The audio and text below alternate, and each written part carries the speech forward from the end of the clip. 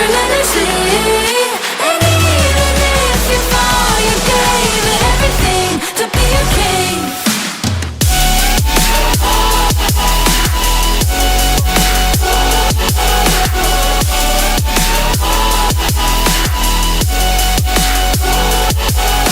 You carved your way with a sharp attack. You watched it all burn, and you never looked back. There will come a day when your fears will rise.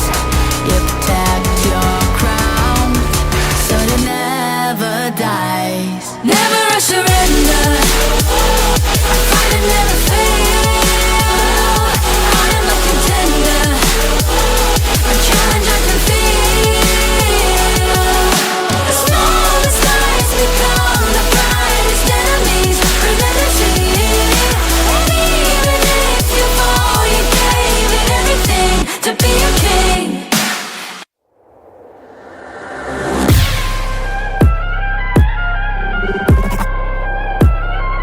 Turn it back.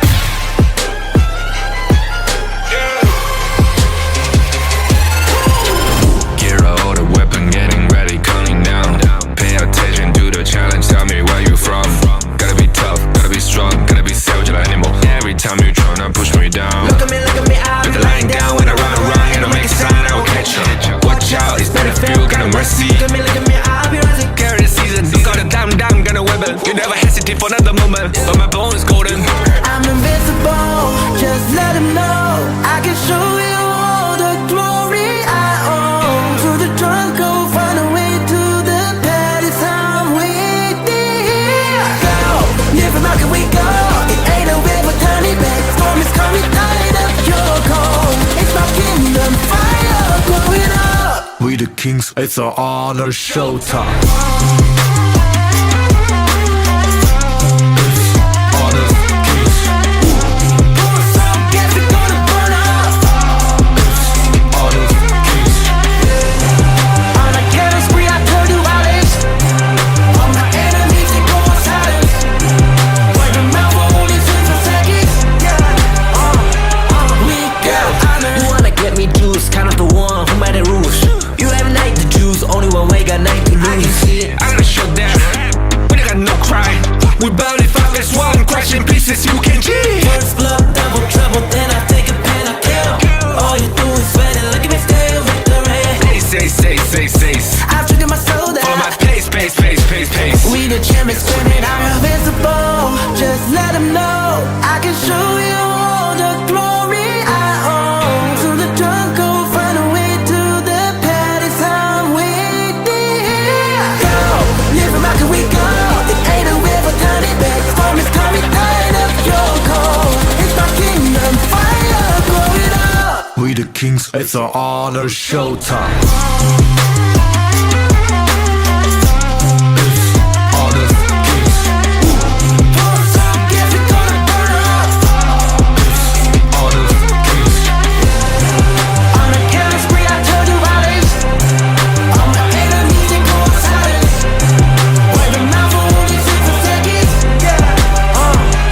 We got honor.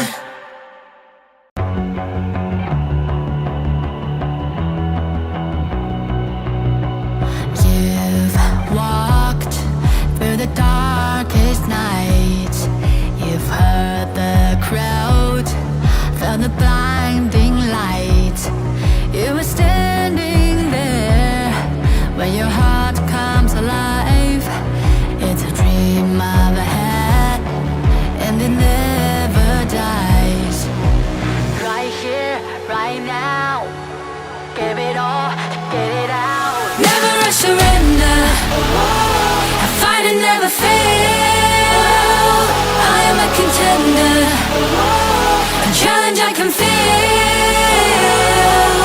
The smallest lies become the brightest enemies, relentlessly. And even if you fall, you gave it everything to be a king.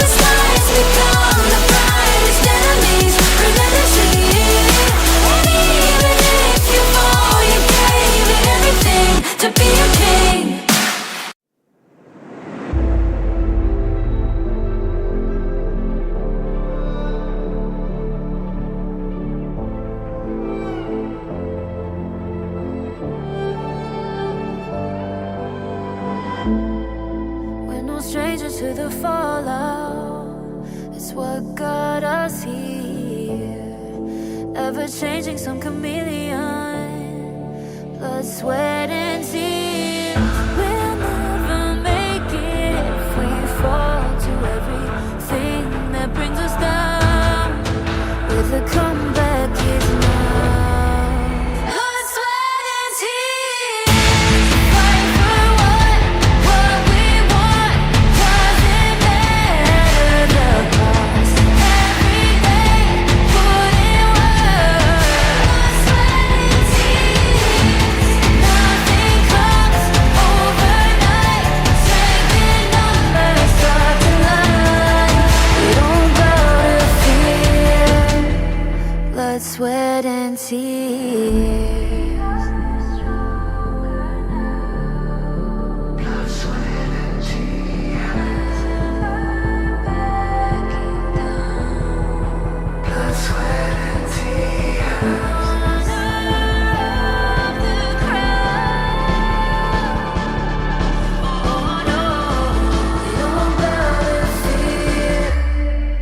Blood, sweat, and tears.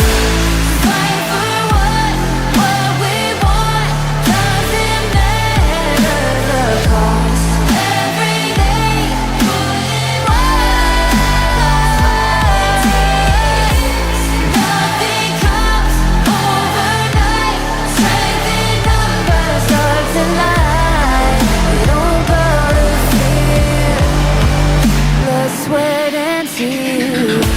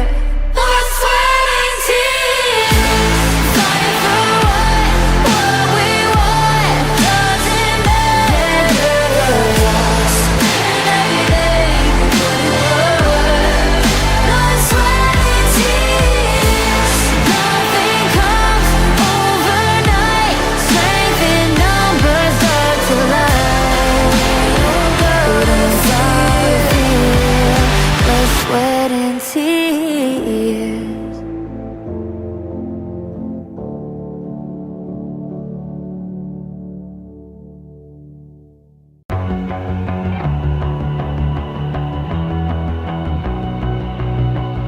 You've walked through the darkest night.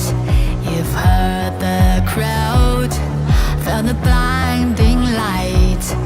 You were standing there when your heart comes alive. It's a dream I've had, and it never dies. Right here, right now, give it all, get it out. Never a surrender, I fight and never fail. I am a contender, a challenge I can feel. The smallest lies become the brightest enemies, relentlessly. And even if you fall, you gave it everything to be a king.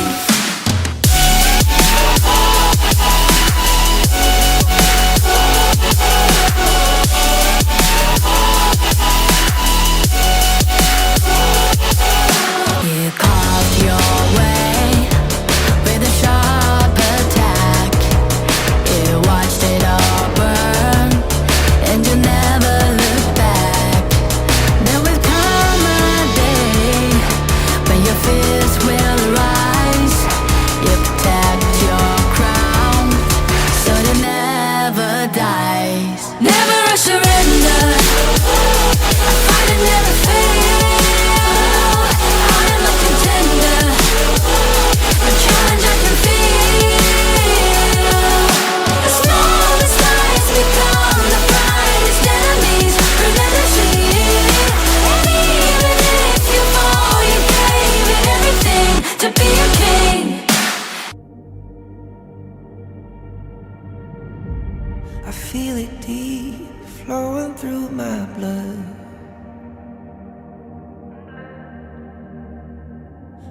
rising up to become someone,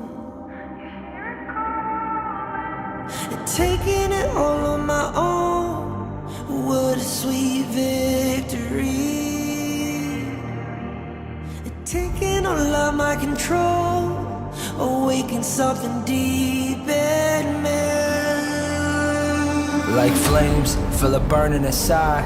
Take a hold of pursuit of the prize. I've been told ain't no way to survive, keeping all of this fire that's locked up inside. When this is the time, enter the ring. All those mental chemicals doing they thing. I got flashes of battles inside of my dreams. I was made for this moment. At least now it seems like it's time to come face to face with your fear. Been battling reasons for all of the years, and I learned how to fight them with style and grace no one's ever encountered. You say it's amazing, I'ma come out swinging when they open the gate. Go ahead, call passion, I'm calling it rage. I'm taking what's mine like I already own it. Watch but don't blink, going here to the moment. The sky rain down. Here's to the madness that's all around.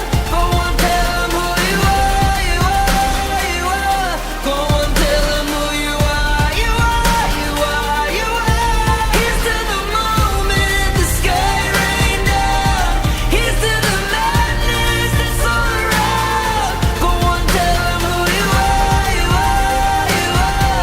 Go on, tell them who you are, you are, you are, you are. My name is honor, my name is king, my name is champion, my name is strength. Tell them who you are. My name is Pentakill, you think it's strange? My name keep ringing inside of your brain. I hear it every night. Here's to the moment the sky rain down. Here's to the madness that's all around. So tell them who you are, you are, you are. Go on, tell them who you are, you are, you are. Here's to the moment the sky rain down. Here's to the madness that's all around. Go on, tell them who you are, you are, you are. Go on, tell them who you are, you are, you are, you are. Here's to the moment the sky rain down. Here's to the madness that's all around. Go on, tell them who you are, you are, you are. Go on, tell them who you are, you are, you are. Go on, tell them who you are, you are, you are.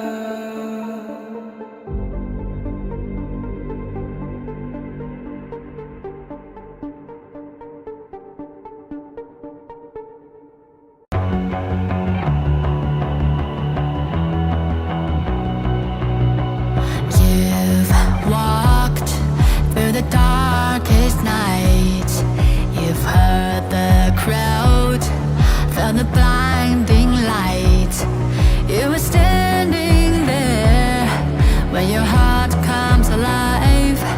It's a dream of a hat, and it never dies. Right here, right now, give it all, get it out. Never a surrender. I fight and never fail. I am a contender. A challenge I can feel. The smallest lies become the brightest enemies relentlessly. And even if you fall, you gave it everything to be a king.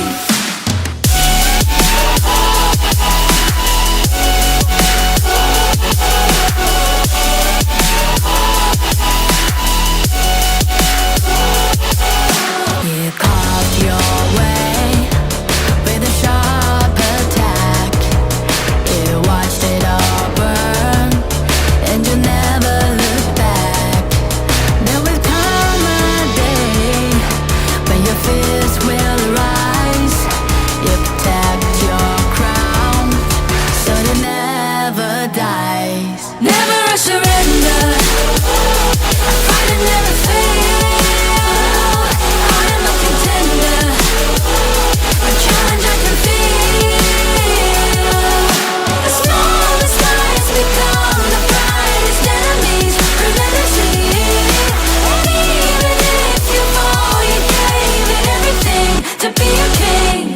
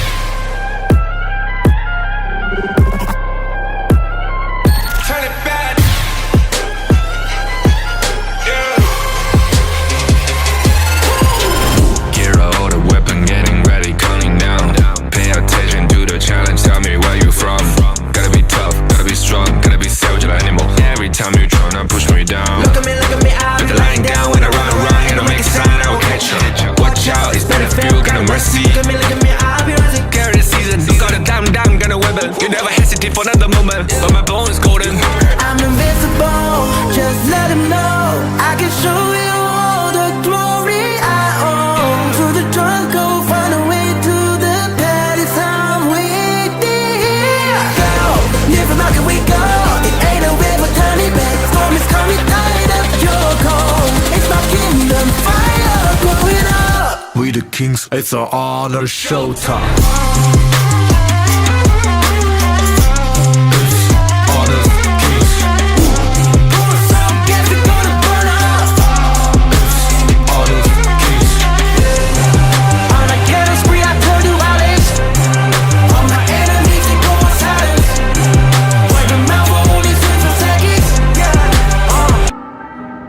Taking it all on my own, what a sweet victory.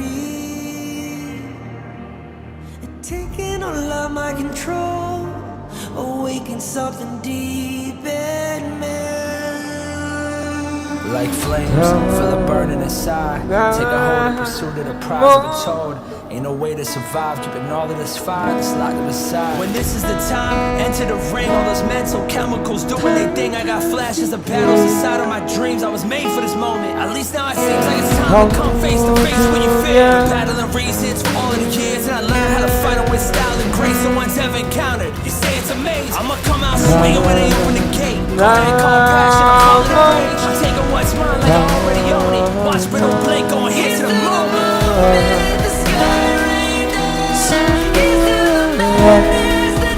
Seakan kenyataan berlalu.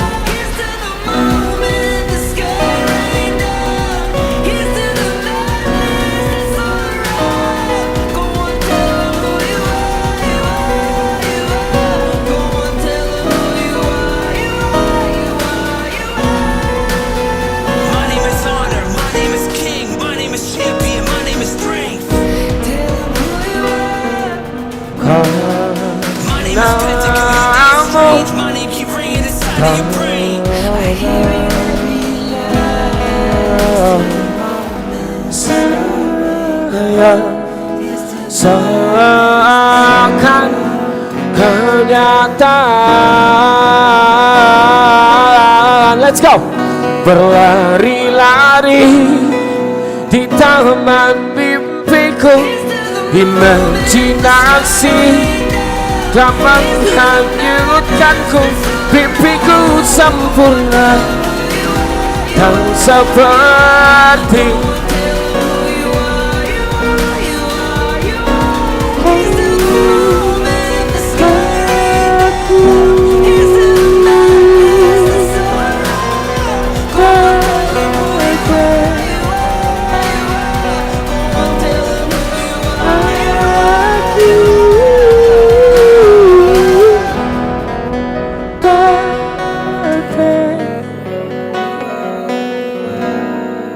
berlalu.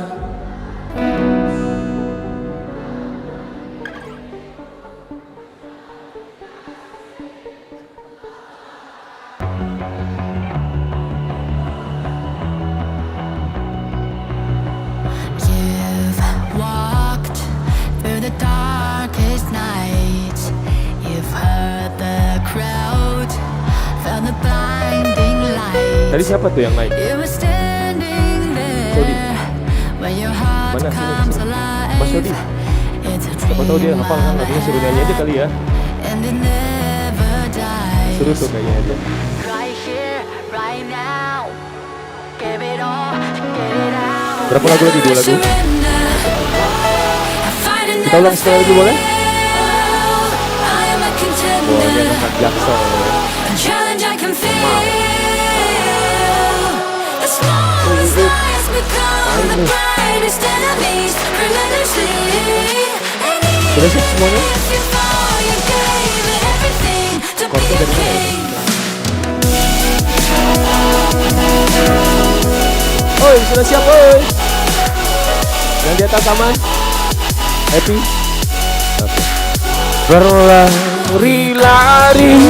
Oi! With a sharp attack, you watched it all burn, and you never looked back. Then we've come a Kan seperti orang biasa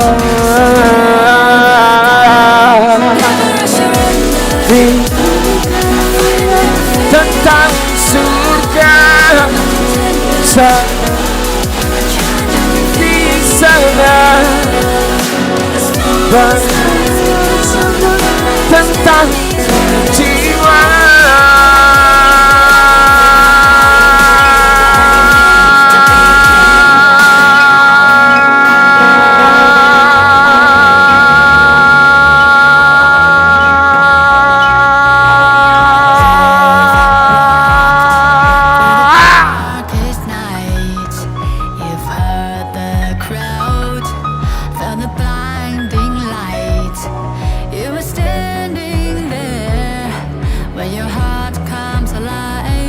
It's a dream of a head, and it never dies.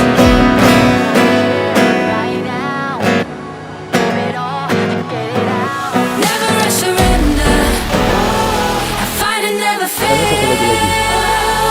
I am a contender, a challenge I can feel.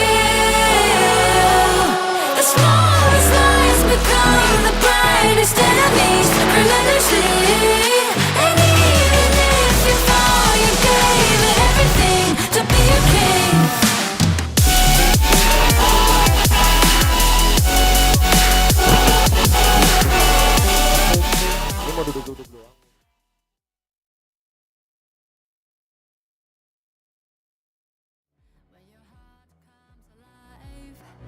It's a dream I've had, and it never dies.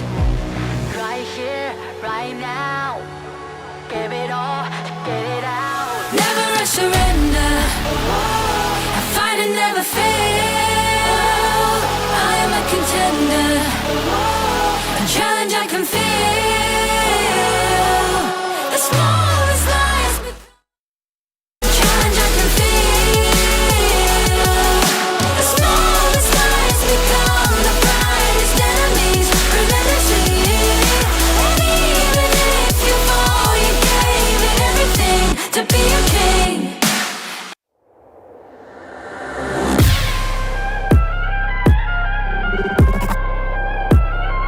Turn it back.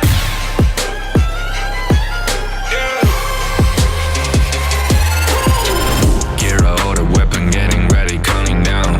Pay attention to the challenge, tell me where you from. Gotta be tough, gotta be strong, gotta be savage like animal. Every time you tryna push me down. Look at me, I'll Put be the line down when I run around, and I make a sign, I will catch you. Watch out, it's better feel, kind of mercy. Look at me, I'll be rising. Carry the season, you got a damn, gonna weapon. You never hesitate for another moment, but my bone is golden. I'm invincible, just let him know. I can show you all the glory I own. To the drunk, go find a way to the palace. I'm waiting here. Go, live from how can we go? It ain't a river, turn it back. Storm is coming, tired of your cold. It's my kingdom, fire going up. We the kings, it's our honor showtime.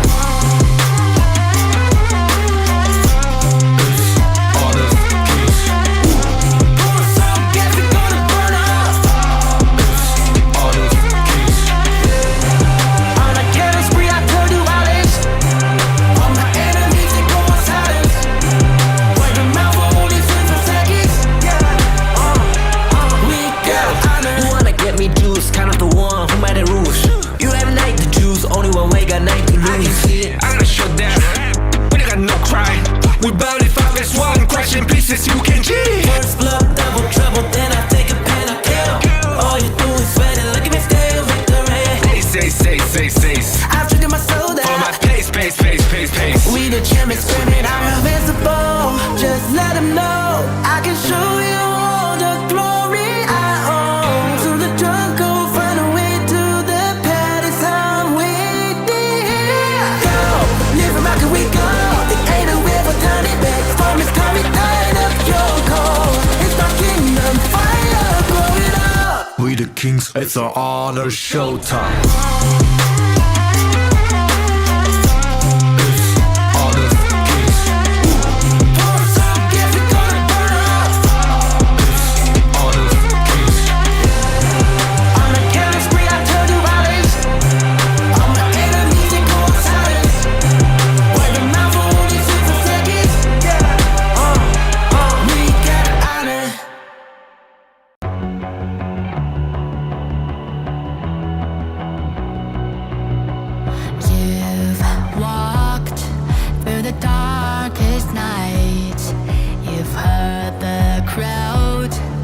of the blinding light. You were standing there when your heart comes alive.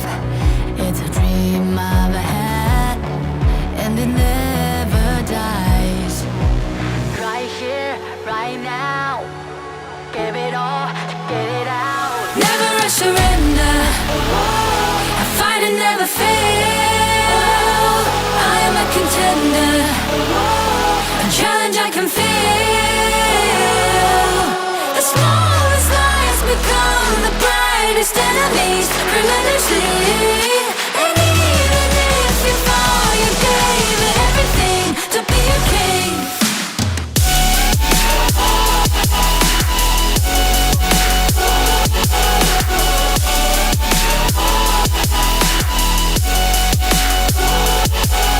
You carved your way with a sharp attack. You watched it all burn, and you never looked back.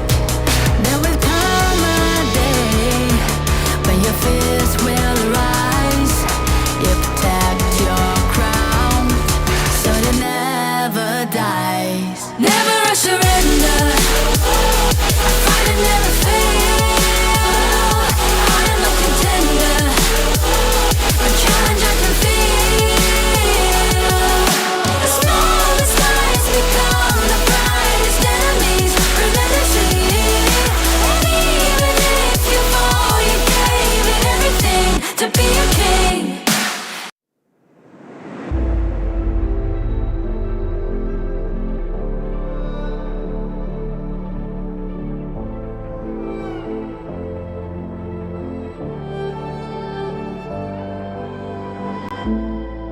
We're no strangers to the fallout. It's what got us here. Ever changing, some chameleon. Blood, sweat, and tears. We'll never make it if we fall to everything that brings us down. With a comeback is now. Blood, sweat, and tears. Fight for what we want.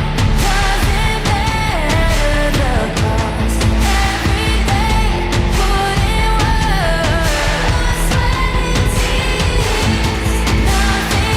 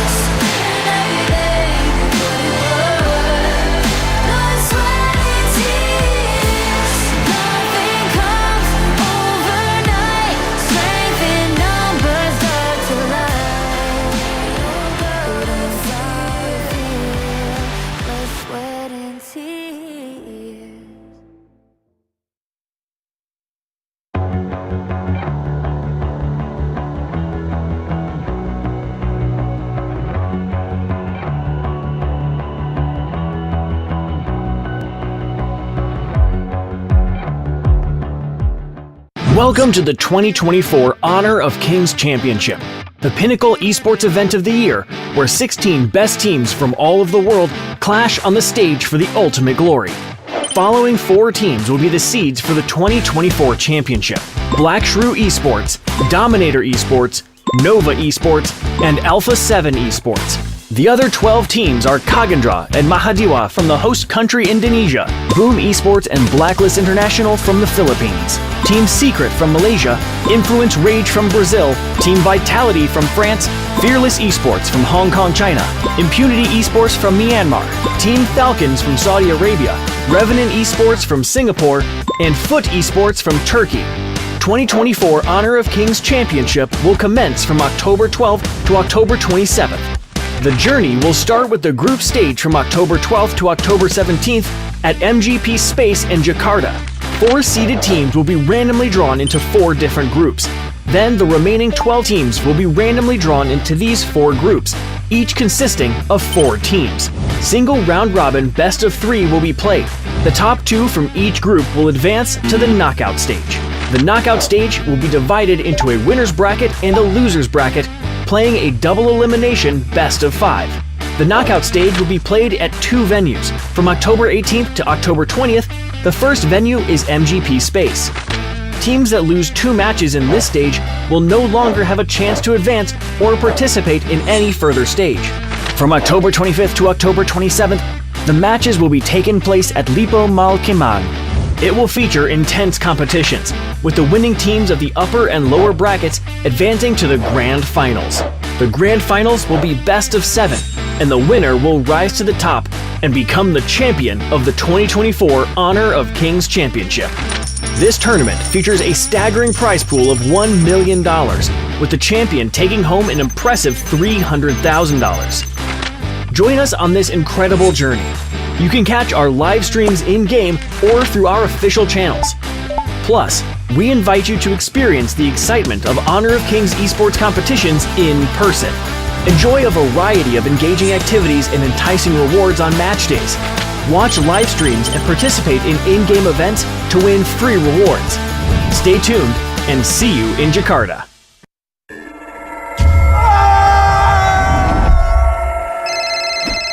Yang, aku pulang lebih cepet nih. Ini lagi OTW rumah ya. Pulang, udah cepetan. Teknologi fast cooling dan iFeel membuat ruangan dingin di setiap sudut. Dinginnya nyebar, langsung chill, auto nyaman.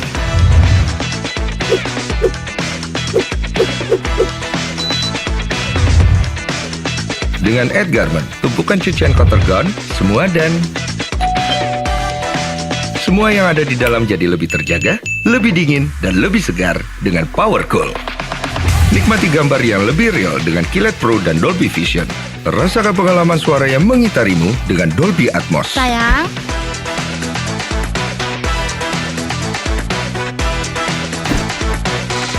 TCL, semua jadi mudah.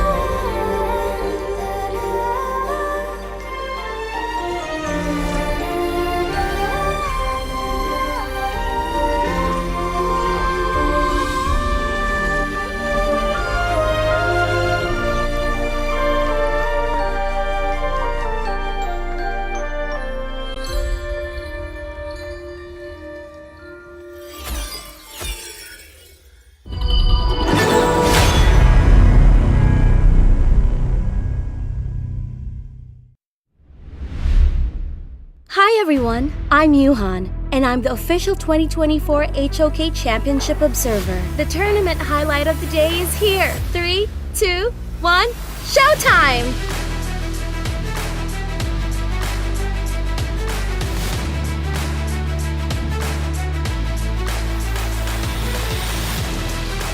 Wait, the Domia, there is the death on Sunset from Xingling once more. CC Beauty, the shield from Blood Rage comes through, but Chuan gets the kill onto KK. One win goes down, it is a double kill. Xingling has no more, there is no way into the backline for Fearless Esports. Team Secret are running down this clash lane for now. Off Nova, but the way they're rolling through for these team fights, I don't feel like it was as much as it should be. They're going for this one. The Death Precipice, they do have the damage, but it's a stasis keeping Aaron alive just for now, but he's gonna go down. CY gets the kill. Juicy's gonna be killed as well. CY with a double. Damn! What a fight into the mid lane, right? They was like, hey, there's no bots, there's no boundaries. We have the... Continue and you just get in. The thing inside the box is gonna be a little off the mark. Juan is gonna get the kill onto a Juicy. Aaron, Golden Kite, Chaz, all down. Tammy now running first side, not able to get away. Oh, he is gonna get picked up in the end. And Wendy is gonna get the ace. And Nova Esports marches down. And they will take game 3. And they will take the series as soon as a minion will...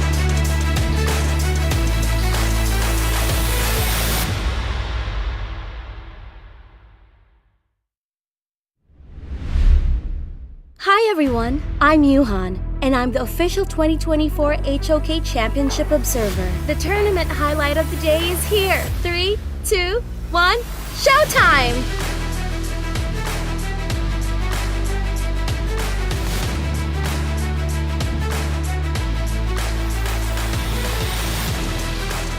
This lineup overall is not just by time you're Zen as well, chasing him down, not letting him go. But now, I feel like that's all BSC gonna take here. That was a good wraparound still for DMT, but it turned out to be a disaster as well. L out of the front line here, another turret. The high ground turret already for BSC. Souls, yeah, does come through, but I don't think it's gonna be enough. And the infinite fastness, the flaming palms is not gonna hit as hard as DMT really wanted to. See, Banks takes down Musa King. Is a crucial crowd control, but that is a 3-1 trade for now.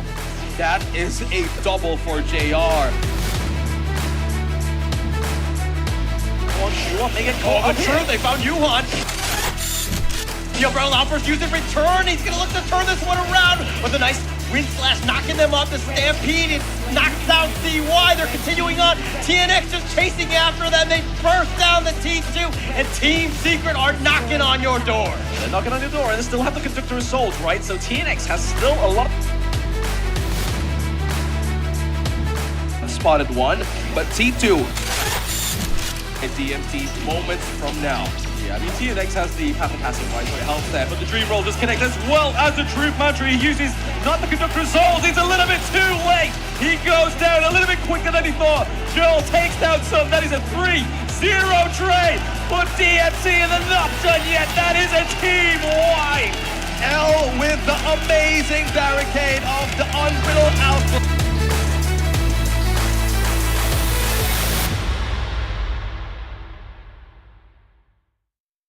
Hi, I'm Winter from Vitality. Hi, I'm Yao Yao from Vitality.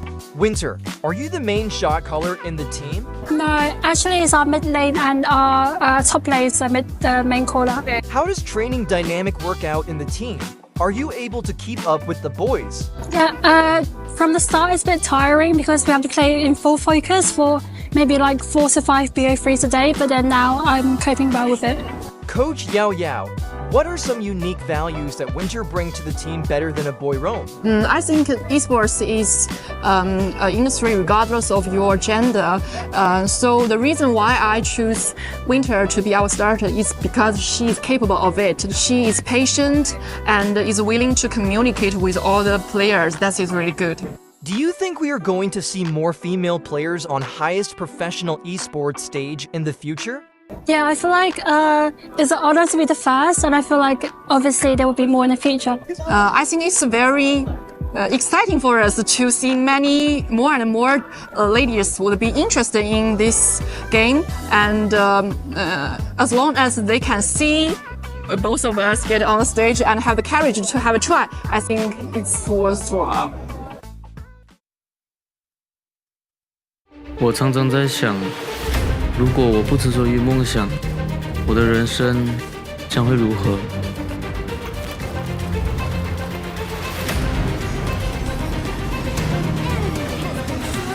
这是我的热爱所在，可是这份热爱似乎不被认可。也许这只是梦。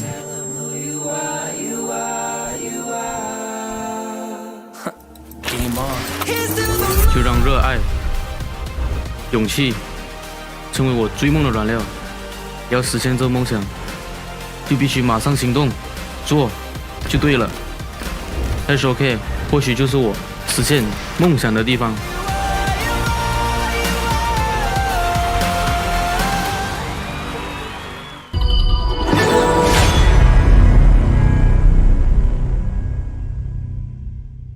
Never surrender. I fight and never fail. I am a contender. A challenge I can feel. The smallest lies become the brightest enemies relentlessly. And even if you fall, you gave it everything to be a king.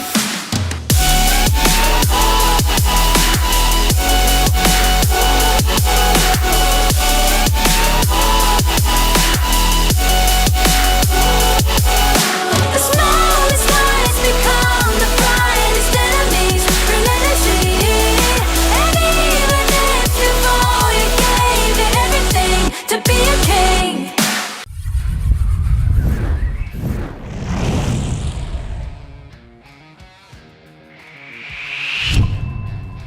来，准备。好，好了，哎，我不在啊，不用整，是啊，快点，我在后面，兄弟们。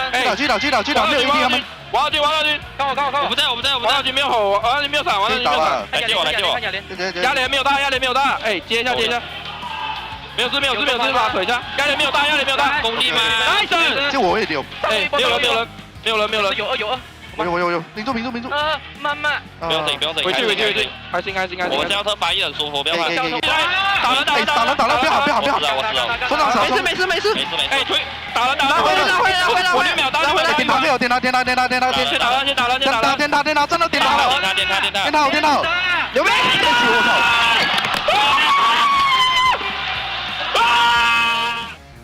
慢了，没事，慢慢打中，跳被动，保定，中左右狂起来，你们注意一下，看跟他拼，来蹭，漂亮，走，往好，别急，你接没动，对不对 ？nice，你接补300，我看我要，别急，我打前排，我能看，是，后来下，我没血，一波了，来，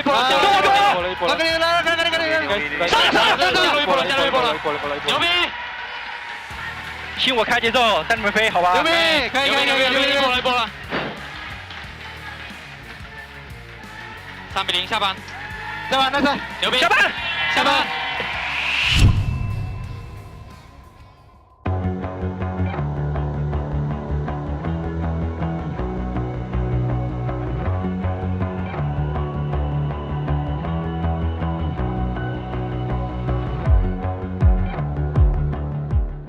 Welcome to the 2024 Honor of Kings Championship, the pinnacle esports event of the year, where 16 best teams from all of the world clash on the stage for the ultimate glory. Following 4 teams will be the seeds for the 2024 championship: Black Shrew Esports, Dominator Esports, Nova Esports, and Alpha 7 Esports. The other 12 teams are Kagendra and Mahadiwa from the host country Indonesia, Boom Esports and Blacklist International from the Philippines, Team Secret from Malaysia, Influence Rage from Brazil, Team Vitality from France, Fearless Esports from Hong Kong, China, Impunity Esports from Myanmar, Team Falcons from Saudi Arabia, Revenant Esports from Singapore, and Foot Esports from Turkey. 2024 Honor of Kings Championship will commence from October 12th to October 27th. The journey will start with the group stage from October 12th to October 17th at MGP Space in Jakarta. 4 seeded teams will be randomly drawn into 4 different groups. Then the remaining 12 teams will be randomly drawn into these 4 groups, each consisting of 4 teams. Single round-robin best of 3 will be played. The top 2 from each group will advance to the knockout stage. The knockout stage will be divided into a winner's bracket and a loser's bracket, playing a double elimination best of 5. The knockout stage will be played at 2 venues. From October 18th to October 20th, the first venue is MGP Space. Teams that lose 2 matches in this stage will no longer have a chance to advance or participate in any further stage. From October 25th to October 27th, the matches will be taking place at Lipo Malkemang.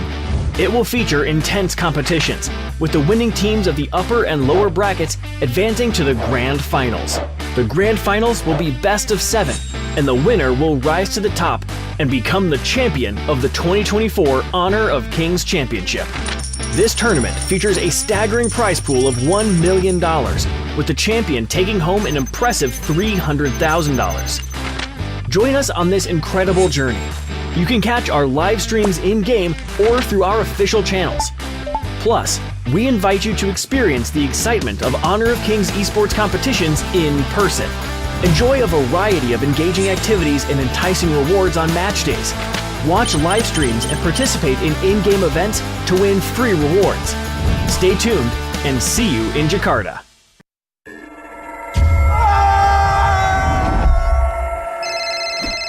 Yang, aku pulang lebih cepet nih. Ini lagi OTW rumah ya. Pulang, udah cepetan.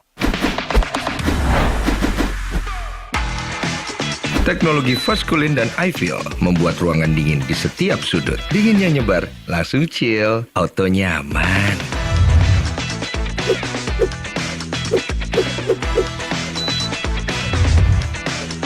Dengan Air Garment, tumpukan cucian kotor gone, semua yang ada di dalam jadi lebih terjaga, lebih dingin, dan lebih segar dengan Power Cool. Nikmati gambar yang lebih real dengan Kilat Pro dan Dolby Vision. Rasakan pengalaman suara yang mengitarimu dengan Dolby Atmos. Sayang.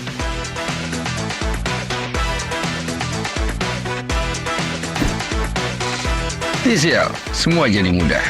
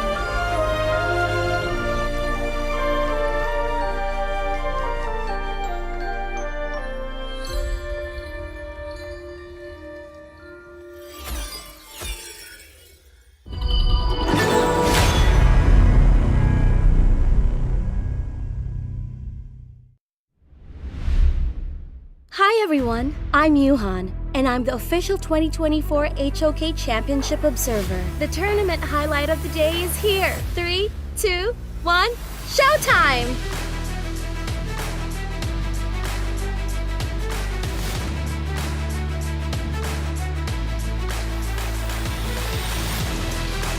wait, the Domia. There is the death on Sunset from Xingling once more. CC Immunity, the shield from Blood Rage comes through. But Chuan gets the kill onto KK. One win goes down. It is a double kill. Xingling has no more. There is no way into the backline for Fearless Esports. Team Secret are running down this clash lane for now. Off Nova, but the way they're rolling through for these team fights, I don't feel like it was as much as it should be. They're going for this one. The Death Precipice, they do have the damage, but it's a stasis keeping Aaron alive just for now, but he's gonna go down. CY gets the kill. Juicy's gonna be killed as well. CY with a double. Damn! What a fight into the mid lane, right? They looks like, hey, there's no bots, there's no boundaries. We have the...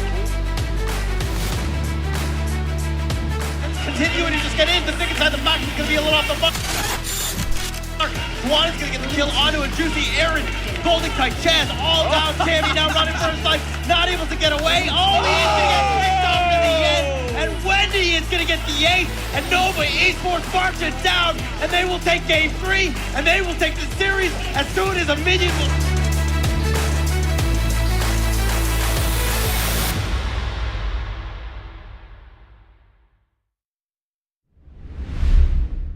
Hi everyone, I'm Yuhan, and I'm the official 2024 HOK Championship Observer. The tournament highlight of the day is here. 3, 2, 1, showtime!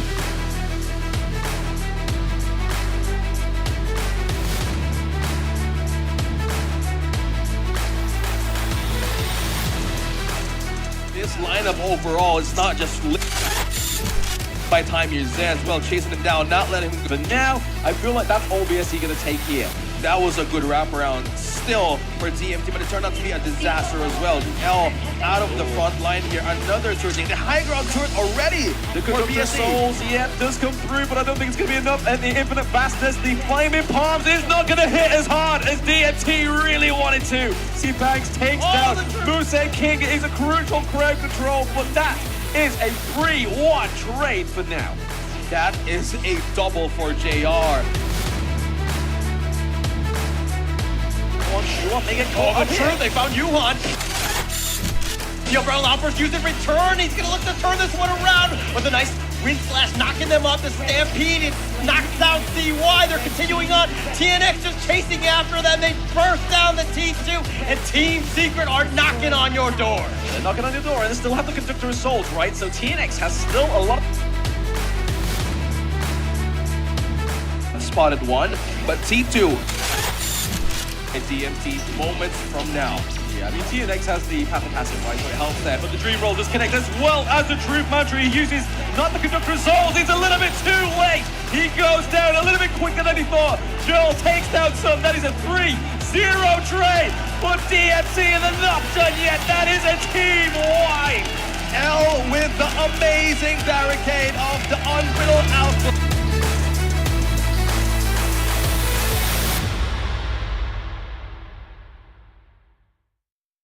Hi, I'm Winter from Vitality. Hi, I'm Yao Yao from Vitality. Winter, are you the main shot caller in the team? No, actually it's our mid lane and our top lane is the main caller. How does training dynamic work out in the team? Are you able to keep up with the boys? Yeah, from the start it's a bit tiring because we have to play in full focus for maybe like 4 to 5 BO3s a day, but then now I'm coping well with it. Coach Yao Yao, what are some unique values that Winter bring to the team better than a boy roam? I think esports is an industry regardless of your gender. So the reason why I choose Winter to be our starter is because she is capable of it. She is patient and is willing to communicate with all the players. That is really good.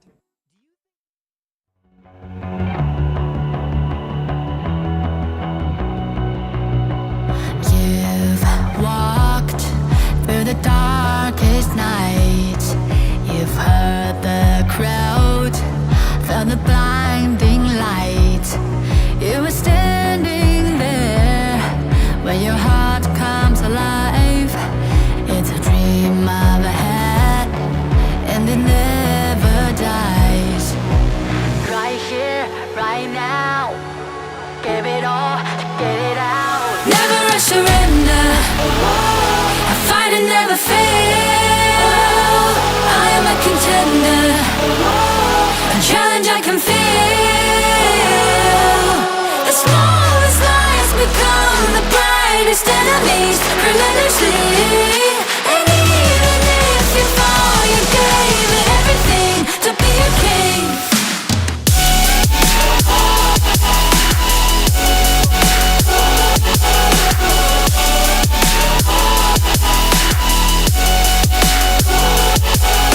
You carved your way with a sharp attack.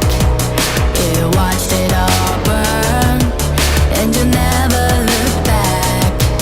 There will come a day when your fears will rise. You protect your crown, so it never dies. Never a surrender, I fight and never fail.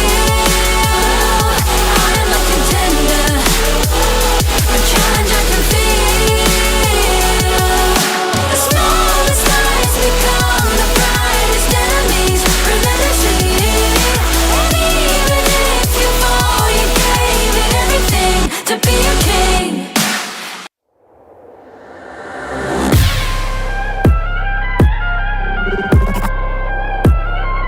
Turn it back.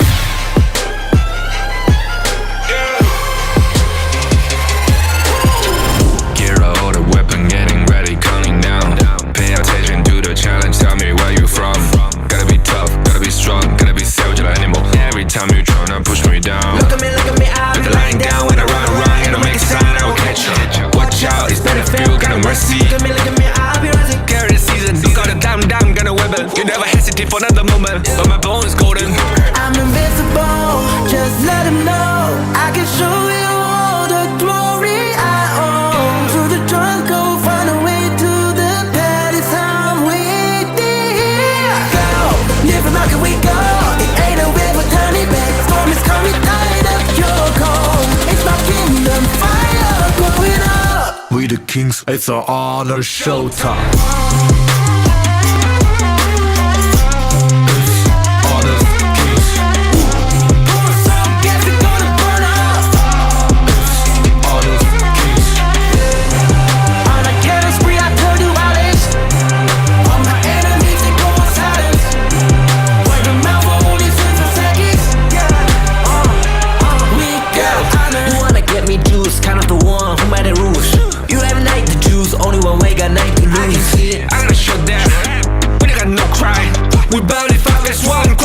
You can cheat. First blood, double trouble, then I take a pen, I kill.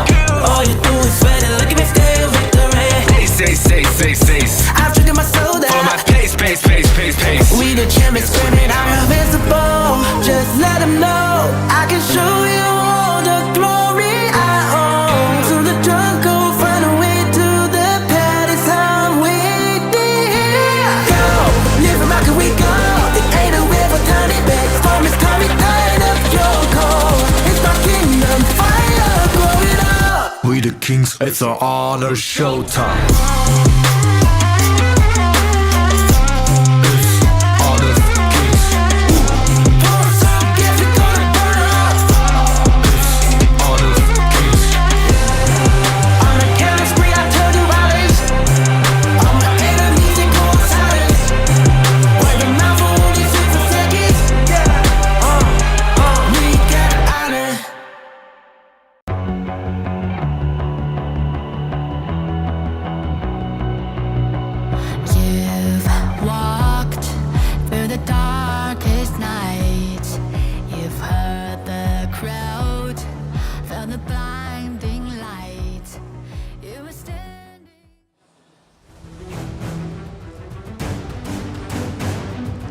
Welcome once more, ladies and gentlemen, to the 2024 Honor of Kings World Championship.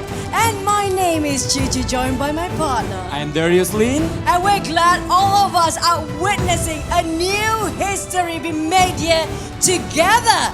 But before we get into the grand finals, before we even begin, I would like to invite and call on Mr. John Chang, Director of Honor of Kings, Southeast Asia, Publishing and Esports, Level Infinite, Tencent Games for an exciting news for us. Sebelum kita memulai acara hari ini, kita akan mendengarkan kabar yang sangat gembira dari Mr. John Chang selaku Director of Honor of Kings Southeast Asia Publishing and Esports Level Infinite Tencent Games. Kita berikan tepuk tangan yang meriah buat Mr. John Chang. Welcome, Mr. John Chang. Thanks again, our Indonesia and global audience. Not long ago, I think Amazon Prime announced a revolutionary game anthology series called Secret Level. So this is Honor of King has been luckily to be featured as one of the 15 game titles in this whole series. So I think that stands for Honor of King has been successfully acknowledged as one of the most influential game titles in the world. This whole episode is about a genius chess master called Yixing, his adventures across the Honor of King world. Since I'm here, I also prepare some small surprise for you guys. Why don't we just watch this trailer together and see how it goes?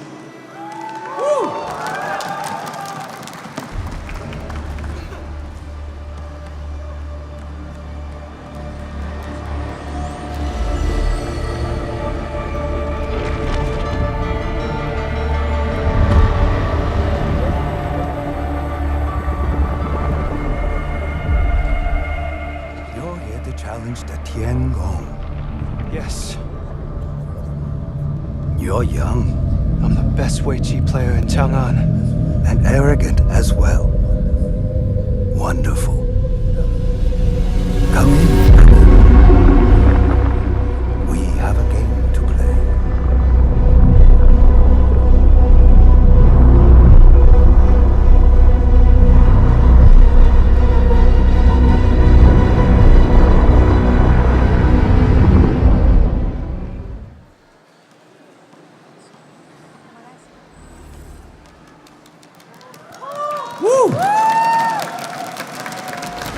It's a little bit short, isn't it?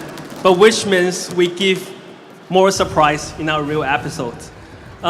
We have a game to play. This is Honor of King.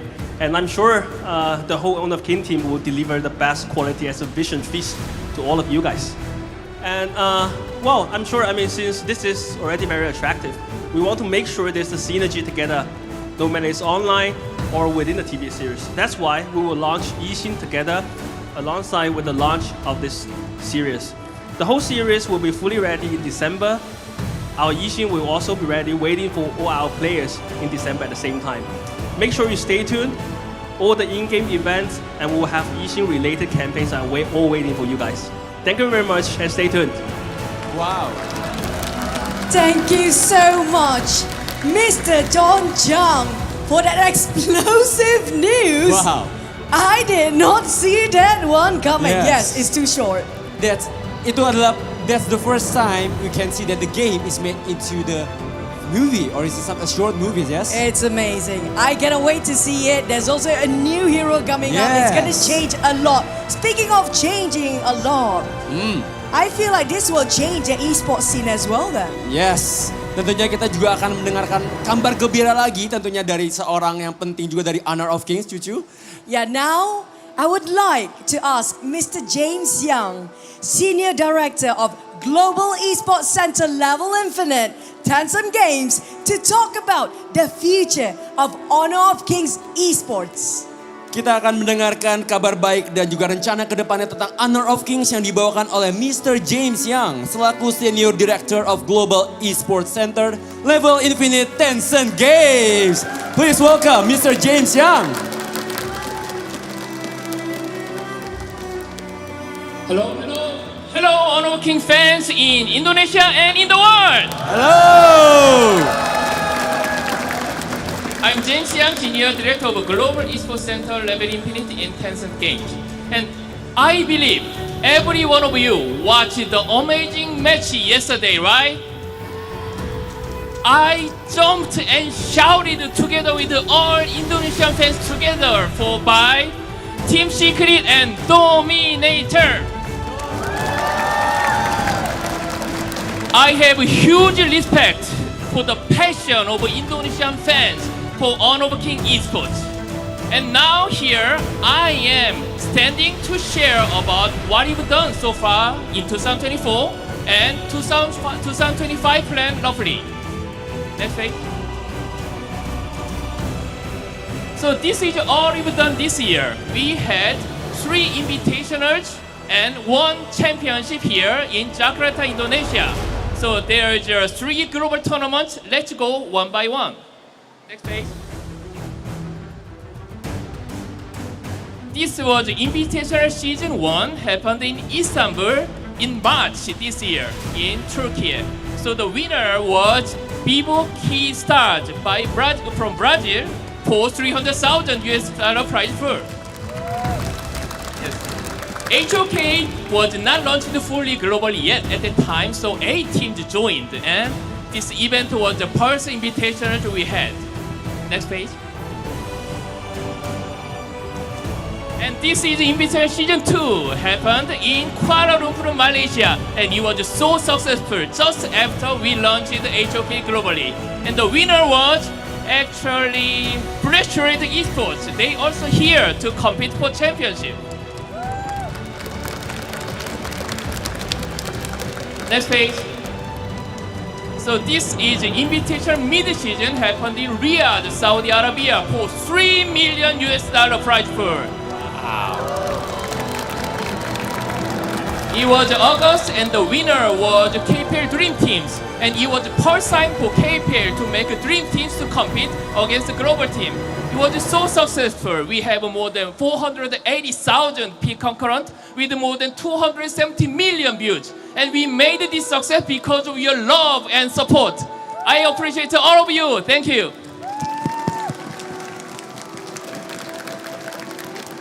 And now we have the championship here, but before moving to championship, I'd like to share some important information. Next page.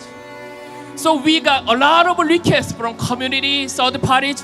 We also want to do HOK tournament. What can you do? How can you do? So we prepared this.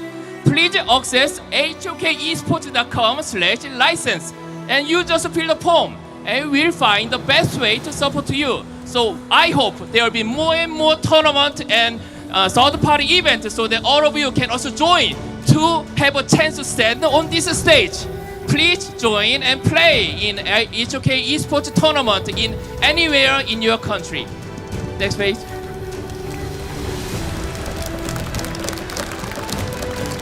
And this is very exciting news. It's the first time to share what we'll do in 2025. So in 2025, there will be 3 global events. First is Invitational Season 3, that will happen in spring next year. And the location or time or how many teams will join, we'll share later, but I can say the location will not be far from here. And we have the mid-season as same as this year. So there will be a mid-season invitational happen in Riyadh, Saudi Arabia, with the big prize pool with the most competitive teams. And at the end of the year, there will be HOK Championship. And I really doubt who will have this final championship in next year. So this is a global tournament. And there is more exciting news about Pro League. We got a lot of comments and requests and replies by audiences. Hey, we want to watch more HOK tournaments. So we prepared. This is the first time to announce we will have Honor of Kings Major East and Major West next year. All the great teams over the world will join and they will compete to show the best matches in the world. And Southeast Asia, Brazil, which region will be in West and East or National League, we'll also announce this later. So please stay tuned for our information. And also, I didn't write down here, but very important information. I know you all want to see more heroes in tournament. So we will do global ban next year.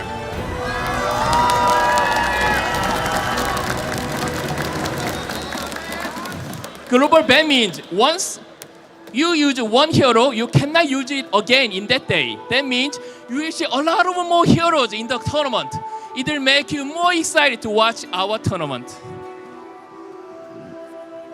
So, it's a time to watch the final day of Global Finals, and I really thank you everybody here. This is time for Honor of Kings Championship. Terima kasih. Thank you so much, Mr. James.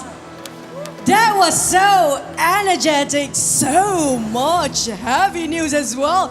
Yes. Things will change so differently next year.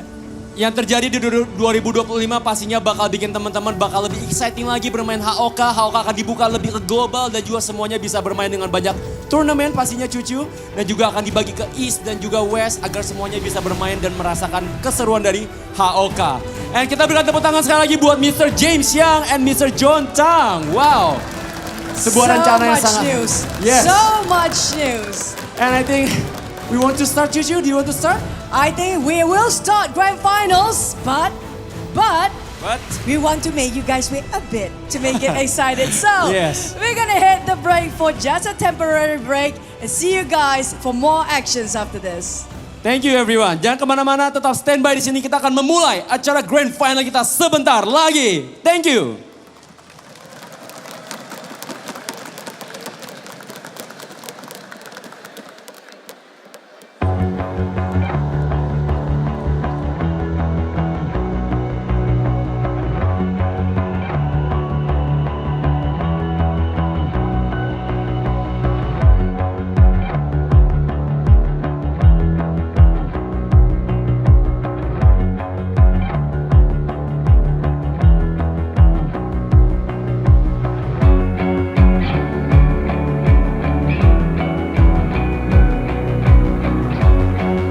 Welcome to the 2024 Honor of Kings Championship, the pinnacle esports event of the year, where 16 best teams from all of the world clash on the stage for the ultimate glory.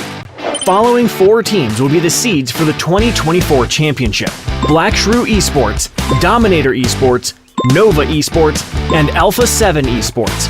The other 12 teams are Kagendra and Mahadiwa from the host country Indonesia, Boom Esports and Blacklist International from the Philippines, Team Secret from Malaysia, Influence Rage from Brazil, Team Vitality from France, Fearless Esports from Hong Kong, China, Impunity Esports from Myanmar, Team Falcons from Saudi Arabia, Revenant Esports from Singapore, and Foot Esports from Turkey. 2024 Honor of Kings Championship will commence from October 12th to October 27th. The journey will start with the group stage from October 12th to October 17th at MGP Space in Jakarta. 4 seeded teams will be randomly drawn into 4 different groups. Then the remaining 12 teams will be randomly drawn into these 4 groups, each consisting of 4 teams. Single round robin best of 3 will be played. The top 2 from each group will advance to the knockout stage. The knockout stage will be divided into a winner's bracket and a loser's bracket, playing a double elimination best of 5. The knockout stage will be played at 2 venues. From October 18th to October 20th, the first venue is MGP Space. Teams that lose 2 matches in this stage will no longer have a chance to advance or participate in any further stage. From October 25th to October 27th, the matches will be taking place at Lipo Malkimang. It will feature intense competitions, with the winning teams of the upper and lower brackets advancing to the Grand Finals. The Grand Finals will be best of 7, and the winner will rise to the top and become the champion of the 2024 Honor of Kings Championship. This tournament features a staggering prize pool of $1 million, with the champion taking home an impressive $300,000. Join us on this incredible journey. You can catch our live streams in-game or through our official channels. Plus, we invite you to experience the excitement of Honor of Kings esports competitions in person. Enjoy a variety of engaging activities and enticing rewards on match days. Watch live streams and participate in in-game events to win free rewards. Stay tuned and see you in Jakarta.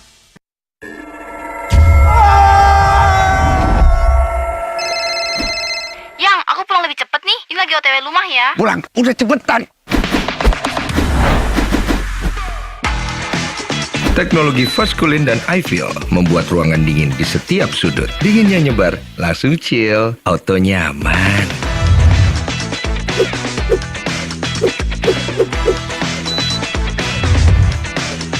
dengan Edgarment, tumpukan cucian kotor gun, semua yang ada di dalam jadi lebih terjaga, lebih dingin, dan lebih segar dengan Power Cool. Nikmati gambar yang lebih real dengan Kilat Pro dan Dolby Vision.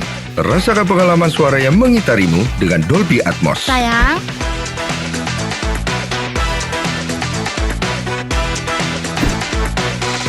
TCL, semua jadi mudah.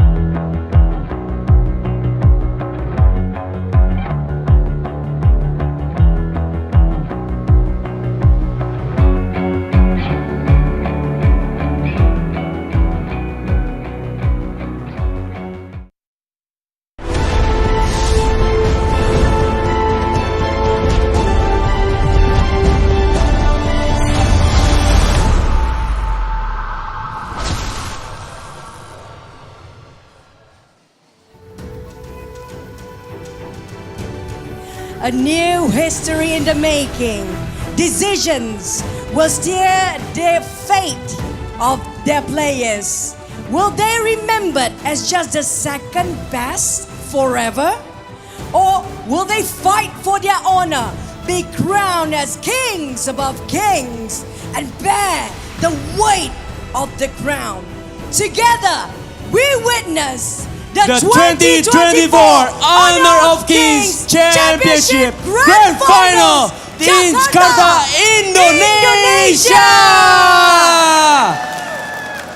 We will be your host for today. I am Cucu and my partner. I'm Darius Lin and we are so happy we finally at the Grand Final. Kita akan sambil menunggu tim yang sedang bersiap. Tentunya teman-teman udah tahu ya, kita akan ada match warm up terlebih dahulu, Cucu. Ya, sebelum stres-stresnya. Iya, sebelum. Kita fun-fun dulu ya. Kita mau main-main dulu ya, mau fun-fun. Kita mau lihat ada yang, kayaknya dengar-dengar ada yang pro player deh mau datang main. Bisa jadi pro nggak? Mungkin ya. We heard these guys, they are good in the game. They are good in the game, but can they really be a pro? Ya, jadi ada tim yang jago, tapi apakah sejago pro player, Cucu? Mungkin. Maybe in the future. Mungkin kamu juga bisa jadi pro sekali. Betul ya. Maybe you guys one day can be on stage, fight against all these pro teams. Yes, nah makanya itu kita udah pengen banget nonton. Tapi aku pengen cek dulu dong, semangatnya dari Lipomo Kemang mana suaranya?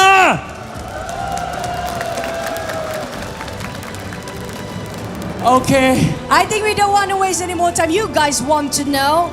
We want to see who will fight the first show match. It's a fun match, okay? It's a fun match. So, let me introduce our first team for show match.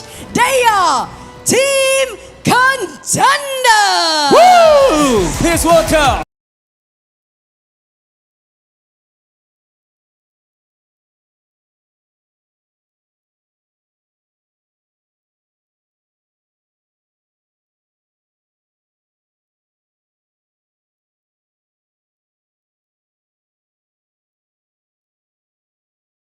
Guys, they have a very good background in the game.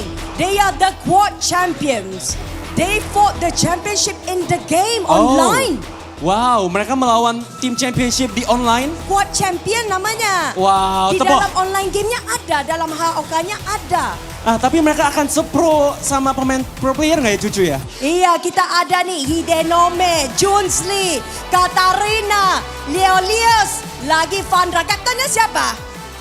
Vandra. Oke ya. Cucu, kalau mereka ini aku ada lawannya. Ya. Oke. Siapa? So, Vandra, aku mau tanya. Kamu bisa lawan nggak? Rasanya lawannya siapa, tahu nggak? Tahu Kak. Nggak tahu? Oke. Kalau gitu udah kita langsung panggil aja deh. This is the pro player ID Star. Please welcome to the stage. Wow. Ini lawannya. Ini lawannya. Wow. Wow. Kayaknya ini nggak asing ya. Udah jauh nih dirinya. Sini jauh. Oke. Boleh lebih dekat lagi, ya. Oke ya. Ini adalah the first show match Cucu dari tim contender melawan tim ID Stars ya. Kira-kira menang, pasti menang dong ya harusnya ya. Amin. Amin. Oke, aku kepengen tanya yang sini. Yang sini ya. Aku tanya kaptennya ke sini ayo. Ya, I need to ask the captain Vandra. Kamu Vandra. Vandra, kamu lihatnya itu pro team ya. Tapi kamu bisa menang kan? Bisa menang. Yakin? Yakin banget. Menangnya berapa lama nih gamenya nih? Ini kira-kira 15 menit. Tapi siap-siap aja, saya ada meta baru ini. 15 menit, kalau 10 bisa nggak? 10 berat. Wah. Berat? Kayak bisa aja, dia nggak tahu ya. Bisa. Terus siap-siap aja buat tim ID Star, saya ada meta baru. Oh. Meta baru? Tim ID Star, meta baru. Kasih tau dong, pro player kira-kira kalau di bawah 10 menit bisa nggak menanginnya? Let's see aja. Let's see aja ya. I think are they ready? Atau kalau contender katanya 10 menit, kalau tim pro-nya berapa? 20 menit ya? Kata mereka kita lihat aja langsung di match Cucu. Katanya ini pasti cepet salahnya. Lagi dong, berapa lama? How much time? 6 menit. 6 menit. Oh. But we look whether they can finish 6 minutes, 10 minutes. But let's give it a fist bump guys. Please do a fist bump team. Ya, ada nggak yang sokong tim contenders? Wah, ini sebenarnya fun match yang bakal seru banget karena kita bakal melihat the quarter champion melawan the pro player team ya. Iya. Apakah mereka akan mengalahkannya dalam 6 menit atau tim quarter champion bakal? Ini ada meta baru ya. Ada meta baru ya. They got new meta, oke? Kita lihat aja. Mungkin 3 menit udah habis. 3 menit. Okay, then without further ado, please give a round of applause. This is the first show match.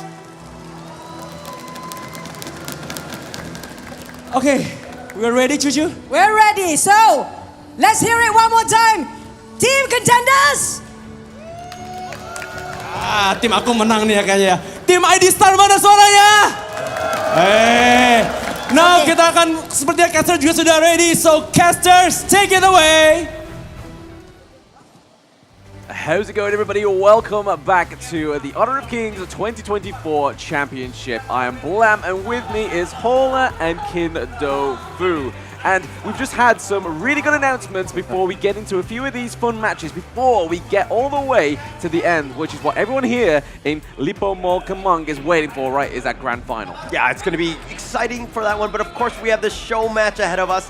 This is a bit of an interesting one. Yeah. I don't know how much these teams have really actually practiced with one another, but getting into this part, it's going to be a fun one in this best of one. Yeah, it's probably going to be a stomp. I know, I'm just joking, right? We're here to have fun.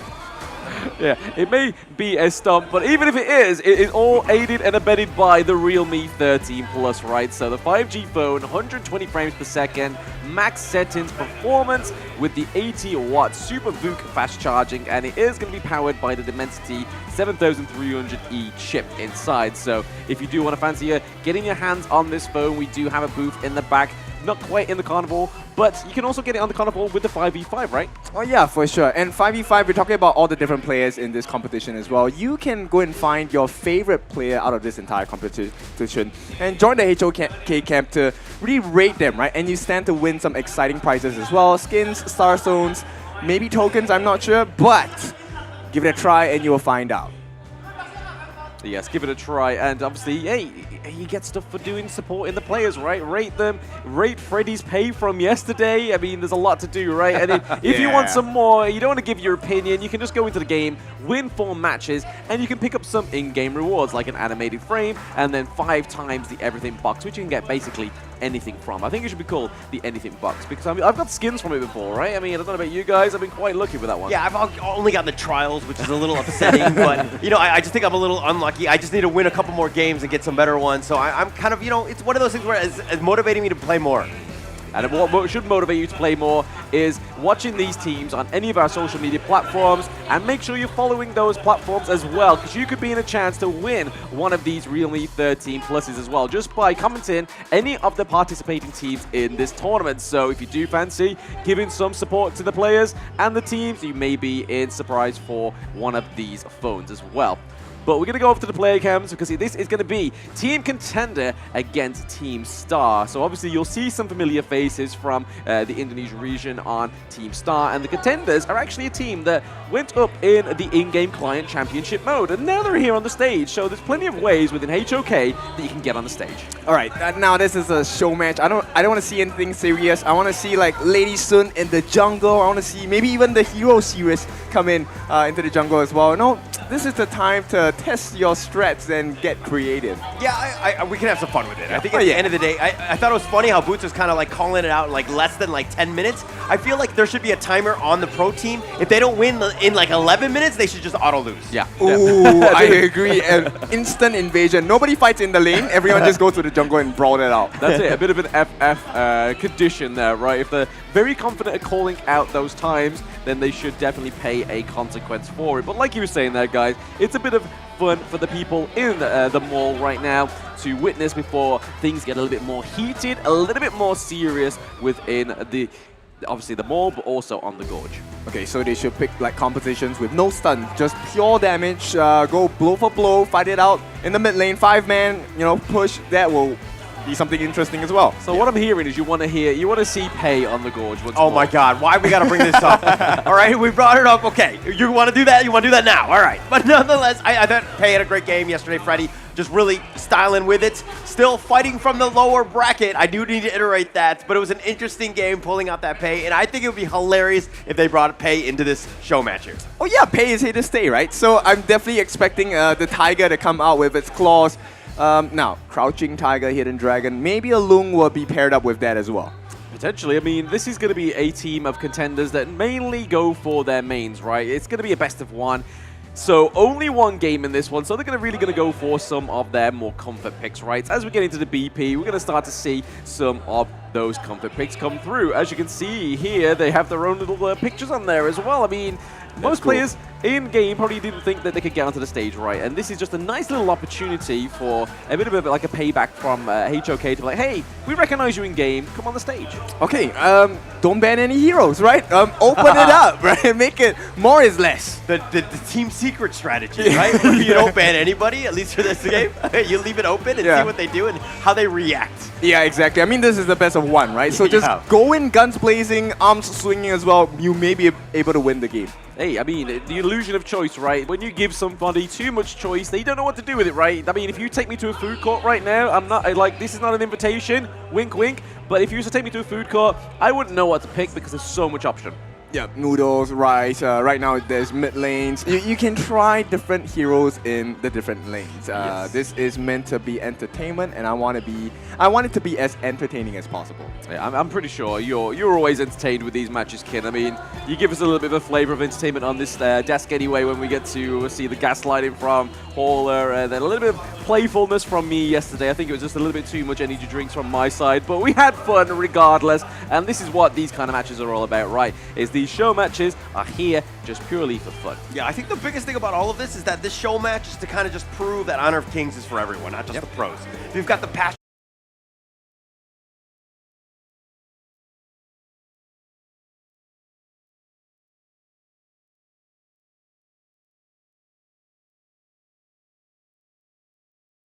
realms of possibility, right? It could happen, and it probably will end up happening as well, but you can kind of see some of these familiar faces on Team Star. They, especially within the Indonesian kind of qualifiers and stuff like that. So again, some RRQ members, which have had a bit of a struggling start within this year one esports, right? So maybe this is where they can finally get a bit of a win on the board for themselves. Yep. And if you can take a look at the bands here, Dole and Yuan, they're getting a little too serious about this, you know, the Hansing and the My band as well. Yeah, but I mean, look at the picks. I mean, they're going to go with the Lung and the Gan and Mo. You've got the Angela Liu Wang, and then there's the Zhang Fei. So you've kind of got, we're going with meta heroes. These players are really here to play. They're not messing around, right? I mean, why not? I mean, they are coming from the championship mode, so hey, at least prove yourself on stage. Maybe there'll be a sponsor waiting for you, right? Like, hey, that team was actually pretty sick. Let's go and pick them up. Yeah, you know what? They haven't fixated on the lanes as well. Who knows? Maybe Zhang Fei will go into the jungle. Like, you never know. I mean, that would be a Kindo Fu special, right? Yeah, they full would be damage. Full damage, Zhang Fei. Full damage? Who are you? Why would you do that? It's like the worst idea ever, right? Give yourself a chance. Go for like something like the Spark Forge Dagger or something. Yeah. Flurry of punches. Bam, bam, bam. Complete chaos. That's what we want. I think at the end of the day, like all 5 mid, something like that to kind of start things off. Just something that really just shakes up the play style of this game. Yeah, absolutely. A bit of fun, right? This is what it's all about, these kind of matches. A little bit of fun going on the Gorge in a best of 1, right? Yep, get a kill, pause the game, dance on stage, dance in front of the person you killed. Oh my god, that would be so good. A little bit of taunting going on, a bit of flossing we can see from these teams. But right now we can kind of see that the Lung comes through as well as the Diadea. So there's a bit of seriousness, like you said. So the Zhang Fei, the Liu Bang, as well as the Angela. They're going for 2 tanks and then also getting the anti-tank mage as well. Okay, so I want to see who's the jungler, right? Do we get the Luna specials? Do we get the Dune specials? Dune ban? No. Right? Still open? There's still some hope?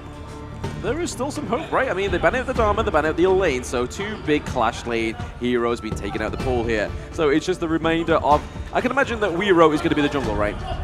Who knows? Yeah. He might play the roam.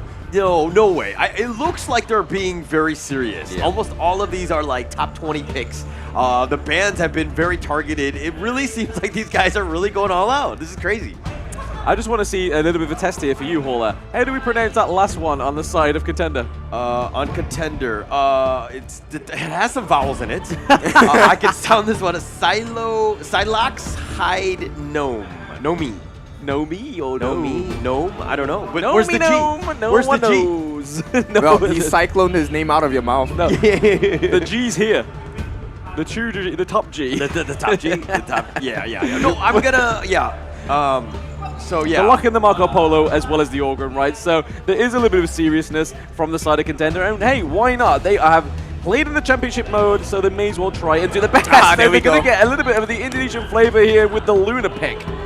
Wow, rounded it out. I mean, that draft is going to be very fast. Fast and furious, just one action, not a whole lot of tank. Yep. But CTR, on the other hand, kind of on the other side. They're kind of well-balanced. I mean, this Liu Bang is going to be very interesting. Oh yeah, curious if this Marco Polo is going to take stun, or is he going to take Fury, or it's going to take execute. You know, these are some of the potential combinations you can pull off as well. I didn't read Kindo Fu on the tag, so I don't think he's going to go for the execute. Guys, it is a strat. Come on. In one-on-ones, like it doesn't really work on. Even in a show match, you do this? Oh yeah, for sure. 100% of the time, execute on Marco Polo.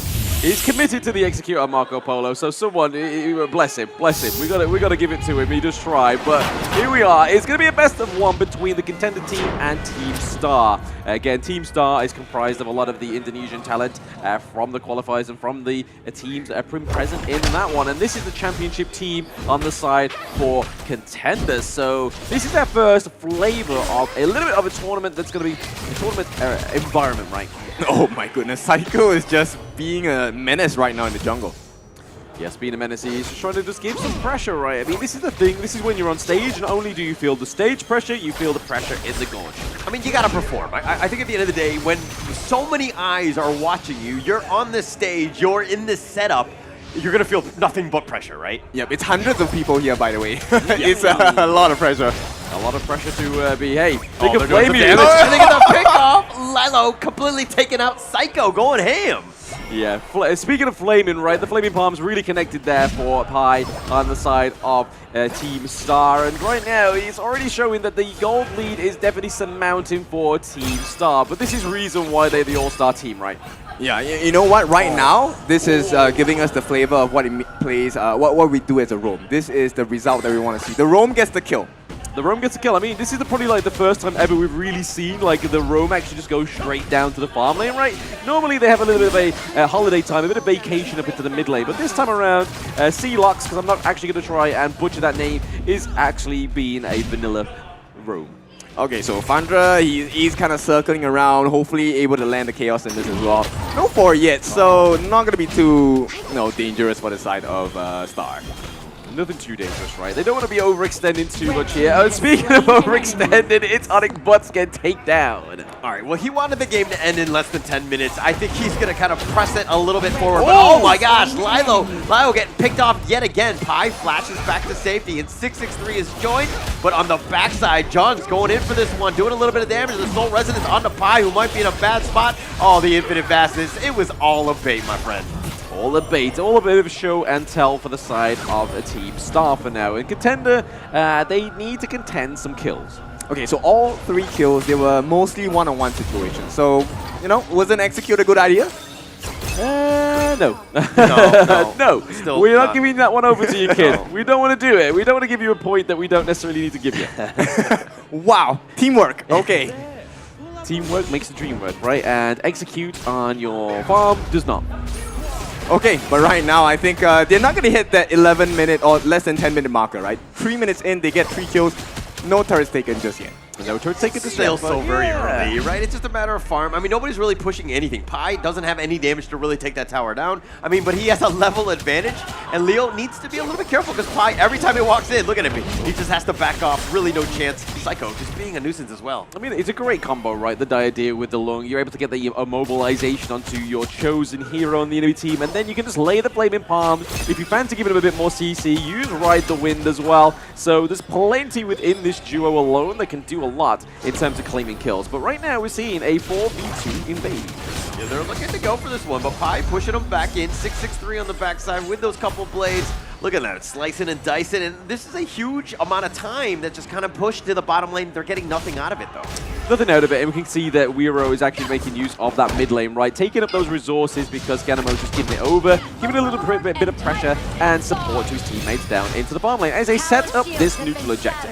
Yeah, you know what? Re-Raw has been just farming the entire game so far. And they actually, get stolen. Yeah, Weeraw's gonna pick this one. The Infinite Vastness on back. They do get a couple kills. Is this the end? Is this gonna happen? Contenders just turning it around? Absolutely contending that neutral objective, right? But we are gonna be seeing Butts here, just giving a bit of pressure onto the Zhongfei, but it's not gonna be enough to kill him. Zhongfei doesn't have the execute because it's not Ken. Yep, Pi to the face here, and that's gonna be an easy one-on-one, right? The level advantage, the item advantage, and let's see the goal. Oh my goodness, he's 1,000 gold ahead. All right, so this is an interesting strategy by Lao. He's just feeding himself. He's died 3 times because now his value has gone down so low that the next time you kill him, the enemy team doesn't get too much. They don't get too much, right? Yeah, it's a nice little observation there, Hall. And we see you. I've done it before. This is not my first rodeo. But you can kind of see some of the second tier items coming through for the Orgrim, right? So the second tier item for the item Phoenix, but it is going to be S663 getting those couple blades. Yeah, and right now I think 663, he is level 8, 1 level ahead of Fandra. He's going to be a killing machine. A killing machine indeed. And right now, they are definitely far behind with the gold, right? It's only 5 minutes, but they're ahead by 4k gold, which is a huge detriment to the side of Team Contender. The Flaming Palm is able to push Silox away. I'm curious about Leo, right?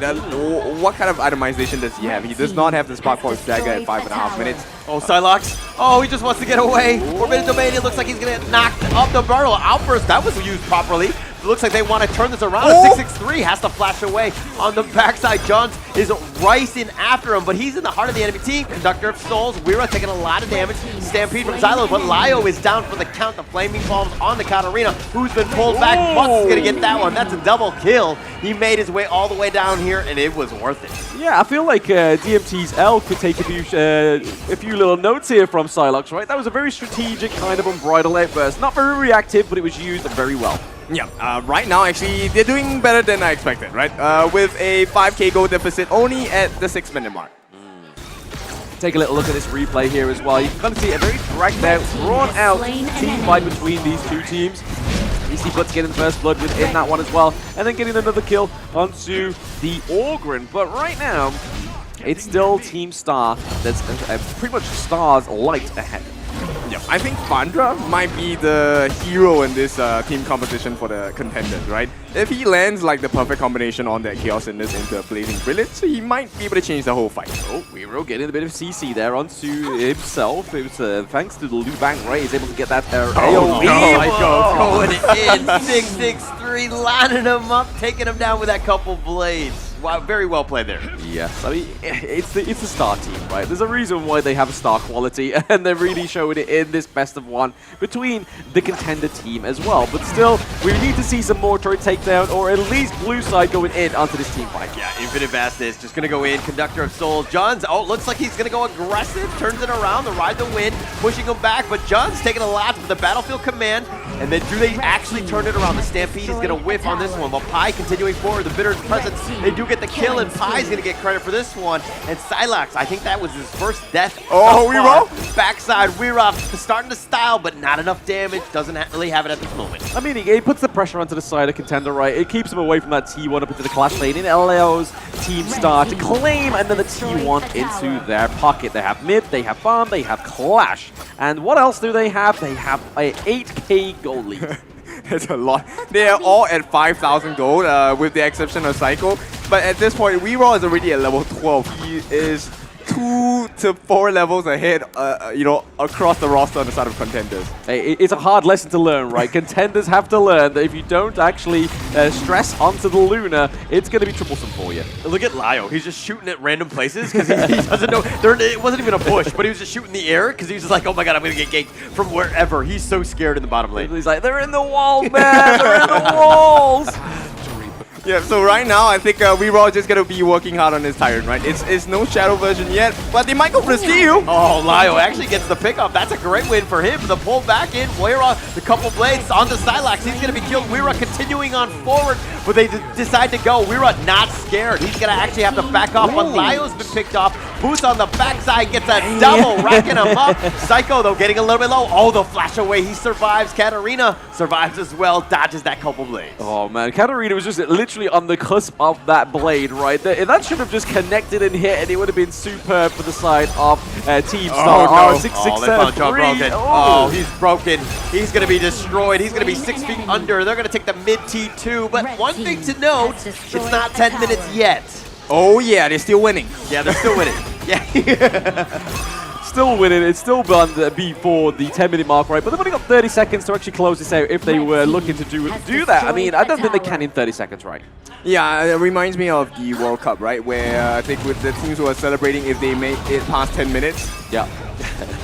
that was the golden standard. It was the golden standard. Now look at them now. They're all proudful little peoples.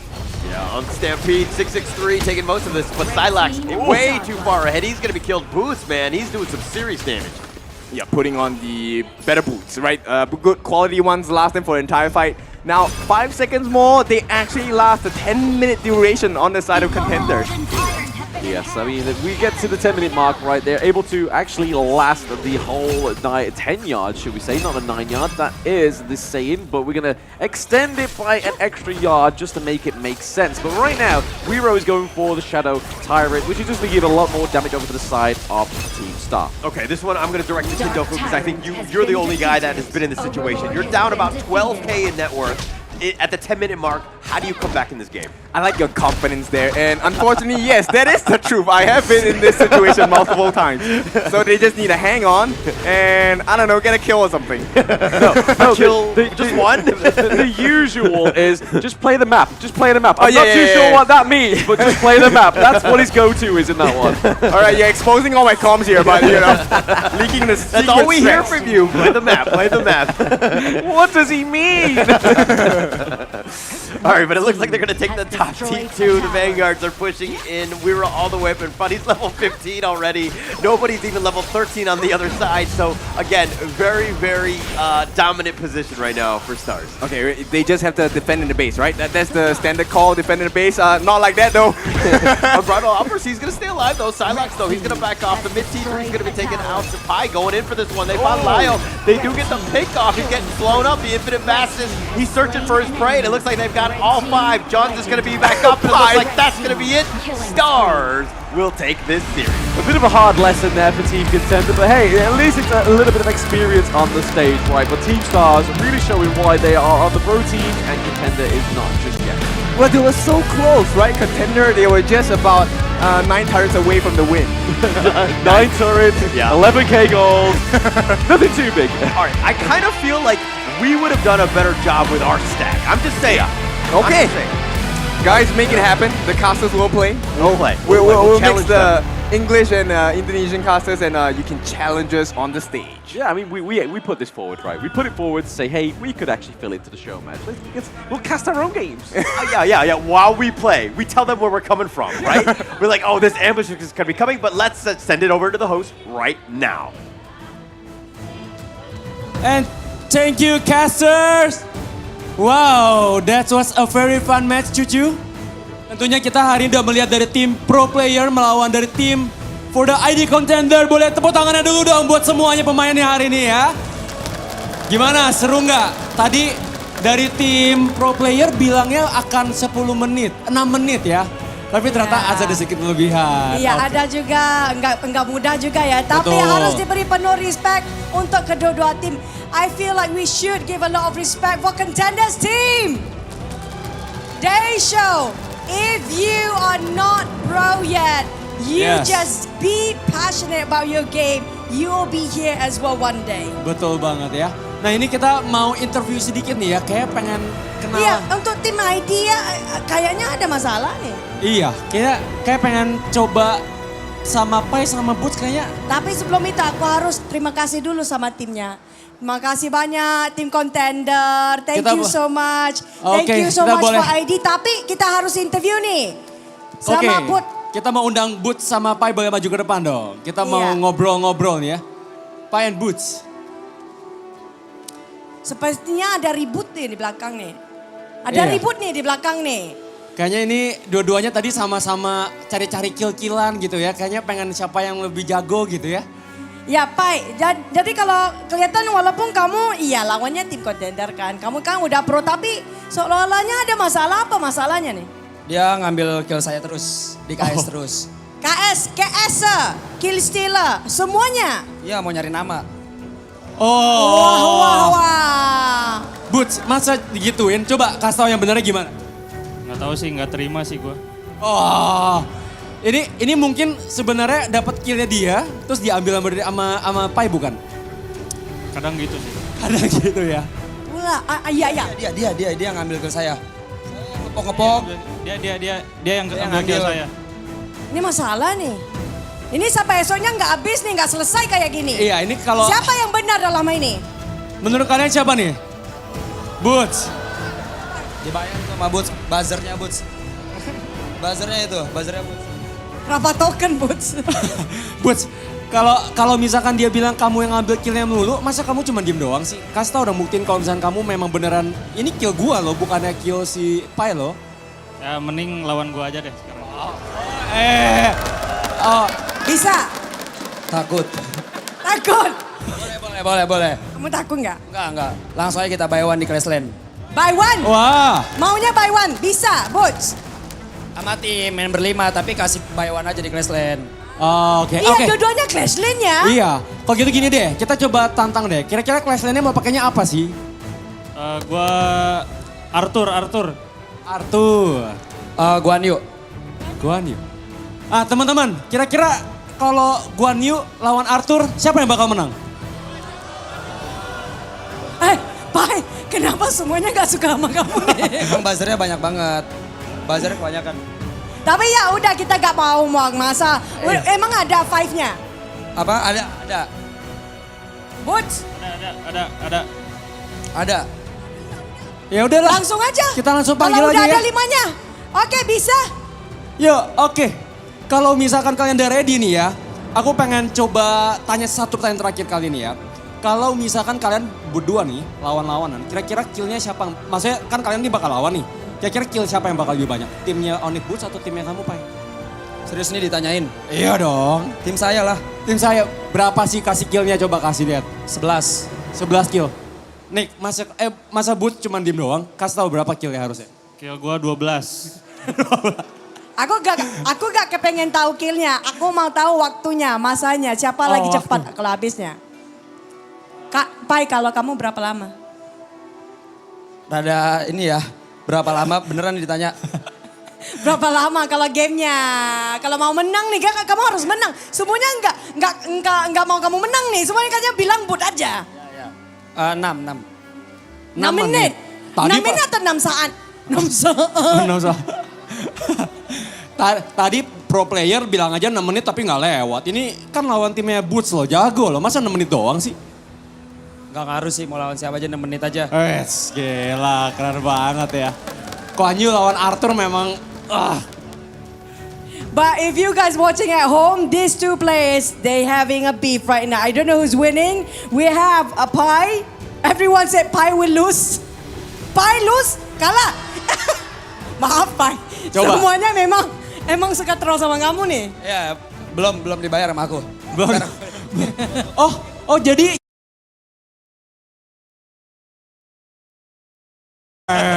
Gak ada ngaku gak sih? Gak ada yang ngaku ya. Gak ada yang berani ngaku ya. Oke, kira-kira kalian hari ini bawa tim kan?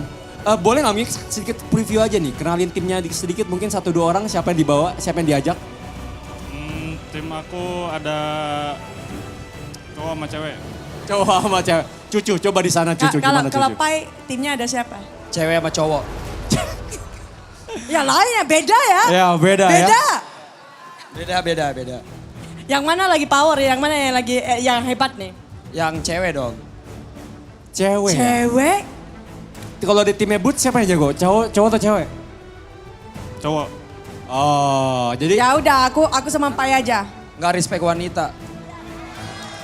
Ini kita tungguin aja tahun depannya. Benar. Ini benar. Suhu Ya, kalau ngomong kalau beda. tim ceweknya kamu ya leadernya ya. Ya betul. Ya, aku mau lihat kalau dia udah ada rambutnya panjang. Cucu nggak mau main bareng sama Pai aja satu tim. Aku lihat semua penontonnya, audiennya katanya Pai kalah, aku gak mau kalah. Jadi maunya sama Boots aja mendingan ya. Kalau misalkan kita lihat. Beneran Dalia udah siap? Kira-kira kalau kita udah mau mulai, mungkin 1 kata 2 patah kata buat supporter kalian dulu dong. Mulai Boots dulu. Dari Boots dulu dong. Iya, Kira-kira Boots dulu. gue menang atau apa nih gitu kata. Thank you buat yang udah support, semoga uangnya kepake ya. Semoga Pai, uangnya. harus lawan nih. Aku harus menang hati mereka ini. Kalau dari gua nggak bakal bayar kalian karena yang bayar kalian pasti dari gameplay gua aja. Memang nih ya. Suka banget ya dari sana ya. Suka. Ya.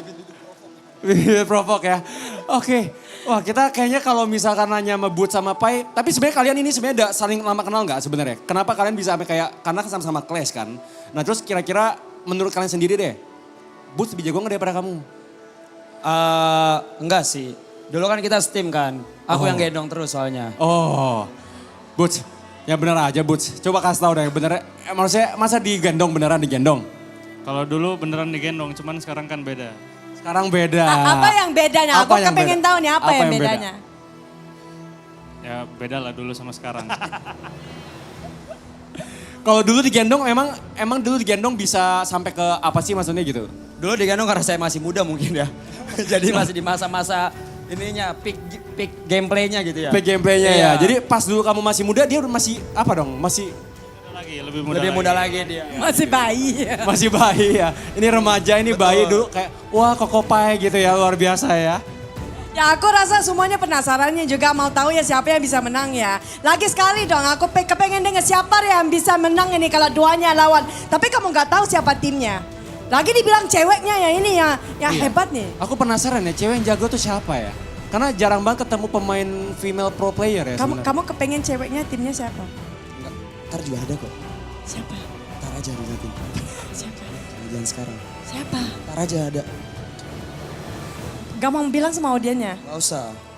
Nanti ya. Kenal atau enggak? Kenal pasti kenal. Pasti kenal. Pasti kenal katanya. Siapa cewek? Aku kenal nggak? Kau kenal nggak? Yang kamu semuanya enggak kenal ya? Kalau cewek semua lari sama Darius ya. Oke, mungkin udah sedia ya kita.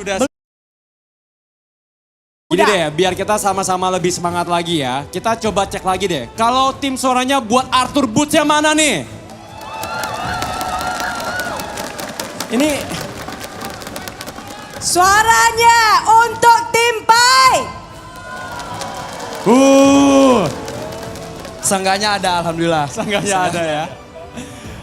Oke, kayaknya mungkin kita sudah siap. Kalian berdua udah siap belum? Udah siap ya, nanti kita akan sama-sama announce-kan. Oh, ini kan kita akan main 2 match ya Cucu ya? Ya, best of 2. We'll be playing best of 2. Bener banget. Nah, jadi kalian menurut gini deh, yang pertama menang, kasih Pai aja menang dulu ya. Bisa tanyain dulu, kan game pertamanya katanya Arto lawan Guan Yu. kalau game keduanya apa hero-nya? Masa gantian apa? Ini pakai Guan Yu, ini pakai Arto. Ntar aja gak sih hero-nya pas draft nih? Nyesuain juga gitu sama tim yang lain. Ntar aja hero-nya. Game 1 boleh lah Arthur Guan Yu lah. Game 2? Ntar pas draft. Serius juga ya? Serius banget ya. Mau di draft dulu ya? Oke lah, kita kayaknya udah ready Cucu? Udah. Aku lihat, aku nampak siapa sudah ceweknya. Wah. Jangan lihat ya, jangan tengok. Jangan lihat ya. Ini bakal jadi fun match yang kedua kita udah bakal seru banget ya. Iya. Oke Cucu, mungkin kamu boleh present yang tim pertama? Iya. So, calling out for the side of Team Boots first. Yes. Okay, so we please welcome Team Kings from Boots.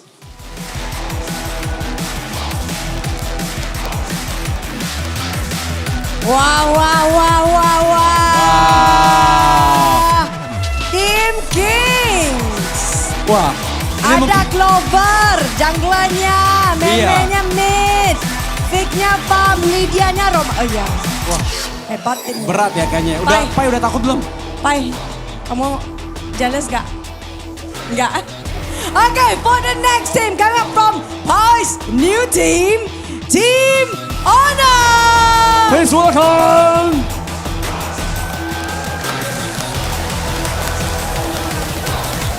We have Naplite for jungler, Winter for mid, Tutoru for farm, and Shin for roam. Yes, and without further ado, let's do the fist bump and let's start this second match. Fist bumpnya, ya tim kamu yang mana?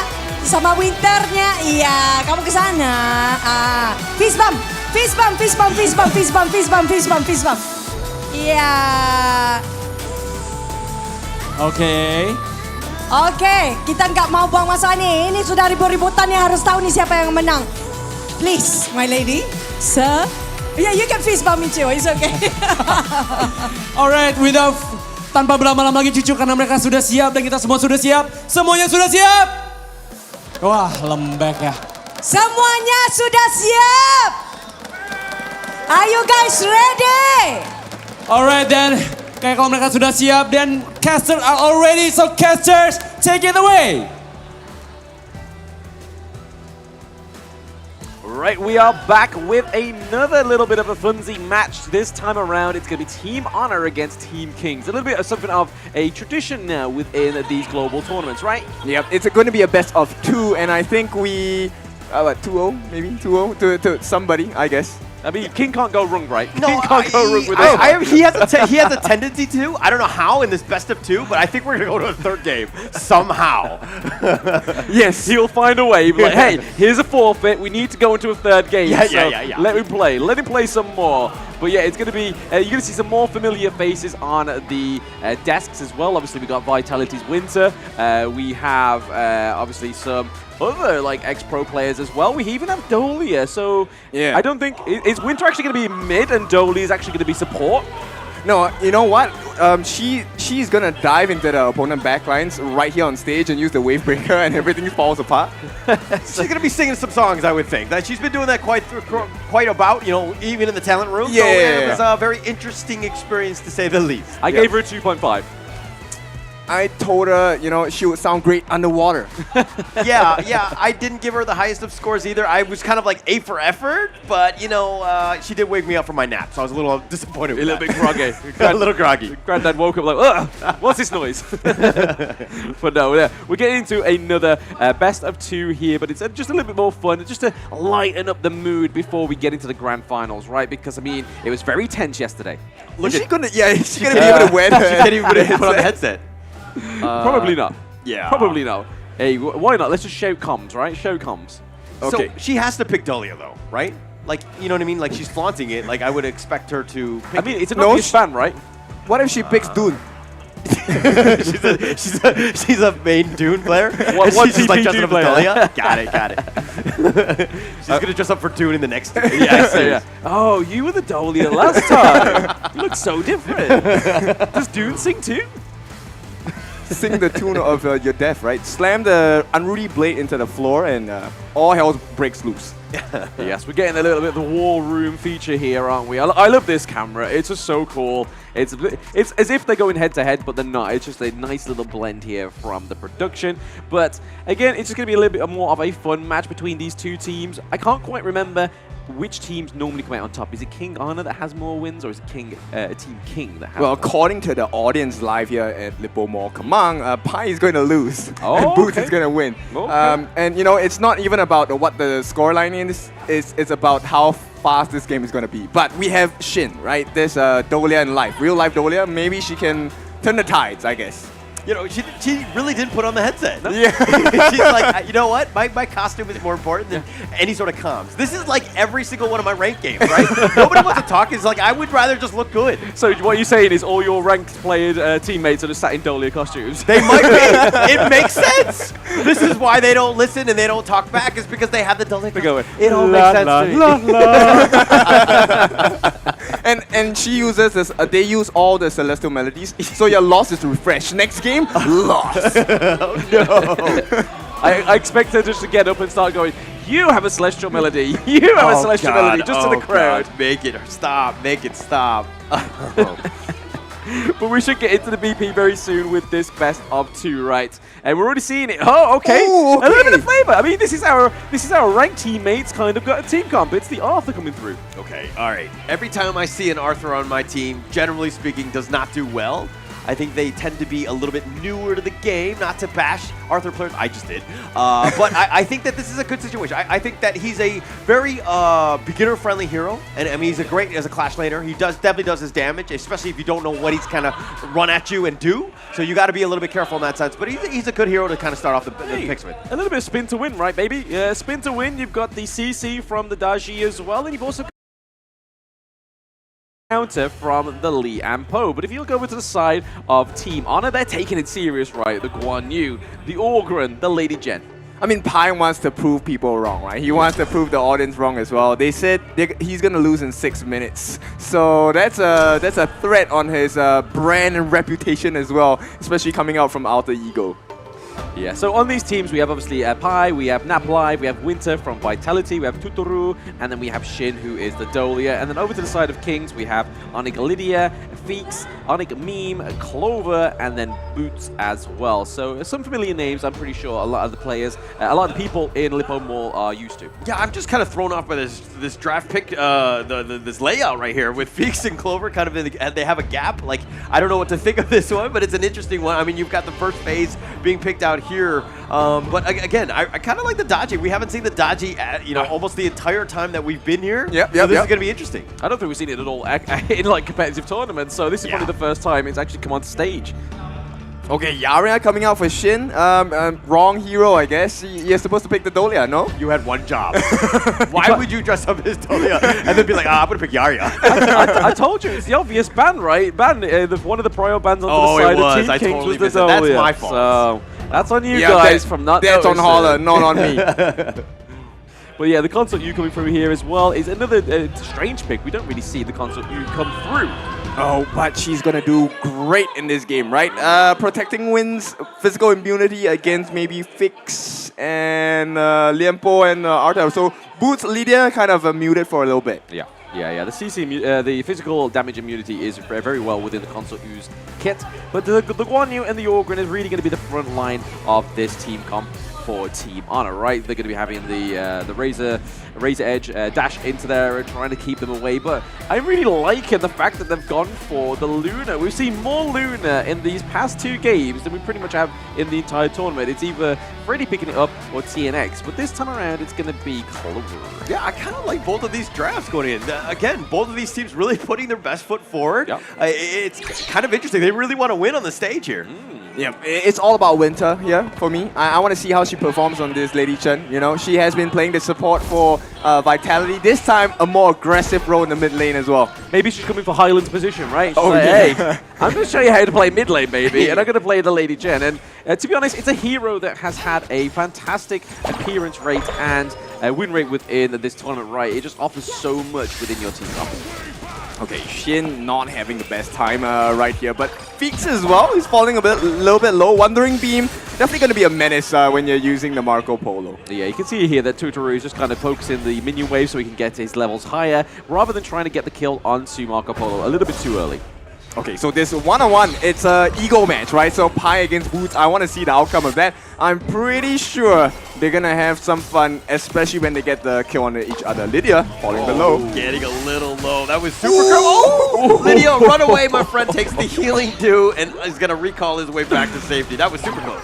That was too close. I mean, if that was me in ranked games, that would have been the enemy console just coming in and just slapping me with that snipe, right? And right now, we can see Pei putting a bit of pressure onto Boots into the clash lane. So both of these people giving smack talk on the stage are doing one-to-one in the clash lane.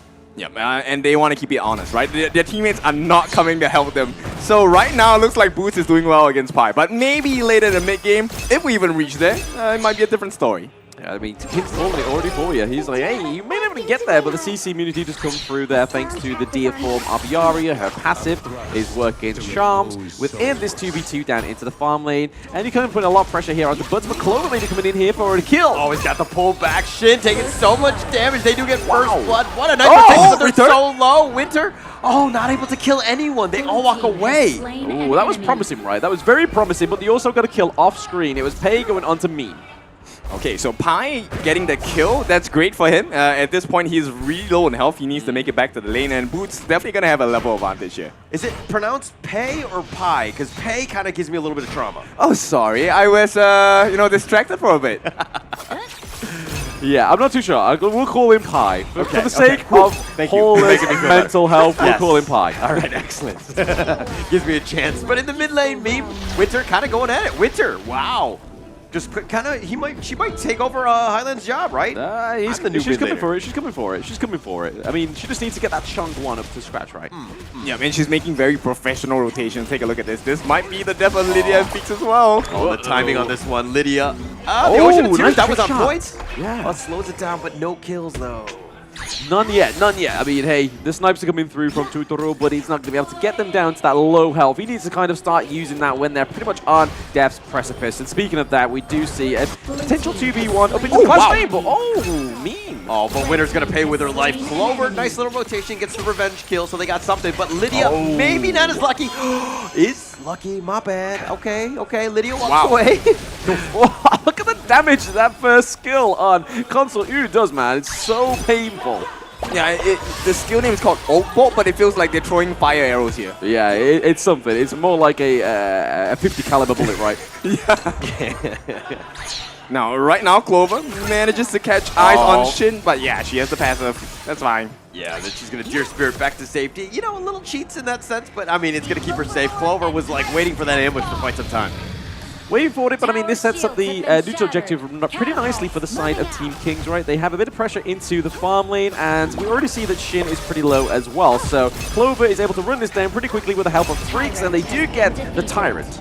Okay, but the wraparound, maybe they want to look for something here? I mean, everyone on the side of Honor is here. Yeah, they're not going to actually fully commit for this one. But Pi in the mid lane goes in for this. The Soaring Green Dragon pushing Meme back, and Meme gets destroyed onto the T1 tower. Yeah, that's not a long-lived meme for sure. And at this point, Boots getting chased down. Oh, Pi does not hit the mark. No, Boots is able to get it there thanks to the boots. I mean, you got to give him props, right? He's taken the execute. That's something that you like here, kid. Who? Arthur. Boots. Oh, okay. Yes, turned blind for a moment there. But yeah, I like it. Anyone with execute is great, right? It doesn't matter who it is. Yaria, execute, go ahead. You heard it here first. Anyone with execute is great. So maybe one of the two teams going into the grand finals might want to pick up execute, but Clover going in here, just trying to scare off Winter and Totoro. Meme actually let it bounce back onto him, and Lydia gets picked off on that one. Very nice flowing side by Winter. Nice bit of bouncy ball action going on for the side of Team Honor. Yeah, Lydia is not having a good time. I mean, this is supposed to be a fun match, but at the expense of Lydia, I guess. At the expense of Lydia. I mean, this is Winter, right? She's been on the stage with some of the best teams, and within Vitality, she's got some of the best teammates as well. I mean, Highland, Nighty, we have Shanks, and obviously City Boy as well. So she's going to learn a lot from these players, and she's really shown it here. She's got the most kills on the game. Oh yeah, that's insane, dude. But right now, I think one of the things that we want to look out for is the fact that Honor actually did controlling the map pretty well. And there's a lot of pressure coming out from Tuturu. Oh, Meme gets slowed up yet again, and Winter. That's another one going her way. Yep, another kill. I think that puts her onto either 4 or 5 kills right now. We do see the burst run coming through, but it's not going to connect. They don't want to commit the Tremor Smash. Yep, they make this Verdant Protector look so strong. Very, very strong. That CC coming through just keeps him away from it, but Boots there is just Pi putting a lot of pressure there. See, I almost said the other P word that gets Holler a little bit going, but I didn't. I said Pi. Yes, thank you so much for that.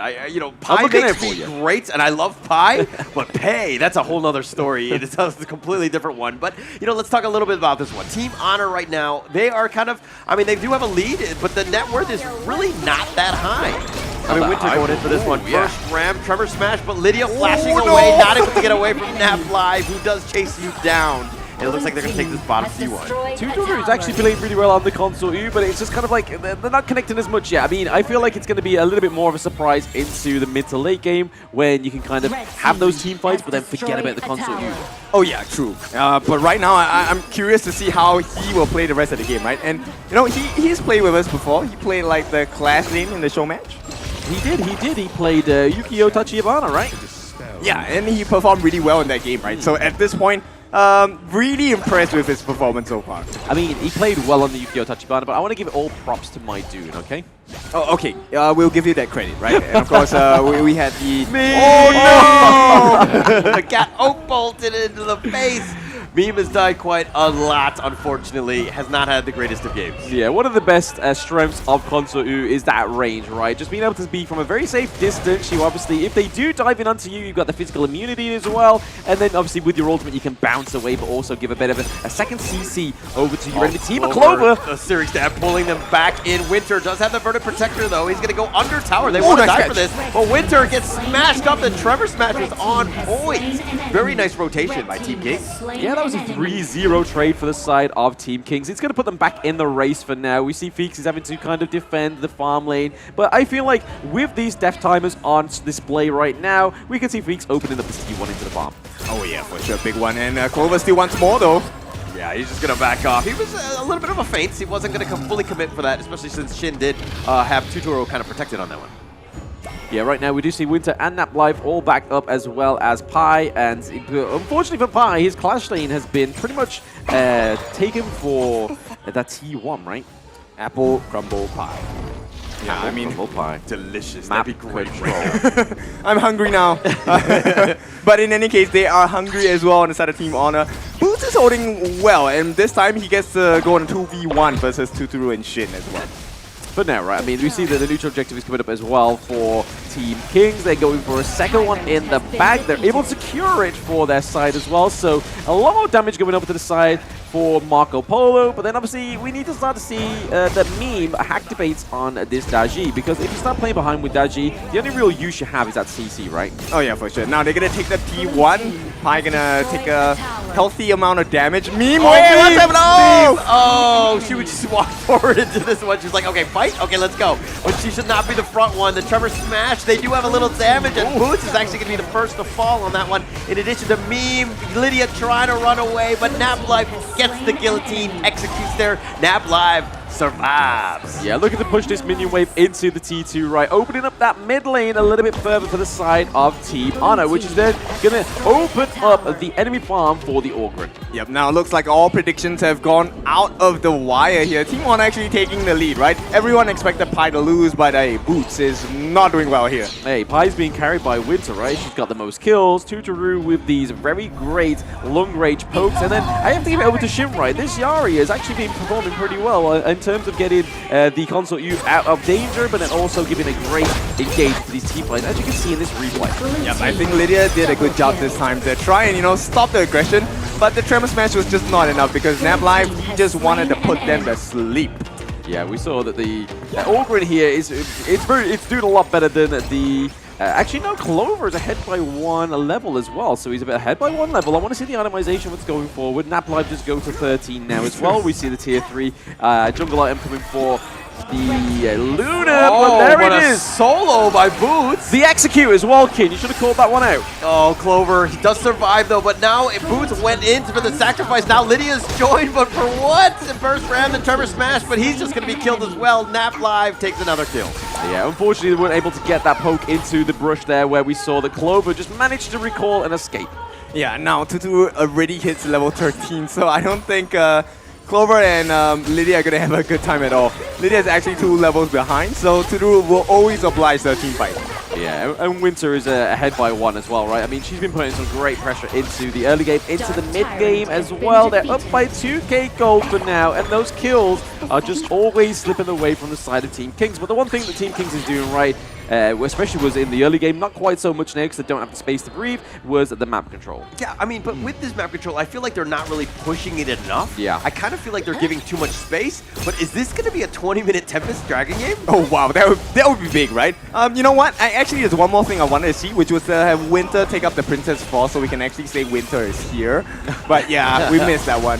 Yeah, not able to do it. But it looks like they take the top T1. They'll be happy with that one. But on the backside, Boots looking to go in for this one. Clover just dealing with the minions. There's no actual follow-up. Beaks is a little bit low, but Meme looks like it was collateral damage. She gets picked up. Yeah, I mean, look at this, though. Tutoru is just being untouched, right? He's not being able to be taken down as a kill just yet. And this is just showing how good Shin is actually playing this Yaria. Okay, so she definitely cosplayed the wrong character here, right? Yep. She should have gone with the Yaria cosplay. But then again, I mean, if she cosplayed Yaria, I mean, they probably would have banned out the Yaria, right? Oh, yeah, that's true. Okay, so it's a lose-lose situation for her. So maybe this was the big plan overall, right? She's not actually a Dolia player. She plays Yaria, and this is showing here, right, that she is playing Yaria to a T. Yeah, it's actually doing quite well. Boots taking a decent amount of damage. He's going to look to turn this around. He does have the Whirling Strike, but he gets executed. Nap Live does find him. Fever Barrage does end up picking up Tutoru. They win that one. And Feeks limps away, killing Shin as well. Yeah, that was huge by Feeks, right? He was just waiting for his moment. Activated Clover. Searing Stab. He gets the pick off. He gets the dash onto Winter. Does the damage. Now here's the secondary initiation. That was perfect. Clover gets a double kill. Make it a triple as it looks like they've gotten an ace. Yep, that is a team wipe for the side of Team Kings. And we was talking about this literally seconds ago. If you start to give Team Kings some room to breathe, they're going to come back, right? And now all they're going to do is just focus these lanes. It looks like they're going to go for the Shadow Overlord to actually give some aid to this push. You know, you definitely can't deny royalty in its blood, right? Clover found the 4-leaf Clover, all the luck in the world, and Team Kings, this is a big monumental growth. They cut the goal lead down to about 1,000, and I think Team Kings, they can turn this game around. Yeah, they could do, right? I mean, we do see that Meme does fall, however, they're clearly a little bit of a weak link within the side of Team Kings, but hey, someone's going to have that role, and it's unfortunately Meme in this game 1. But let's look at this replay, right? Clover playing this Luna to a T. Oh yeah, big fight for them, right? And at this point, now they recover a little bit of gold. In fact, they're leading at this point. But Lydia, Lydia has the first ram of the Ocean. It's here slowing it down. He's going to be executed. Nap Live just running after them to death precipice. But Feeks actually roaming guns back to safety. But Boots wants to fight this one. He's in the heart of the enemy team. Not a great spot. Nap Live gets the double. Looks like they want to get Clover. They get him with their own chart, pushing him back. And that's another execute going the way of Nap Live. A bit of a pie back there, because I don't want to say the other P word there for Hauler. So pie back coming through there in the middle lane, the triple kill. And me tries to come through with the CC. Yeah, I was on autopilot. I don't think she was looking where she was going. She let the Tesla just kind of go on automatic, but it looks like they've got a team ace. They've turned it around. It looks like they're just going to end this game. Team Honor are looking to take game 1 in this series. Yes, and a very good valiant effort from both of these teams, right? Because it is just a show match. It's a bit of fun, and it's going to be going for high. All right, so this is going to be a big performance coming out from the side of Team Honors. I think, you know what? Yes, they have Winter, they have Tutoru, but more importantly, they have Shin, who didn't even use comms. Yeah, exactly. This was a comless game from, it's a 4v5, naturally, right? And look at it, she's flexing. KDA, look at me, look like I didn't die. I don't need headsets. It's just like I didn't even talk to my team. This is like every single ranked game ever. Someone sign her. Yes. Someone sign her. Yep, all she needed to do was to throw the Wandering Beam, right? And that was the job done. I mean, it's a perfect hero for no comms, right? Just stick on top of your farm lane. You don't need to do much else other than that, than throw out the shield and throw out your ultimate. No, she wasn't listening to the team, but she was giving instructions. I'm gonna use the Verdant Protector. I'm coming in now. Yeah. That's all you need to do, right? Just hook on and then you're good, right? You can fall asleep. You could be nap live. You can actually nap live, but that was a good little show, right? A good fun bit of show match between these two teams before we get into that serious nitty-gritty match between Dominator and BSC. The rematch that everybody in the Lippo Mall Kamong want to see, right? And all those online, but I think this was a very good display for Winter, right? This is her debut in the mid lane. Oh yeah, for sure. Now, we've given you the appetizer. It is time to get closer to the entree and the main course as well. And that's going to be the grand finals match. It's a best of 7. And with that being said, I think we should take a look at the hosts. We will see what they have to say for the next few seconds. Yep. Thank you so much, Casters. What an interesting match coming up from our KOL Darius. I mean, give it up to both Team Honor and Team Kings. Berikan tepuk tangan yang luar biasa buat our fun show match from Team Kings and Team Honor. Wow, it's a very fast match and it's a great intense match, Chuchu. Intense, very intense. But I want to invite for both our KOLs. Can we have both KOLs coming up front? For both both team. Can we have both teams KOLs? I love our cosplayer. Hey, you are awesome. Wow. And also, come over. There. Yeah, the team captain, the clash lane be at my right. Yeah, ini team fight. Come on. Gimana tadi? Berapa masanya tadi? Tadi ke solo kill tapi win is a win ya. Aku pemenangnya. Dengar nggak?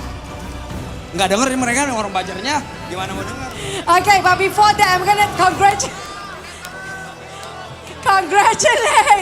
on the side of Team Pi, Team Honor, of course, but we want to talk with your team as well. So I think we all know Pi. Some of you guys know. I think we start from the end first lah.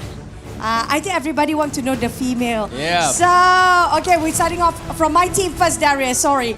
How was the game for you just now? You're Lydia, right? Actually, I'm just very lucky because I have my teammates with me. So I just got carried. Oh. Give it up to Lydia. Thank you so much for the game. Now next we have Winter. You're back.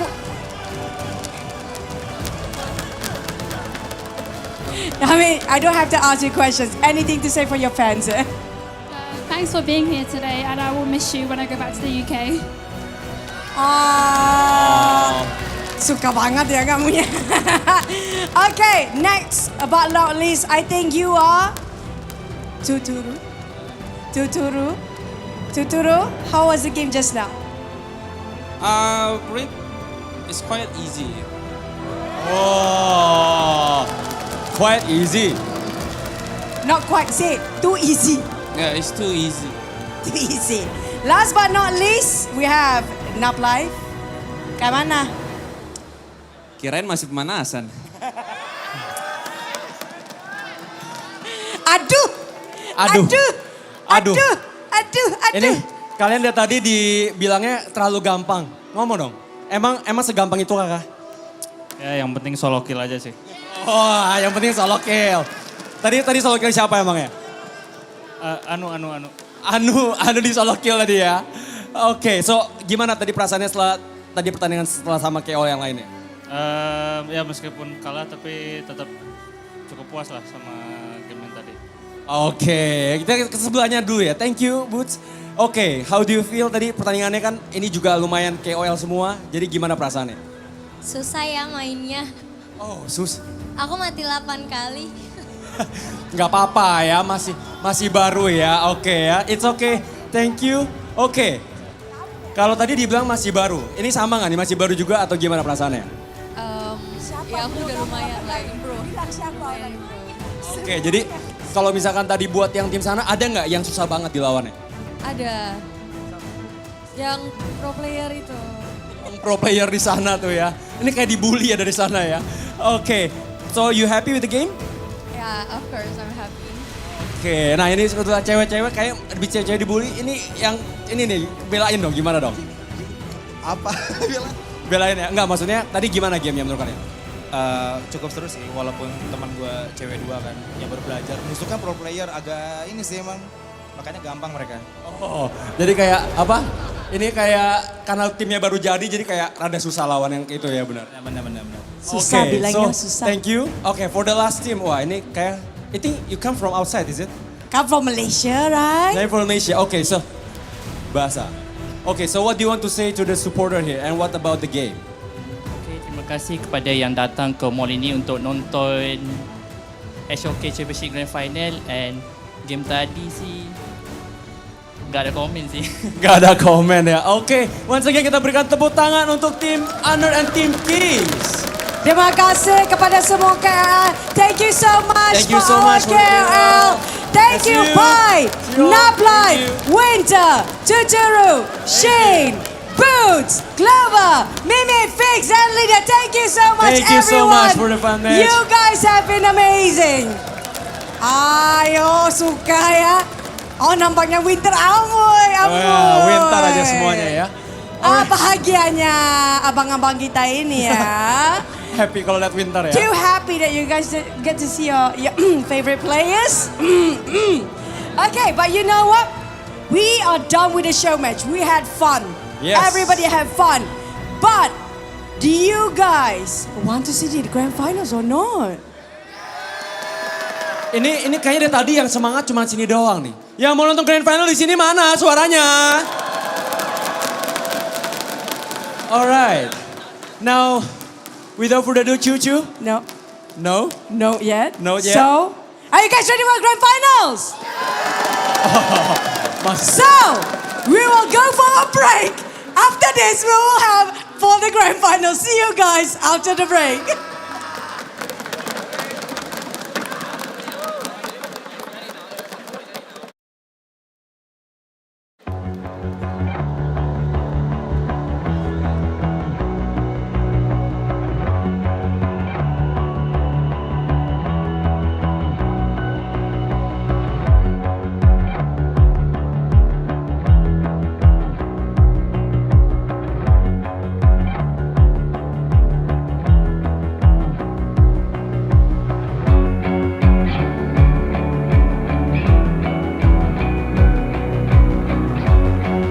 Welcome to the 2024 Honor of Kings Championship, the pinnacle esports event of the year, where 16 best teams from all of the world clash on the stage for the ultimate glory. Following 4 teams will be the seeds for the 2024 championship: Black Shrew Esports, Dominator Esports, Nova Esports, and Alpha 7 Esports. The other 12 teams are Kagendra and Mahadiwa from the host country Indonesia, Boom Esports and Blacklist International from the Philippines, Team Secret from Malaysia, Influence Rage from Brazil, Team Vitality from France, Fearless Esports from Hong Kong, China, Impunity Esports from Myanmar, Team Falcons from Saudi Arabia, Revenant Esports from Singapore, and Foot Esports from Turkey. 2024 Honor of Kings Championship will commence from October 12th to October 27th. The journey will start with the group stage from October 12th to October 17th at MGP Space in Jakarta. 4 seeded teams will be randomly drawn into 4 different groups. Then the remaining 12 teams will be randomly drawn into these 4 groups, each consisting of 4 teams. Single round-robin best of 3 will be played. The top 2 from each group will advance to the knockout stage. The knockout stage will be divided into a winner's bracket and a loser's bracket, playing a double elimination best of 5. The knockout stage will be played at 2 venues. From October 18th to October 20th, the first venue is MGP Space. Teams that lose 2 matches in this stage will no longer have a chance to advance or participate in any further stage. From October 25th to October 27th, the matches will be taking place at Lipo Mal Kimang. It will feature intense competitions, with the winning teams of the upper and lower brackets advancing to the Grand Finals. The Grand Finals will be best of 7, and the winner will rise to the top and become the champion of the 2024 Honor of Kings Championship. This tournament features a staggering prize pool of $1 million, with the champion taking home an impressive $300,000. Join us on this incredible journey. You can catch our live streams in-game or through our official channels. Plus, we invite you to experience the excitement of Honor of Kings esports competitions in person. Enjoy a variety of engaging activities and enticing rewards on match days. Watch live streams and participate in in-game events to win free rewards.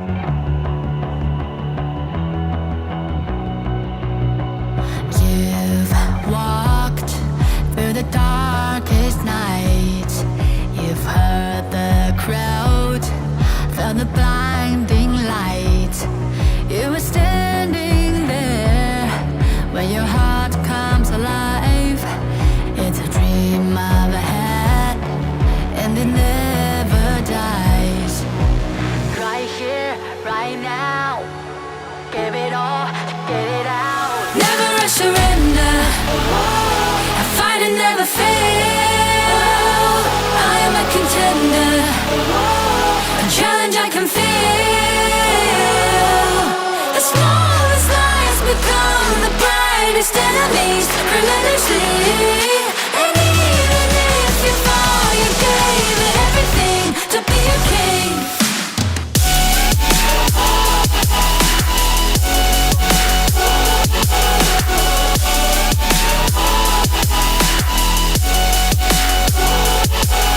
You carved your way with a sharp attack. You watched it all burn, and you never looked back. There will come a day when your fears will rise. You protect your crown so it never dies. Never a surrender, I fight and never fail. I am a contender, a challenge I can feel. The smallest lies become the brightest enemies, relentlessly. And even if you fall, you gave it everything to be a king.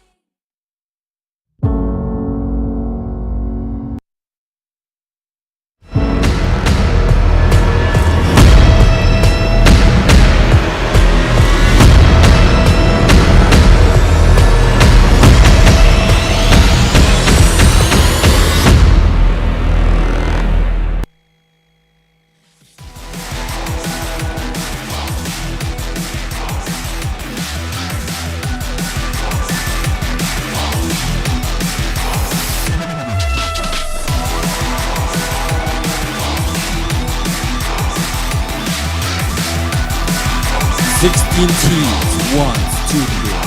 Then one by one they fell, until finally we found our top 2 contenders. They withstood the trials of the competition.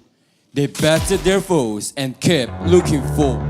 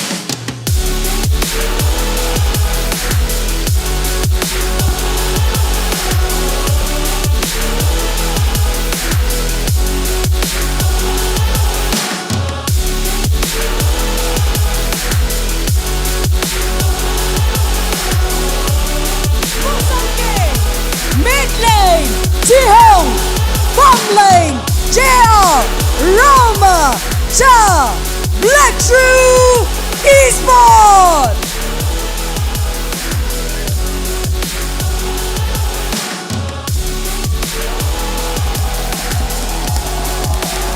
Dominator Esports, Class Lane, T-Banks, Jungle, Freddy, Midland, Charles, Farmland, Toshi, and the Roamer, L, and this is Dominator Esports!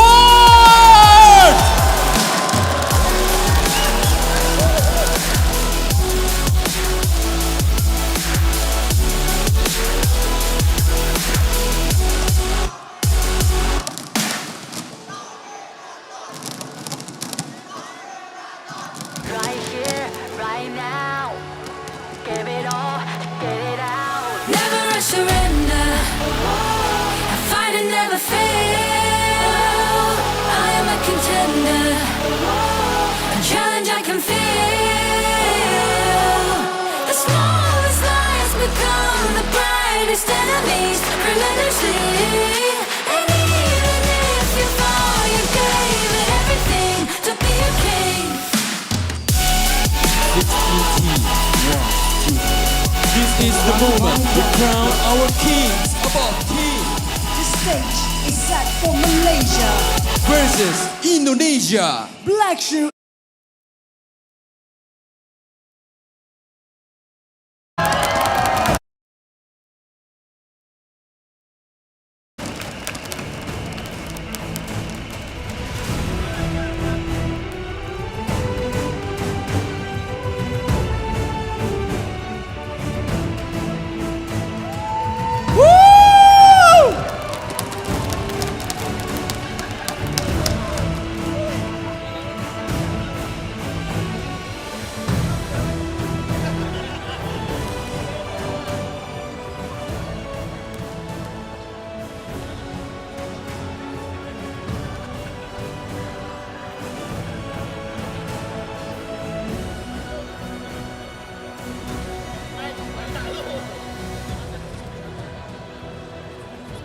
Players, let's start the grand finals with a fist bump.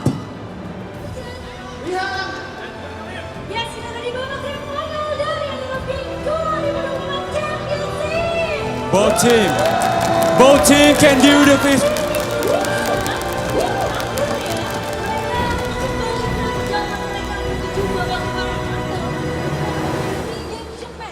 Bersama dengan Black Shrew Esports. Semoga jadi redemption match ya. Jadi match di mana mereka bisa membalaskan dendamnya dengan pengejaran.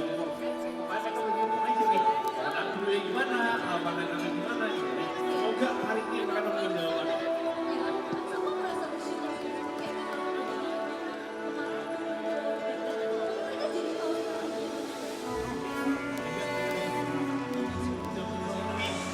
Right, we are back with the grand final match between BSE and Dominator Esports. You just seen there, they've all been led to the stage and been dancing all the way to the stage as well. And we were dancing along with them, right? We were getting to the rhythm of the beat because everything in this Lippo Mall in Kemang is absolutely heated up, right? I am Blam, and once again with me is Hola, and your favorite kind of tofu, it is Kin Tofu. Yeah, I have not said that line for quite a while. Yeah, I thought you forgot about it or something. I was like, this is not the same Kin that I know. What happened to him? Who's replaced him? Imposter syndrome. But nonetheless, right, we are here, we have arrived, we are live at Lippo Mall Kemang, and it's the grand finals of the HOK Championship 2024 in Indonesia, Jakarta. Now, this is a very monumental moment, first time in history, really seen history made once yesterday with, I don't know, this was an absolute miracle match and miracle series by the side of Dominator. I mean, miracle starts with M, but also minion starts with M, right? And that was the win condition for Dominator to get back to this spot to have this rematch against BSE. And we're going to look at the lineups now. And first one on the screen is a Black Shrew Esports. All right, it looks like it's going to be Black Shrew Esports, going to be Jay, JR, Musang King, Jiong, and Siang. These are the guys that made it through the winter bracket finals, made themselves, they're the top dogs going into this one. Season 2 Invitational winners, second place at EWC mid-season. This is the team to beat here. Oh yeah, for sure. And of course, going against them this time in their home ground, home country as well. We are looking at the competitors, the challengers. It is going to be Dominator Esports. Later on, we will show you who are the 5 representatives taking up the Indonesian pride, Indonesian flag as well. Now, it's a tough battle, right? But Dominator Esports represented by El, Toshi, Chipengs, Freddy, and Gerald. This 5-man strong army. They're not a team, just a team. They are an army as well. I think they really pulled through on a very long day yesterday. Yeah, I mean, we could kind of say, like, a lot of people have been saying that they've had the easiest run within this knockout brackets, right? But yesterday alone, it seems like they've improved so much because, yes, they lost 3-1 to BSE, but then they were able to get 2-0 up from Team Secret. Team Secret tried to come back with another 2-2, but then in that last game, everything started to go well for them, right? Yeah, but it was one of those things where Dominator Esports actually had, you know, they were taking the fight to BSE. Yep. They were doing well in the early game. They had themselves some chances, but they kind of faltered towards the mid game where they kind of, wheels kind of fell off at that point. But this is still a scary team. They actually really showed up in that Team Secret game. Okay, yes, but at the same time, I'm a little worried about Dominator Esports, right? Last night, yes, it was a great moment, but that match, that series ended at 12 midnight. They have not had enough rest for sure. I mean, we haven't, so they definitely haven't, right? I mean, there's a lot more preparation, I would say, not to undermine us casters, right? There's a lot more preparation for those players on stage. And, I mean, they went against a sleepy Team Secret, right? Already going up a best of 5 already. But the thing that powered them through all those games yesterday, all the way to midnight, was that Realme 13 plus 5G. It has 120 frames per second, max settings, performance, 80-watt superboot charging, and is powered by the Dimensity 7300E. And that's not only our only sponsor for this tournament and championship, we also have TCL, and this is the X955 QD Mini LED TV, which, if you're in the mall, you can go behind the stage and you can see that TV for itself. I mean, it's pretty huge, it's very clear, and I mean, if you cast your Honor of games to that, you're gonna have a huge screen, right? Yeah, I love exploring the back ends of this entire event as well. There's one more thing you need to take note of, and that's gonna be in-game. You have to log in, watch this championship. You get a chance to win the Zoe Purple Thunder Blaze, one of the nicest skins out there in the game. It's new, and of course, with the announcement of so many new goodies, there are a lot of things that you can take part in, right, Ola? Yeah, there's a lot of opportunities to win. I mean, you can definitely win out with skins. It's just a matter of just watching things out. Another way to do it, of course, is watch the match, log in. Fight Night's starting soon, which, of course, you play 4 matches, and you have a chance to win the Girl Group Animated Avatar Frame, as well as Everything Box. I got an Everything Box. I got a trial skin. I'm a little disappointed. I need to get some more wins out there. I mean, you've only got 5 trial skins, right? You get 5 times those Everything Boxes, so if you've got 5 trial skins, I think you need a bit of a refund or a little bit of a rebate there.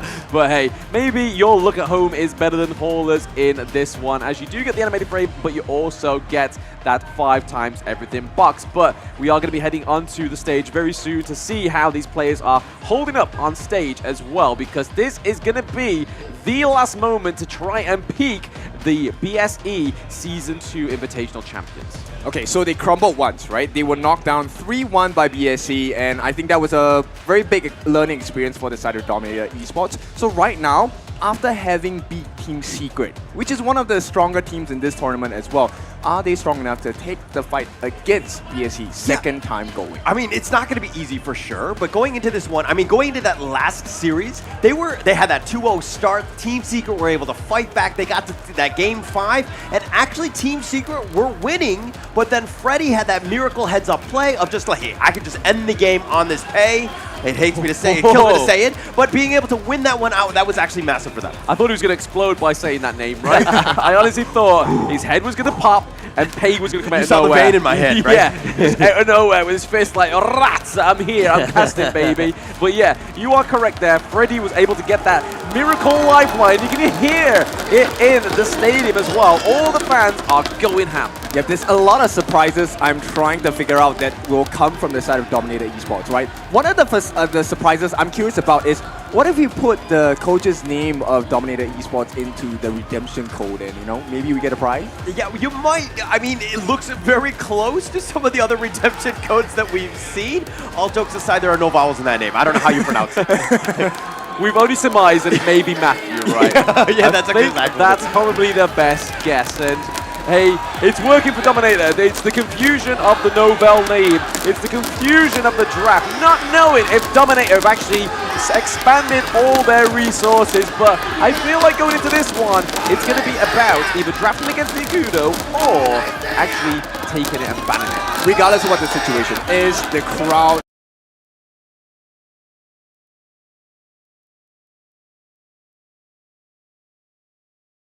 as well. So they have this huge home ground support.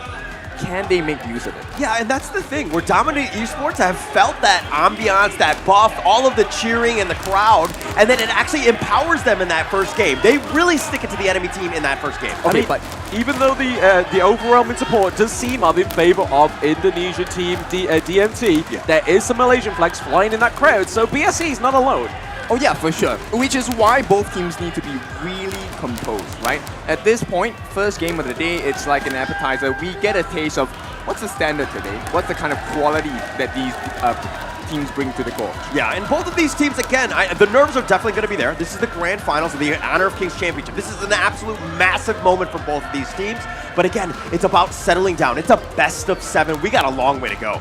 Oh yes, a very long road for both of these teams, and it's not going to be an easy feat, right? So even if you're able to get 2-0 ahead, you still got to get another 2 kills, another 2 games on the board, right? So right now that we're seeing these player camps coming through, a little bit of interaction into the crowd, and I think this has probably been the most packed we've seen this far. Yeah, the most packed that we saw this far. I mean, we just saw Joker. He's the coach of BSE. Surprisingly, I didn't see any boxing gloves on him, though. I was worried for the cameraman for a bit because he hit Joker. So, but in any case, the flying punches, the flurry of punches will come from the players themselves.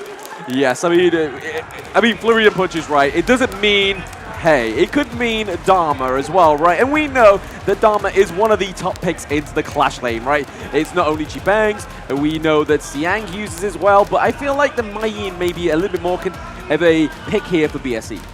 Oh yeah, there's many options, right? But like we mentioned, the main threat that we all kind of identify is have Dominator Esports figure out a solution for that Agudo pick. I mean, we hope so, right? This is the be-all, end-all of the 2024 Honor of Kings Championship, so we really hope that there is a little bit of a workaround for the Agudo, but I want to really just bat home what was maybe the lead up and even the counter, well, the aid of the Agudo as well, right, was having that extra AoE on like the likes of the Liempo, so maybe taking that off the board might not make it as deadly. I mean, the Agudo really kind of starts to shine when they have a better early start or they're kind of neutral. They need to ensure that Dominator Esports really come out swinging. They want to be aggressive, they want to take as much net worth as possible and have them, BSE play on the back foot.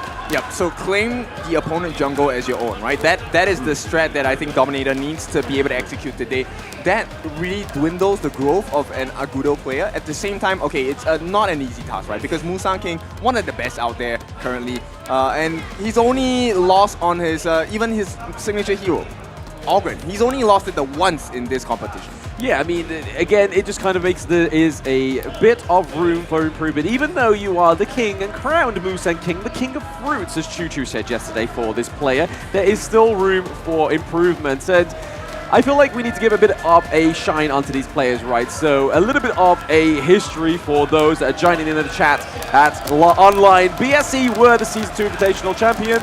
Obviously, they had a few birthdays as well. I don't think that they have any birthdays now. If they do, they want to really hone that birthday buff against the home ground buff. I mean, like anything at this point, whatever you can get in, sort of just getting yourself that good luck. But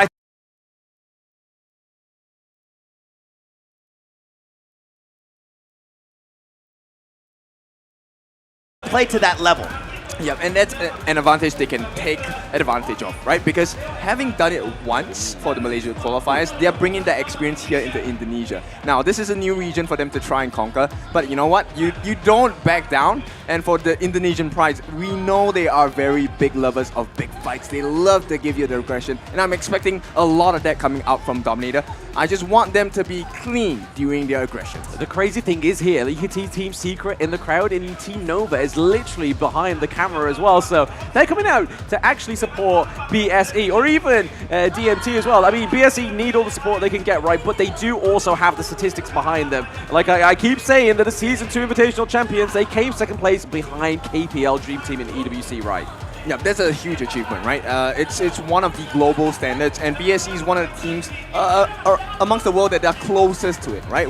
Let's be fair, they are not there yet, but they're really close. Yeah. And at this point, the question is, Dominator, have they done enough homework? Have they done enough practice to be able to match up against a standard that they have never touched just yet? Yeah, just yet. I mean, that's the crazy part about this team. It's really starting to kind of peak up. I mean, they're really on the rise. They're doing very well. But I do want to comment on the KPL Dream Team. Yeah. That was an all-star team. They had to pull the Avengers to beat this squad, right? To give them a shot. And don't get me wrong, they did do it in the end, but they're going to go back. Now BSE, top dogs. How do they respond as being the champions going into somewhat hostile territories and taking it to this Dominator team here? Yeah, I kind of want to break it down lane by lane, right? So in these teams, we have, obviously, it's going to be Chipangs against Siang in the Clash lane. Who do we think comes out on top of that one? I think it's going to be Xiang in the 1v1s, but in terms of team play, team fights, I think Chipangs takes that cake. Okay, so Chipangs against Siang, they both have their strengths, right? Yeah. Into the jungle, we're looking at Musang King, and we're looking at Freddy. Again, Freddy is quite a fresh face within this one, right? And Musang King is seeming to be a lot more of a brand name. So who are we thinking about that one? I mean, I will always go with the King until somebody dethrones him, but I was incredibly impressed with Freddy. The guy's IQ is very good. His map awareness is ungodly, as we saw in that series against Team Secret. So this is a guy really on the rise, and he's starting to be a very scary player. People and teams are starting to take note of him.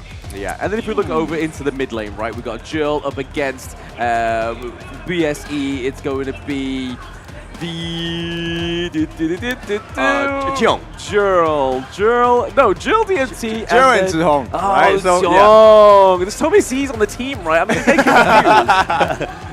So this matchup right now, obviously Jill has shown performance on the Mai Shiranui. He showed it on the Lady Jen as well. Can do the control mage, can do the assassins, but who really is the creme de la creme out of the mid lane? Okay, I'm gonna go on a limb here. I think I give the edge out to Zhihong. The reason being, Zhihong has been very successful in hiding in the shadows, right? He is someone that you don't really notice in the team fights, but somehow at the end of the day, once we go to the stats page, he is up with the numbers, 100,000, 150,000 worth of damage. So he, I think, is just more clinical compared to Joe. Joe is still a very strong player. Yeah, I'm going to skip a role first, because obviously the next role up naturally would be the farm lane, and that's a little bit heated one, right? So we're going to look at Je, and we're going to look at L. In the support roles, what do you feel like these two players, if anybody, has the advantage, right? I like L. I just like his playstyle. I like the fact that he's aggressive. He kind of had like shades of Yuhan in him. I mean, don't get me wrong, they're completely different players and they're very good, but I see a lot of similarities in how they play. And that's the biggest thing, where L is able to kind of turn fights because of his, his Zhang Fei unbridled outbursts, all of these things that kind of turn those fights into their favor. Yeah. Okay. I think Je enables BSE a little better than how L enables Dominator. But that could change today as well, right? Today, there's a lot of new markers that will be placed down because, once again, these are two teams that have met each other before. They have learned some lessons. I think maybe I give the edge to BSE because they've taken extra tuition for free with KPL Dream Team. But at the same time, I want to give actual dividends over to L, right? I mean, both in that last game, both Freddy and L were playing heroes that aren't necessarily good on the back foot, right? But L was landing those cannon blasts, was landing those think inside the box to perfection. And really, obviously, he was one of the key ingredients for stopping Shishan from getting back at base and clearing that wave, right? So I really do think he's the unsung hero of yesterday's match. Obviously, Freddy got the MVP. Freddy had all that shine and all that limelight. And I feel like L does deserve some of that limelight as well, right? But the most important head-to-head is in that farm lane, Toshi against JR. I actually give this to Toshi. I think Toshi is a better farm laner than JR. I think that we've seen him on the rise, right? Yeah. I think he's really impressed. He's really put Dominator Esports on the map because of his play. He's been completely dominant when he's able to get that farm. He's really been able to turn it up. Very scary going into this one, but again, JR is still JR. You can't disrespect him. Okay, so we've taken a look at individual lanes, but end of the day, the question is, this is a team game.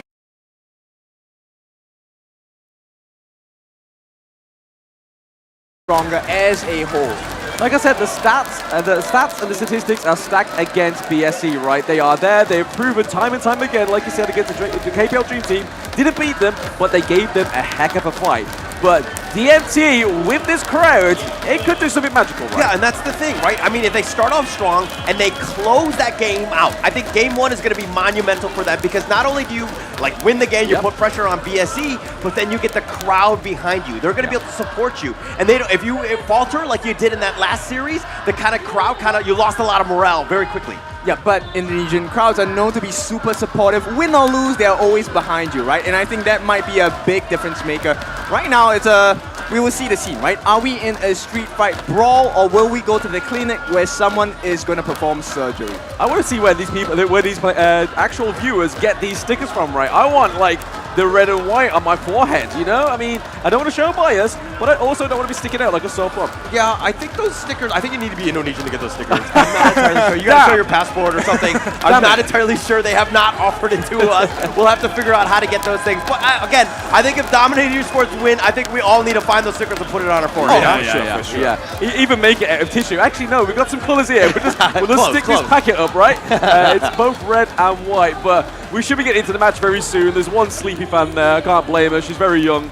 Doesn't quite understand any of it, but hey, maybe a future player in the near future. But this crowd has been ecstatic, right? We are surrounded by a lot of people with a lot of support for both of these teams. More so for obviously Dominator than BSE, but it's all going to be the ultimate thing is right. It's all what happens on that gorge. Okay, there's one thing that you guys consistently mentioned just now, which is the roam roll pick. Okay, we heard this name a lot throughout the tournament, the Zhang Fei, and we know that both L and Che are monsters on these beasts. So, is it going to be banned out? What do you guys think? If you were in their position, would you allow the opponent team to pick it up? I mean, if we go back at yesterday, right, we saw that when Team Secret obviously got the blue side, they obviously prio'd the Dolia. So I feel like it depends on what side they go for. I think because BSE are the top seed, I don't know if they get to decide if they get blue or red, but I feel like whoever's on red, if they don't get it banned in the first two prio bans, it's definitely going to go over to the red team, right? Because you can lock in the Zhang Fei, you can lock in either your mid, your farm. Yeah, I wonder, I mean, Zhang Fei is going to be a great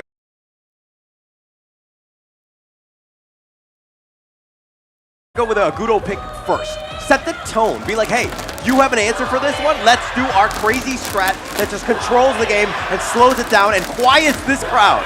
Yeah, so does it even matter? Because even if you pick a Zhang Fei, maybe the crowd roars louder than you, and they are definitely roaring now.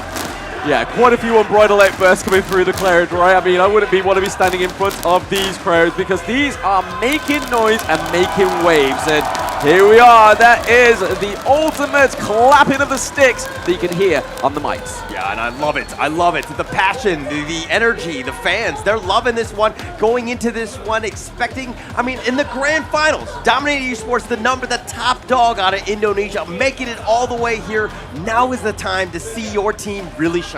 Yep, and this is just the level of energy based on anticipation, right? Imagine if Dominator wins today, this place is going to go into a riot.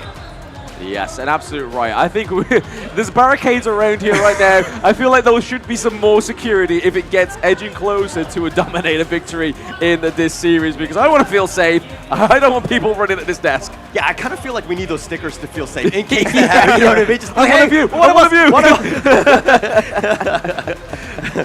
But it looks like, again, you know, the crowd is still kind of pumped up. They're here and ready to go for this.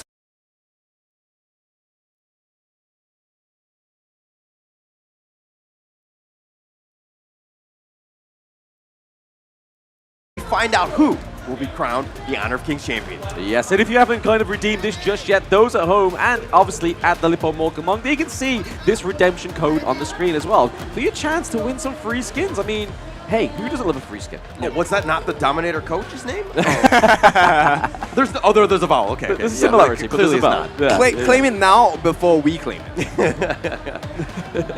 But yeah, we've still seen some of the crowd interactions, right? I mean, this is all just building that atmosphere and just building the grandeur of this stage because like you were saying there, Holler, it's been a 12 grueling days for all these teams that have participated, and there's been so many that have fallen. Yep, just to make it clear, these are 12 days you have seen.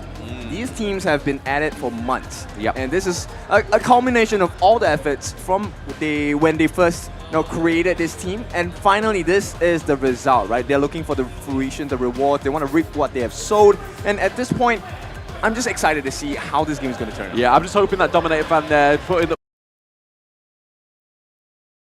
He put up the 4-0. Maybe it's going to be the Mai Shiranui and the Mayin that are going to kick off this match.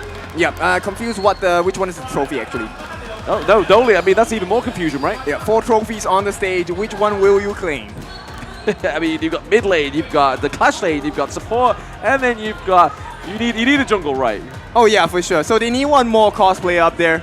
And yeah, let's see, who else do we have? Do we have a Zhang Fei? Do we have a Dun? Oh, we got some Mewin from the crowd as well. They're ready to go. They're mewing, they're loving it. And it looks like, I mean, this is going to be one of the big things, right? It's all about this trophy here. Just who's going to be able to just kind of hoist that one up. I mean, we carried it the other day. It's definitely pretty hefty. Oh yeah, for sure. I mean, it's not something you can carry one hand unless you consistently go to the gym, right? Are you saying that I do not consistently go to the gym? Because hey, we haven't seen you in the morning, so there is a bit of slacking, so... I like to sleep in, man. Calling you out. There's a lot of sleeping to be done for Waller, but hey, he gets the job done, right? Gets the job done. There we go, we had our jungle. There was a Ying there as well, so all we need is a farm lane. Okay, and you know, synergy is of utmost importance. I think they're still fixing a couple of things. Everything needs to be in the best quality because we are expecting nothing but the best from both teams. Yeah, I mean, they're going to want to be playing with the best tools, right? And the real me hasn't failed the teams yet. It's just normally some other kind of technical issues that obviously take place, but it's no issue here that they all get fixed. It should be very, very soon, guys, to get into this grand finals because there's a lot of people waiting. People want to see the amount of aggression that's going to be in this first game, right? Are we expecting a BSE level 1 invade or even a DMT level 1 invade? I think that's a good question. I think at this point, you know, Coach Redemption Code, he's doing well. He looks very, very calm, and I think he has something up his sleeve. So I'm expecting a heavy invasion coming out from the side of Dominator. Yeah, they're definitely more aggressive for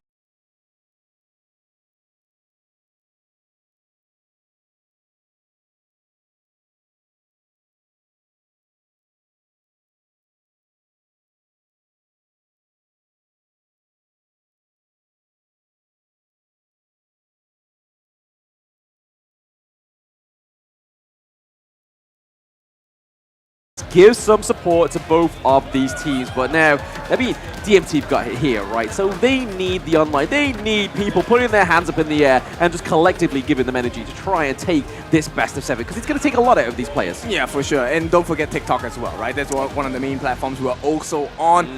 3, do you mention 3 platforms or 4? Facebook as well. Oh yeah, there are 4. So 4 different platforms. Show your support for both teams. BSE fans, we want to see you online as well. You don't have to tag us. If you want to tag us, my name is @BlamMoba. And you know, just show him your love for BSE as well. Yeah, and if you got any kind of like combinations for my name, it is @Kindofu. So I'd really like to hear some great bunnies in the chats for Kindofu. I mean, we could have quite a lot. I mean, your favorite kind of dog food, Kin dog food, or favorite kind of country, Kindonesia. Let's see what you can come up with creatively, right? Yeah, favorite kind of food, Kindomi. Yeah, I'm not going to get involved in this one. I'm afraid of where this is going to go. But there are plenty of opportunities. Do give us both of them a shout out on the socials. But whoa, a little bit of action going on before the game. Not on the gorge.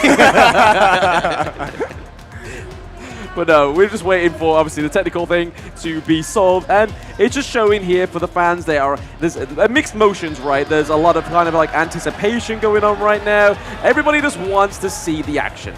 Oh yeah, for sure. And right now the fans are getting a little more than they bargained for, right? They're looking for some couples action. And maybe we might see the couple interaction in the form of Ogren and Diadea for one of the teams as well. Yeah, I mean, it's come through before, right? It's not like it's something that we haven't seen being drafted within the Honor of Kings Championship 2024. So we may get that couple, or we could maybe even see like the likes of the Console U and the Shang Yu come through, right? I mean, so it'll be different. I mean, there's plenty of opportunities to just kind of go throughout. I think, again, the first game, first draft, setting the tone, very important. But going into this one, I think that you would kind of pick something a little bit very meta. Don't try to change things up. I think you save those pocket picks for when you really need to go. Although of the Agudo run right now, I don't know if that's something that they want to set the tone with to kind of start off this game one. I feel like they might save that strategy for a winning game, right? Example, if they are close to the 4th win, then they would pull it out because you don't want to allow Dominator to be able to learn your strategies and counter it on stage. You want to pull out your ace card, your trump card when they're tired, when they're exhausted after multiple games. Okay, all right. No, I like that, Coach Kin. I think that that's a really good idea. No, I mean, because like you're setting it, you win it out, and then it's one of those things where if you did it game one, again, the whole learning process and they can kind of counter it and all that could be a problem. So you definitely do want to save that. But going into this one, like, I mean, we talked about the Zhang Fei. We talked, about how much, potential it has between both of the roamers. But are we going to, like, what other sort of hero do you think that they might potentially fight over here? Yeah, I mean, that's like you said there. I feel like the prio picks and these pocket picks are going to come through when one of the teams are already kind of beaten to the ground, right? When they kind of can't come up for a redemption, something like a surprise come through, maybe even 2 big picks come through for the side of BSE to come and smash through what the other team while they're down. Yeah, I mean, we're talking about heavyweights here, right? So at this point, heavy hitters, you want to punch through the walls and make sure you leave a mark. Yeah, speaking of leaving marks, I mean, we're seeing a lot of marks here from the audience. They're not quite knowing how to react to the camera, right? Some of these are quite camera shy. Maybe not even on camera as well. And even this guy is like, hey, I don't want to be on camera. He's right there. He's right there. Yeah. He's a good-looking guy. Yeah, he's close to us. Bring the camera over to us. We'll take it. We'll take it. Oh, the mewing. Oh, okay. Oh, the mewing. The mewing and the love hearts. Okay, okay. But they're showing their bias. They're both Indonesian. Yeah, so spam some more BSEs in the chat because they're clearly need to cancel this out. Yeah, I need to counter this in some way. But, Beautiful back of the head there. We saw ourselves. I didn't. Was it? Okay, was it mine or yours? It was all of us. Am I balding? What's going on? Quick, get the camera on the back. Let's see. No, don't zoom in, guys. Don't zoom in. All right. Now I'm self-conscious. I'm gonna have to back up a little bit. Yeah, I'm gonna cast like this forever now. But no, we're gonna be hopefully going into the game soon, right? But other than the kind of like level 1 invades, what are the other things that we're gonna be kind of preempting for this game? I think they have to take note of the late game, right? Dominator, I think they have the potential to really hold on to the early game, mid game as well. But that's when they start getting tired, they falter a little bit. And BSE expose 1 or 2 mistakes.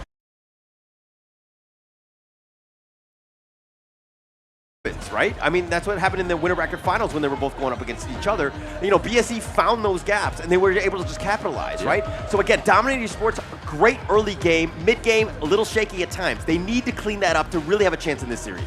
Yeah, they do need to kind of shape up and shake up their mid game, right? Because I mean, when they played against BSE for the first time, it was kind of like they were on an 18-minute timer, right? True. Because that seems to be the surprise mark or the comeback mark for BSE. They try and kind of just find their way with a little bit of L&D and then fight back. Right, so we might get the game started soon. I think the technical issues are fixed already. Right now, it is close to the start of the match of giants here.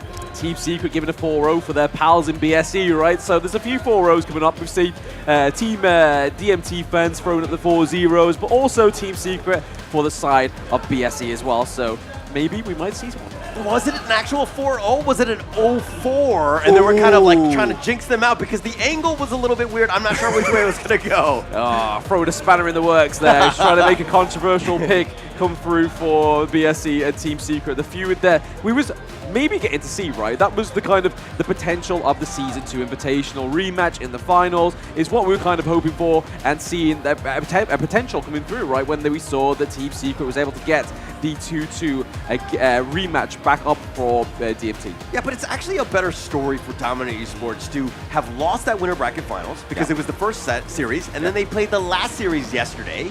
And I mean, if they didn't lose, they would have played less games, right? So the fact that the Dominator Esports fans get to see them even more, plus they're in the grand finals making their way in, but being able to pull this one off might be, it's a sizable task. Okay, so some might say it was luck, right? On their side that they won the series last night. Now this is a validation match as well, right? Because you can say no to the naysayers and say, you know what? No, we are the true caliber of what it takes to be a champion here. And of course, we're going to do it in front of our fans, in front of all the people here on our home grounds as well.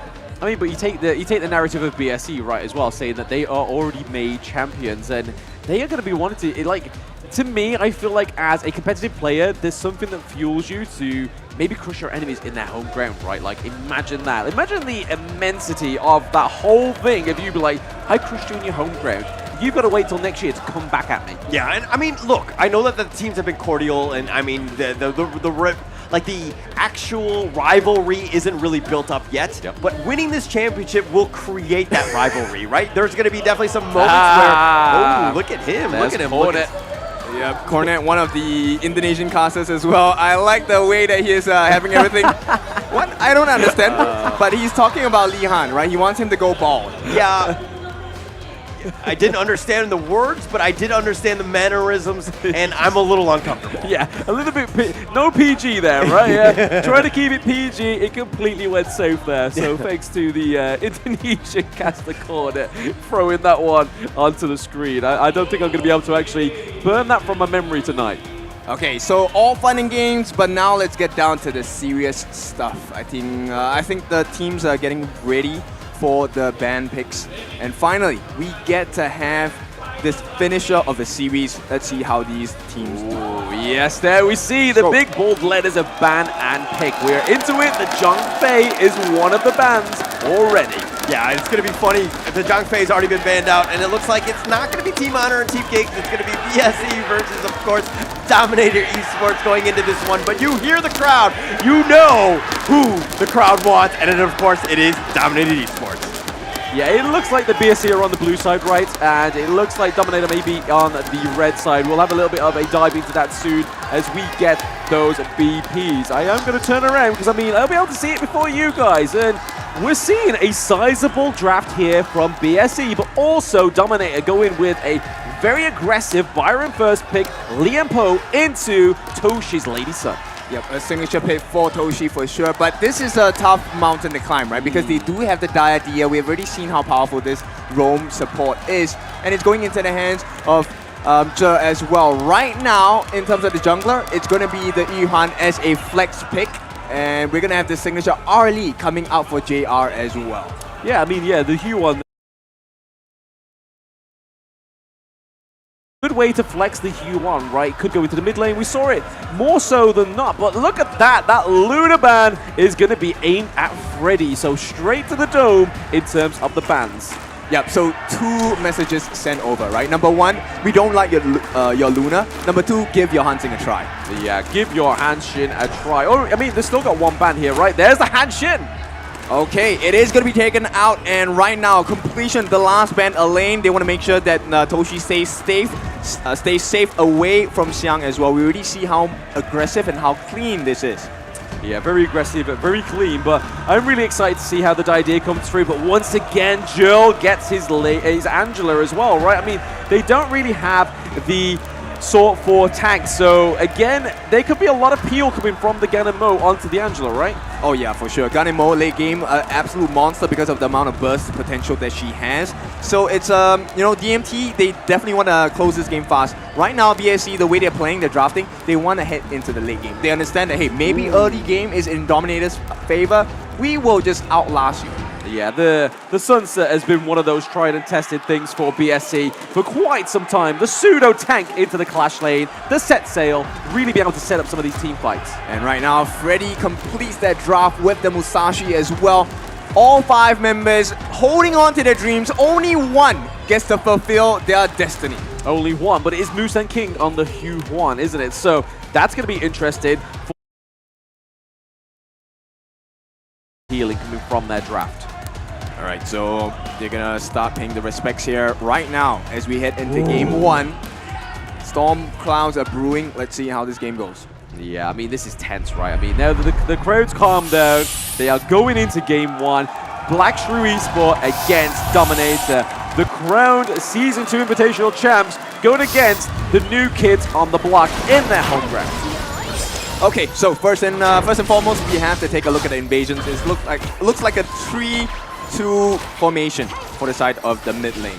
Yeah, forcing it out already. L doing a little bit, just a skirmishing of just pushing them away. But again, this is a little bit different. Dominator Esports really want to be aggressive. It looks like they're going to be contesting the blue.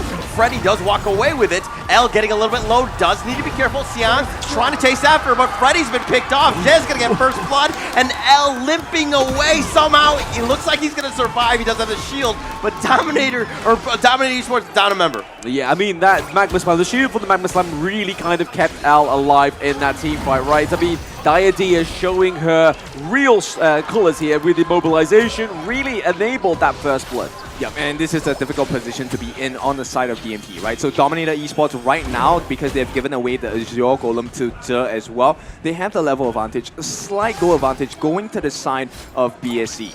Yeah, I mean, it was a very aggressive start for DMT, but we were kind of alluding to that within that first part of the interlude when we was trying to get into the BPs of Game 1.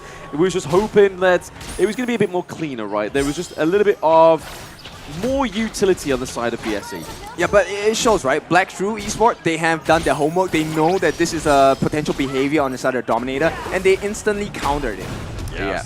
Okay, it looks like Xipangs is just going to walk away on this one. But Musang King putting a little bit of pressure, making it a little bit uncomfortable, Xipangs. Musang King looking for that farm across the map, does have both buffs at the moment, while Freddy just has the red. Yeah, the big concern here is actually because Musang King is 4, he is level higher than majority of the cast on the side of Dominator Esports. The burst potential after the duel to the death, you're going to have to throw so many skills in order just to try and kill him. And you might not get it. You might not get it. I mean, we do see the stun come through from Musang King on the Q1 onto L's Liam Po. But again, I feel like this is just a very much more of a prodding and poking, right? They just want to try and set up these lanes for the best shape that they can have in the early game. And Byron and Sunset really can kind of go head-to-head with the 1v1s, right? There's a lot of stuns with both of those heroes. Yeah, and I like the fact that you pointed this out. You know, one of the strengths that I feel Xipangs has is that he enables the team more as a clash laner. And to counter that, Xiang actually takes the Sun Tzu because set sail is one of the biggest team fight aids, especially when you want to group up and clump up and, just fight as a team. And the fact that you can get a passenger as well, right? You can bring somebody down with you. So like the likes of Musang King, he's able to bring in the heals from the Q1. But right now, there's a lot of tit for tat going on. I mean, DMT know that they can't overstep because BSE have their number. Oh yeah, for sure. So it is actually paramount that Xipangs is able to win out the lane against Xiang. He needs to have the advantage, right? And until he gets that advantage, DMT, they can't play too dangerously.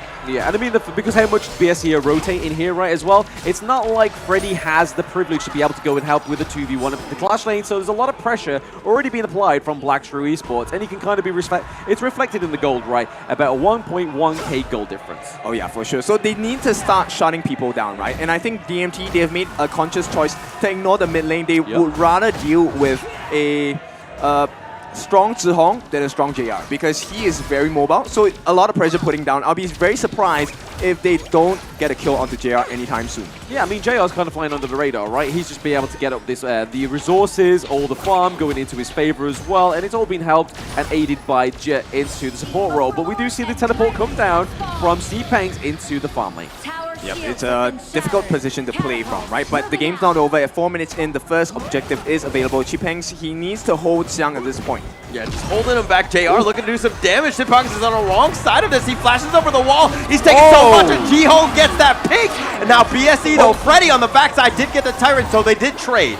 They did trade. The Blazing Brilliance does connect through onto the backlines of BSE, but it's just going to be a bit more of a deterrent there for them to clear this mid wave. But Toshi's been forced into the rotation there, but DMT did get the neutral objective though, so it was a trade of a kill for the neutral objective. It's still not, they're not out of the woods yet, right? Because at this point, L is actually a risk factor. He is a liability because level 5, it's pretty easy for Musang King to really get the burst down onto him. Same for the side of Zhihong as well as JR. So he needs to play extremely safe.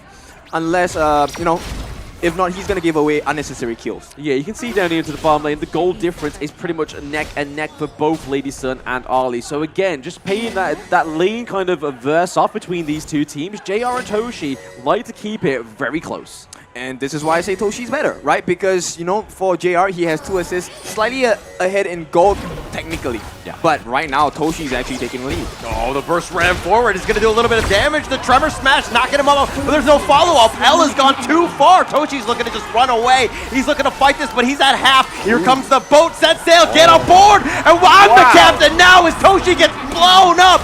Jay now on the run. He's going to be chased. Freddy does get the return kill. The Blazing Brilliance looking to do some work, but they're trying to fight this 2 versus 3. They do have the damage. Freddy gets another kill on the Musan King, but he dies in return. And now it looks like Zipangs has joined the fight. He's going to look to run. JR picking him off the force field suppression, and it looks like he's trying to fight this one, but JR gets another. He should have kept running, right? We saw that L was running down with the Liam Poe, so he should have kept running, and more than likely JR would have peeled off there, right? The force field suppression just wasn't enough. There wasn't enough rage on the Byron. I mean, he was dead, right? The moment, you know, JR had his targets locked on him, he was just a gone man. But at this point, you know, aggression will not stop from the side of BSC. I think they managed to steal away the Azure Golem as well. Tremor Smash onto Siang. The burst ran back. The set sail is just going to be used just to zone, and it looks like they will back off at this point. Yeah, back up at this point, but let's have a little quickly cheeky look at this replay. But look, 2 passengers into the back line, taking down Toji. That's exactly how you want to start a team fight, but we do have to give props over to Freddy, right? He gets a double kill onto Musan King as well. Okay, so good job, but you know, a pain point that is going to be very hard to not address is the fact that Toshi actually had to commit the flash, and he still died. Yeah, I mean, when you use your common skill, you want to be using it to kind of guarantee your own safety, right? But unfortunately for the side of DMT, it wasn't going to be claiming that for them. But they were able to take the T1 down into the bot lane as well for BSC. So again, they may have lost the double kill. Yes, they came out with more kills than deaths, but they did get the T1 as well. Okay, so decent efforts. Freddy tried to go in ham, but he's going to just back off. L taking a decent amount of damage. Siang still up in front. They thinking about going in on the backside. Zipangs doing some work, and Siang is going to be killed. He got picked off. But at what cost though, right? You see JR going for the macro play up into the clash lane, taking another T1. This is BSE MO to a T. I think it doesn't matter that much, right? Yes, you lost 2 T1s, but it's about the confidence for the team, right? DMT, once they hit the late game stages, they are fully equipped to have late game fights as well. So right now, they just need to make sure they have the composure, make sure they have the confidence to take fights against BSC. Because you can't give BSC space. If you give them space, you're going to regret it. Oh, speaking of taking away space, they're invading the enemy jungle. The Chaos Center is just kind of zoning them away. But they've taken some chip damage in the top T2. A little worrying, but BSC decided to then back off. Yeah, pretty kind of overextending there into the enemy jungle, kind of just saying, like, hey, we're not afraid, we're still going to be going ahead with this one, but still very close in the gold lead. We see that the Shadow Ripper, the Doomsday coming from Ali as well. We know you love the Doomsday, don't you, kid? Oh yeah, for sure. Against a lineup that is pretty tanky with the fact of Chipangs, Freddy as well as L, this Doomsday going to do a lot of work for the side of BSC. But right now, BSC, I think they're going to try and see what else they can find. This is the great utility of Huon right though. The phase check-in with her AoE is just on point. If you land the stun, it's already going to set you up to a great engage. Siang and Freddy in the backline. Yeah, Freddy dashes over the wall with the extreme speed. L though, it looks like they're going to just try to run away. They've been zoned away. BSC doing a good job of pushing them out. With these Vanguards pushing, it's going to be difficult for Dominator Esports here. Just a little bit more difficult, right? They do have the Overlord, so they are going to try and take this T1 into the mid lane, but they do have the Angela, so wiping down the Vanguard is an easy feat. Yeah, not going to be an easy one for him. The Unending Sorrow going to be used, just backing them off. Musan King now looks like they're going to focus on this Tyrant here. Yeah, massive advantage for the side of BSC, right? There's no way they can enter this fight. And at the same time, there's so many problems they need to fix around the map. Number one, that T1 on the top. A lot of pressure coming in from the side of BSC. So Dominator, they need to find some of the split push, get the waves back in their favor before they start taking fights. Yeah, but speaking of favor, we just saw that the Eye of the Phoenix was built onto the Huon, right? So that HP regen is going to be so much more greater on the Huon. Oh yeah, for sure. And of course, with that being said, I think while everything is going in Black Shrew Esports' favor, right now, Freddy's doing a very good job of trying to recover. He's actually keeping pace. He's level 12 as well. He's keeping pace, but this is something that we've seen many times again with Freddy just hiding in the bushes. He's trying to get a bit of intel because he is a level ahead, obviously, of the Clash lane, but he's kind of still maintaining that distance between Musan King. He's just got to make sure he doesn't give Musan King too much room and too much resources over to himself. Because if you look at the global gold lead there, it's about 4K. Yeah, it's a sizable amount, right? Silver Lining, they are maintaining that T1 in the mid, so that's great for them. But right now, the main problem is, even if you survive, how do you start a fight against BSC, right? You have to get rid of Zhong. The burst damage from this Garden Mode is too much to ignore. Yeah, and he's able to face check as well, right? So they've not only got the face checking from the Huan, they've got the face checking from the Ganon Mo, and he also could be able to bait with Yarly. Oh, they're looking to go over this with a burst ram, the Tremor Smash on connecting on the side. The unending sorrow, but Jay has already been killed. L is going to be killed in return. The flash away by Chipex. He's trying to go, but Toshi had gotten the Tyrant. They're trying to retreat. They're trying to stay alive. Freddy, though, got caught out. Jurl has been killed, and they've turned this around. It's going to be a 2-for-1. 2-for-1, but they did get the crucial kill theft, right? That is onto the Shadow Tyrant. Yeah, now Freddy running for his life. He's running back and forth. Oh, what a juke! Oh, what a juke! Oh, he makes it up! Survived! Wow! Using that fog of war, and they had no idea, but he gets away with a recall, and Freddy playing with fire, but he comes out alive. Now, this is the quality we were looking for, and I think we might be in for a big one. Oh, Sepang's taking so much damage from those, the couple of blades, but it looks like BSE now looks like they want to take the Overlord instead. Yeah, I mean, that was a good one. We even saw that Freddy did a dance of success, right? He was just like, hey, I made it, guys. Don't worry about me. I'm back at base. I'm going to get healed up, and we're going to go back at it again. Try and get some chinks into the armor of BSE. Yep, so small wins, but it's not big enough, right? No. Because at this point, Dominator, they still have not regained control of the map, and in fact, it is going to be a risk just face-checking their side of the jungle as well. Yeah, I mean, props to Freddy, though. He is ahead of the goal of Musen King. Sorry, no, Jay got that steal on that one. Yeah, he did get the steal. He did get it. He's going for it. They're looking to go, but Sipang's taking so much damage. He's going to be killed. JR's been killed in return, though. They're going to continue on, but that Tremor Smash was on point by Al, and here comes Freddy. He's looking to fight, but he looks like he's been killed, and they're looking to go. Toshi does get the pick off, and they're continuing on. It's going to be a 2-for-2 trade. Yeah, DMT really scrappy in this one, right? 2-2 as the trade goes through there. So they are meeting BSE's expectations, right? But the thing that really concerns me is the timer. It's ticking down, and we know BSE kind of activated at that 18-minute mark in the last game. Okay, this was the big fight, right? So many things happening at the same time. The more important one is that JR gets taken down by Chipeng. He actually had to reposition himself, and the surprise flash from Jill to get that Chaos into the Blazing Brilliance changed the whole fight for the side of Dominator. Yeah, speaking of the whole change of the fight, though, they got the T1 into the mid lane. That means they can open up the pressure into the enemy jungle. Obviously, the Vision Sprite is now activated for the side of DMT. So trying to get the ganks maybe a little bit less of a problem here for DMT because they have the Vision Sprite. But we know that BSE can deactivate it. Oh yeah, for sure. But so right now, Toshi has a very important job. He just needs to make sure that he gets his farm up. They will be able to, stop any aggressions, even if they lose this Vision Sprite in the top lane as well. Right, Toshi, 1 level to max. He already has the Daybreaker, so there is armor pierce. All he needs now to make sure that he has decent position in the fight. Sail trying to find L. They do, but he dashes away. He's going to be fine. The red buff is up. Crimson Golem, but the Unending Sorrow is going to be used on the backside. Tremor Smash though, but where's the follow-up Burst Ram? The flash away, L does survive, but Freddy looking to go in with the duel to the death, but it might have been too far. He's going to be killed. JR gets that pick. The Blazing Brilliance just zoning them away. Freddy is down for 35 seconds. They're making the same mistakes as the first time that they met, right? True. DMT, the communications is not clean. They're not making the correct calls at this point. Freddy, I'm pretty sure, did tell the team that he was going in, but everyone was still lagging behind. Yeah, that's what you don't want, right? It's like, if they all went in with Freddy, I think it would have been a lot more fruitful for DMT. But now, the gold lead is still ahead the force field suppression. Sepangs has to actually flash away. L taking so much damage. The couple blades finds him. The set sail coming in. It's actually going to be a little off the mark, but it doesn't really matter. They wanted the T3, but there are no minions. Yeah, there's no minions, but the set sail was there just to deter them away from trying to wipe out the minion wave. But the Blazing Brilliance does connect, taking out the minion wave into the clash lane, keeping these high ground turrets alive. I mean, this is exactly what DMT need to do right now. They're on defensive, but they need to maintain those high ground turrets. Yep, the formula for really just hanging on in this game falls to the responsibility of Jiro and Toshi. They are the two fastest wave clearers in the team, so they can't afford to die, right? But it's a very tough task to complete because at this point, every single objective, more or less, is a soft guarantee that it's going to go into the hands of Black Shrew Esports. Yeah, soft guarantee, but you can kind of see here the difference of the neutral objectives, right? 4 to 2. So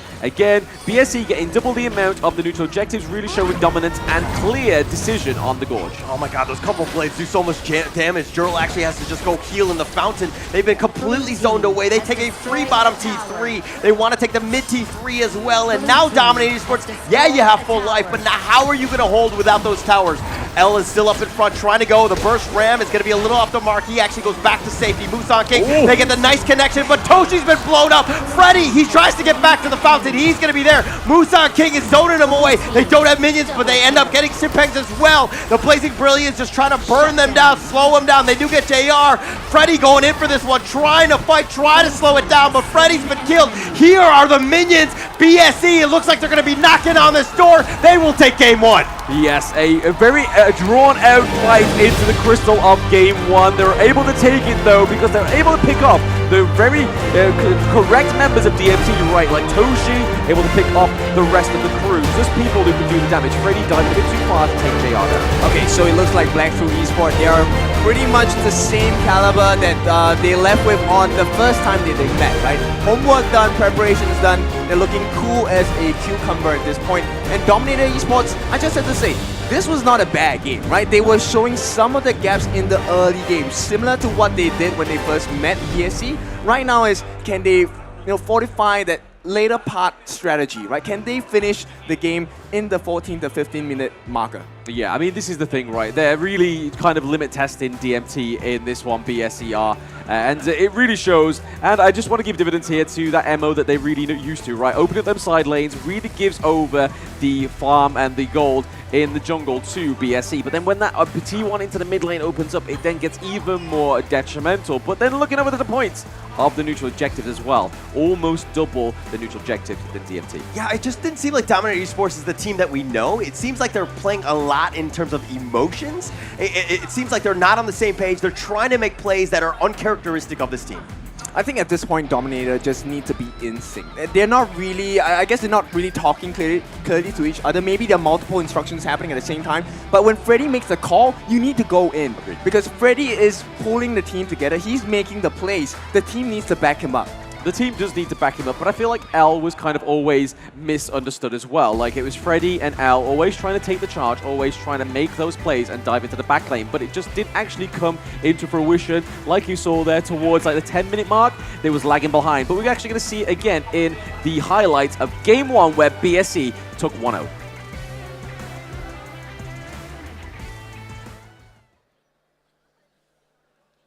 Hi everyone, I'm Yuhan, and I'm the official 2024 HOK Championship Observer. The tournament highlight of the day is here. 3, 2, 1, showtime! Game 1 goes to the side of Black Shrew Esports, and they started simply because of one big mistake, right? So DMT, they overcommitted into this first Azure Golem invade, and it just fell downhill from there. Yeah, it was just a bit unfortunate, right? They went for a level 1 invade, didn't quite work out in their favor, and then they paid for it into the late game. Because we saw, and we're going to see on the gold graph, right? BSE always had a solid lead, and the set sail, the pseudo tank, Sun Tzu, just landing so nicely. Picking up Toshi is exactly what the goal is of that hero. Yep, and one of the things that, you know what, the draft doesn't really work that bad for the side of Dominator, right? They just needed the advantage, because one of the things that they wanted to achieve was to get that Tremor Smash to force the entire BSE into a clump. But that never happened because L was always under level. Yeah, always under leveled and always underappreciated, it seems, as we can see from these team fights, right? He's always into the thick of it. He uses the Tremor Smash a little bit too early and then has to kind of exhaust the Magma Slam towards the end to try and keep him alive in the late part of the team fight. But give props to Toshi there, getting that crucial kill theft at the 10-minute mark. Yep, okay, so some very nice highlights there. I mean, that juke, that sneak as well. But more importantly, I think BSC, they were struggling to take a couple of the team fights, right? And this is something that I think DMT can take advantage of going into game number 2. Now, on the side of BSC, the big thing that I'm concerned about for them is how long can this stamina last? Sure, they're a strong team, but I think Dominator are close to figuring them out. Yeah, and I feel like on this one, Dominator Esports, these are fixable mistakes, right? It's just about coordination. It's getting everybody on the same play. It's just settling down. It's not like a draft issue or anything like that. It's just more of just like, hey, we need to play better as a team. Yeah, it's like Kin said, right? It's not the draft, it's the execution, but it's also the draft of BSC just being that little bit more smarter, right? They have the sustain from the Hue 1. They've obviously got the Destiny counter as well to zone out from the Diadea. And then we saw it, we noted about it so many times, that couple blades from Ganamo is just so oppressive. Yeah, and this is the benefit of the draft, right? So at this point, BSC has been playing the draft to their strengths, and DMT needs to recognize that. So right now, Dominator, I think what they need to do is understand, hey, can we draft a better draft straightforward execution and not let JR get the MVP here. Yeah, I mean, it's deserved, right? He's not only got the kills, he's not only got the damage, but he was doing the macro plays, which is, again, another classic BSC MO. This is the first thing I ever noticed about watching JR. He's just not a farm lane player. He is a ADC on the Gorge, and he's going to do whatever it takes to break down your base. Yeah, and JR, okay, yes, a little bit of shade, but at this point, JR, he has one potential behavior that I like that might cost BSC, but he likes to go into the front lines as well. And that's why he got caught by Chipengs earlier in the fight as well. But when you have such a huge lead, 12,000 in the bank, 6-2 and 8, fully 6 slaughter as well, I think you can afford to play a little bit more dangerously. Exactly. I mean, so these players want the highlight, right? There is a certain amount of ego that needs to be within these competitive players that makes them that more competitive than their opponents, right? But JR was ahead of the gold at the end, but there was plenty of times within that game where Tosha was actually ahead of the gold in the lane. Oh yes, but it's not enough, right? Because the way they've itemized, it's all about shooting, it's all about the Dawn Lights, it's about the redemption. We'll give you extra shields so we can fight and outlast and outlive the opponent team a little bit longer. And take a look at the damage. Main highlight for me was John because he was landing those couple blades like, there was a target board on all of the different members. He was so annoying, just zoning them away. And again, just doing so much chunk damage that Dominator Esports really had no chance to actually take a fight because they were so low. They had to back off all the time. Jion was an absolute monster. Yeah, it doesn't matter how tanky L was on the Lianpo as well, right? He was just able to pick them off at the last part, taking that much bit of damage. And like I said, I referenced the gold graph earlier on, but you're going to see that BSE always had that sizable lead as it just went up, up, up. Bit of a dip here, a bit of a flat line, but then this is where it just capitalized into a huge lead at that 15-minute mark. Yeah, so this is game 1, right? But once again, this is a 7-game series. We are in for the long haul. One win does not amount to much at this point. Only when you're maybe, 3 games up do we kind of see like the light opening. While it's only 1 game, I kind of feel like, the crowd, the cheering has kind of deflated a little bit. A little bit. It's definitely quieter. I can hear myself think for once. So it's definitely a different situation. But that was a huge win for BSC because, again, you want to take the crowd out of this as soon as possible. Hey, did you hear that crowd here? You've given Hall the time to think. I think you need to up the ante, right? I mean, if you don't, Dominator may not win, but that was a really clean win there from BSC as they were able to kind of match the ferocity of DMT. But how they did that was all thanks to the official gaming phone of the Honor of Kings Championship 2024. It is the Real Me 13 plus 5G, 120 frames per second, max settings performance, 80 woot, 80 watts of woot, fast charging, woot woot. There is a howl in the mall, and it's not a British one. And obviously, it's powered by the Dimensity 7300E as well. So this is the phone. You can actually sample it whilst you're here in Lippo Mall Kamang and get your hands on it. And there's a few ways that you can win it, right? Oh yeah, for sure. So many different ways to win it. You can do the voting process. You can take part in the championships as well. And I think we want to share a little bit more with you. If you want to experience what it's like to be on the stage here in Lippo Mall Kamang, you can join the championships that kicks off every Saturday evening from 8 o'clock. This is from 12 October all the way to 2nd November as well. And maybe from playing at home, we will see you here behind us on the stage. Yeah, Team Contender was able to, right? So, hey, they were able to get onto the stage, so there's nothing stopping you, only yourself. But if you want to win some more good things, and just by the ease of playing the game, which you already love doing anyway, you can win 4 matches or play 4 matches and you'll receive the animated frame, the girl group one, and you'll also receive 5 times the everything box as well. So just a lot of ways to get some goodies on the Gorge. Oh, for sure. Now we need more goodies to come out from both of these teams. I think that was a fantastic game 1. Some gaps have been shown, right? But I think we need a little more, not just from the crowd, but from the players as well. Yeah, and I think going into this one, Dominator Esports, really just settle down.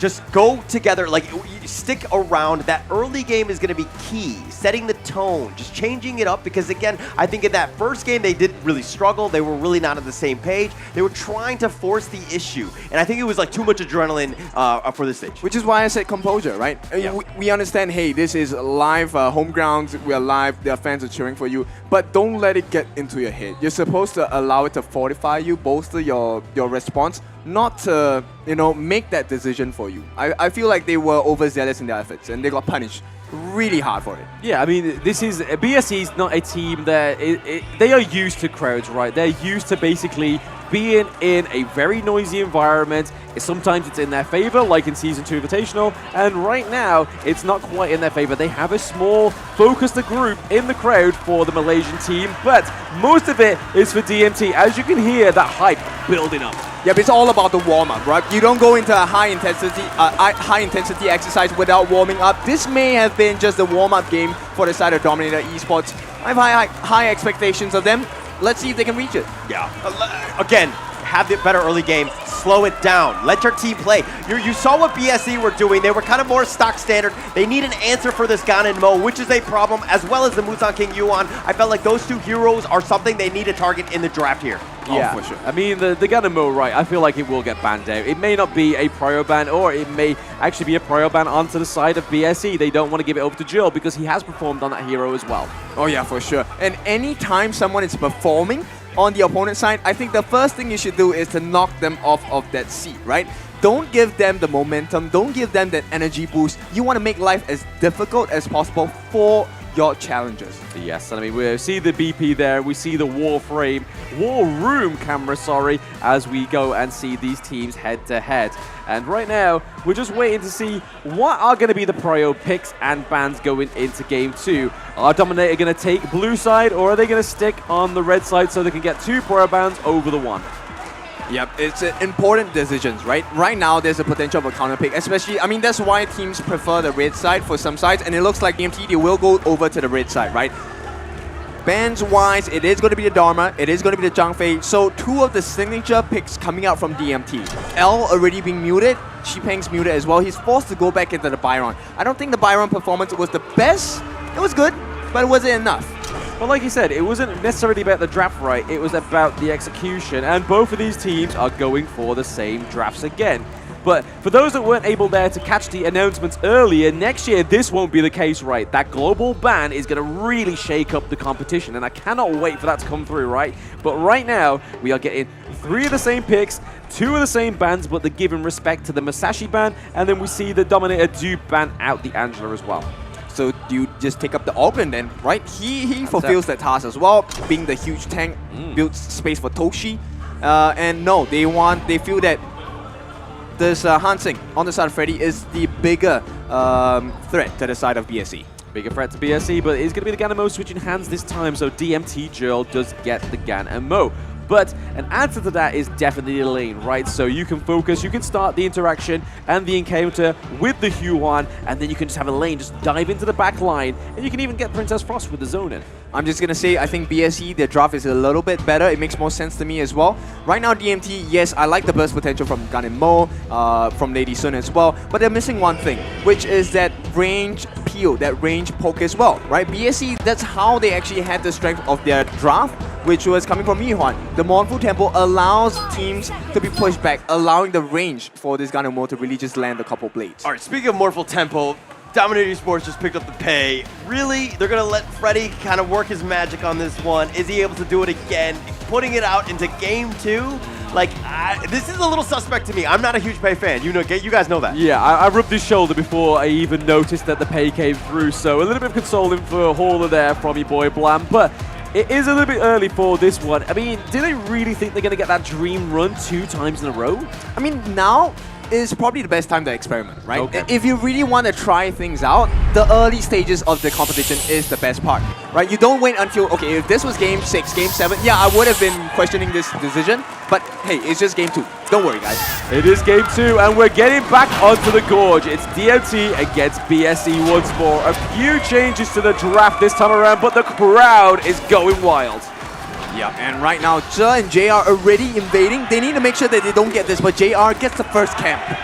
Yeah, they do get the first camp, and it's already putting not a sizable gold lead in either of the favors of these teams right now. But you see the same thing happening for DMT down into the farm lane. They're able to get that camp here, but a big rotation for BSE. It is the idea. Yeah, a little bit of damage here. They're going to fight for this Spike Tail. Jay will kind of just scout it out. The Bitter Farewell doing a little bit of damage.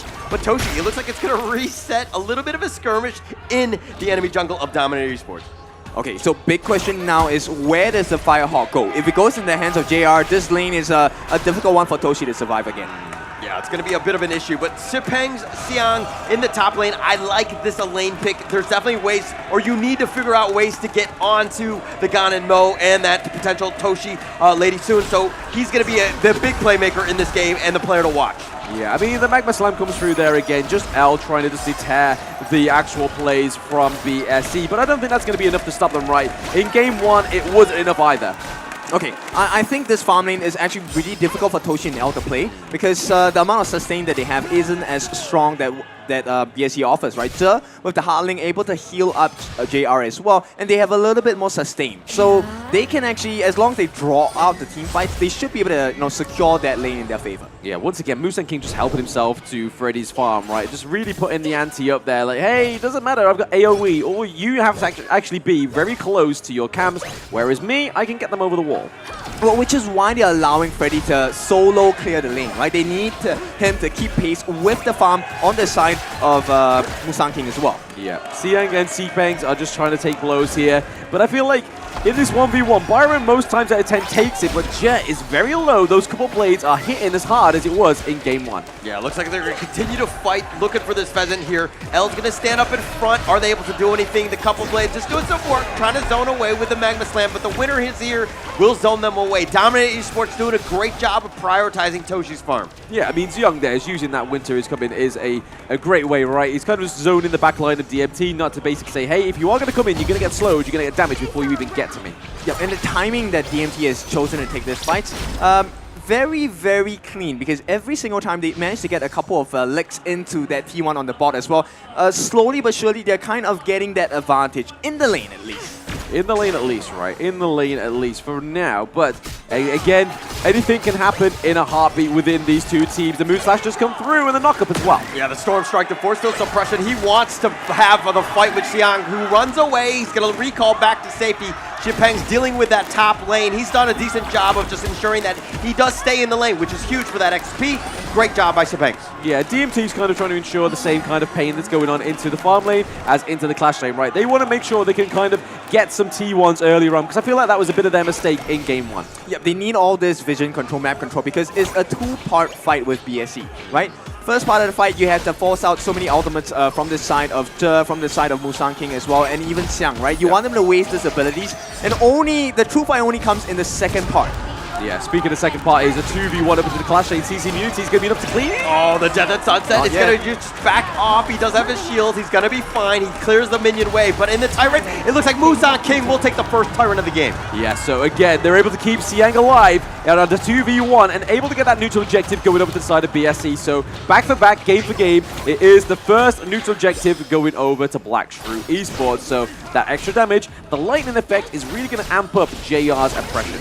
Okay, I don't think it's a very big concern, but at least DMT are keeping pace on the side of BSC, right? So right now, as long as Freddy stays on pace, it is a potential situation, but they need to find some way to get their advantage over to the side, because right now, if this continues late game, we will have a difficult position for Dominator to try and survive game number 2. Yeah, because they're not only going to contest with BSC's obviously ferocity, their control of the map, they've also got the timer of the pay as well, right? Yes, they were able to get the Hail Mary playing late game yesterday. The first round, they're going to look to turn this, and they find JR. They knock him up, and they got Jay as well, and that's a double. Nice play by Freddy, making sure that he's there. They're continuing on. He's a Tiger form. The winner is here. He's going to be zoning away, and Jiho gets him over the wall. Freddy's continuing on. They found Musan King, the unending sorrow, keeping him the heels. The couple plays doing a little bit of work, but that's a 3 for nothing. 3 for nothing, and a T1 into the farm lane as well. This is what I was exactly saying. Freddy on the pay, the timer, you need to make him shine now. Signed, sealed, and delivered. This is the Dominator's signature move, right? So early game, they are very strong, but right now the question is, can they hold on? Because BSC, they're not to be trifled with. We've seen them in this position so many times. Yeah, just look at this replay, right? I mean, we saw Freddy, they knew that it was there. The trick shot from Xiang was actually a little bit overextended into the side of DMT's jungle, but it's just the actual power of pay in the early game. You know what was a marker for them to make the jump? It was a lift step coming out from JR. When they knew that they committed the lift step, there was no escape. You could only go back to... They found Xipeng. Please continue. Yep, speaking of no escape, it was a no escape for Xipeng. Oh, Trevor smash, Jiho so low, he gets picked off. Toshi with just that last shot does get the pick. JR trying to defend him, but L walks away. Yeah, walking away. I mean, there's trades, there's fights on multiple fronts here as well, but it looks like BSE are going to be able to claim this T1 up into the clash lane, just give a bit of pressure on the opposite side of the gorge. Okay, so gold now slightly in favor on the side of DMT. It's going to swing back into the advantage of BSE because they do have the map advantage as well. So right now, they need to find another way. Both teams teetering on the edge, they need to see what is that open angle, right? Maybe we'll be considering the Overlord as the next big change of wins. Yeah, you can kind of see here that they're giving over the Crimson Golem to Ali as well, right? Because if they don't do that, it means that Freddy could have free access to it because they've opened that T1 into the bot lane. So giving it to Ali, obviously, is going to be a good lot of damage going over to the Ali, and JR, the Doomsday gets built as well, but it also denies it from Freddy. Okay, Freddy is just hiding at this point. I like his positioning. It gives a lot of information. So they definitely know that BSE are around.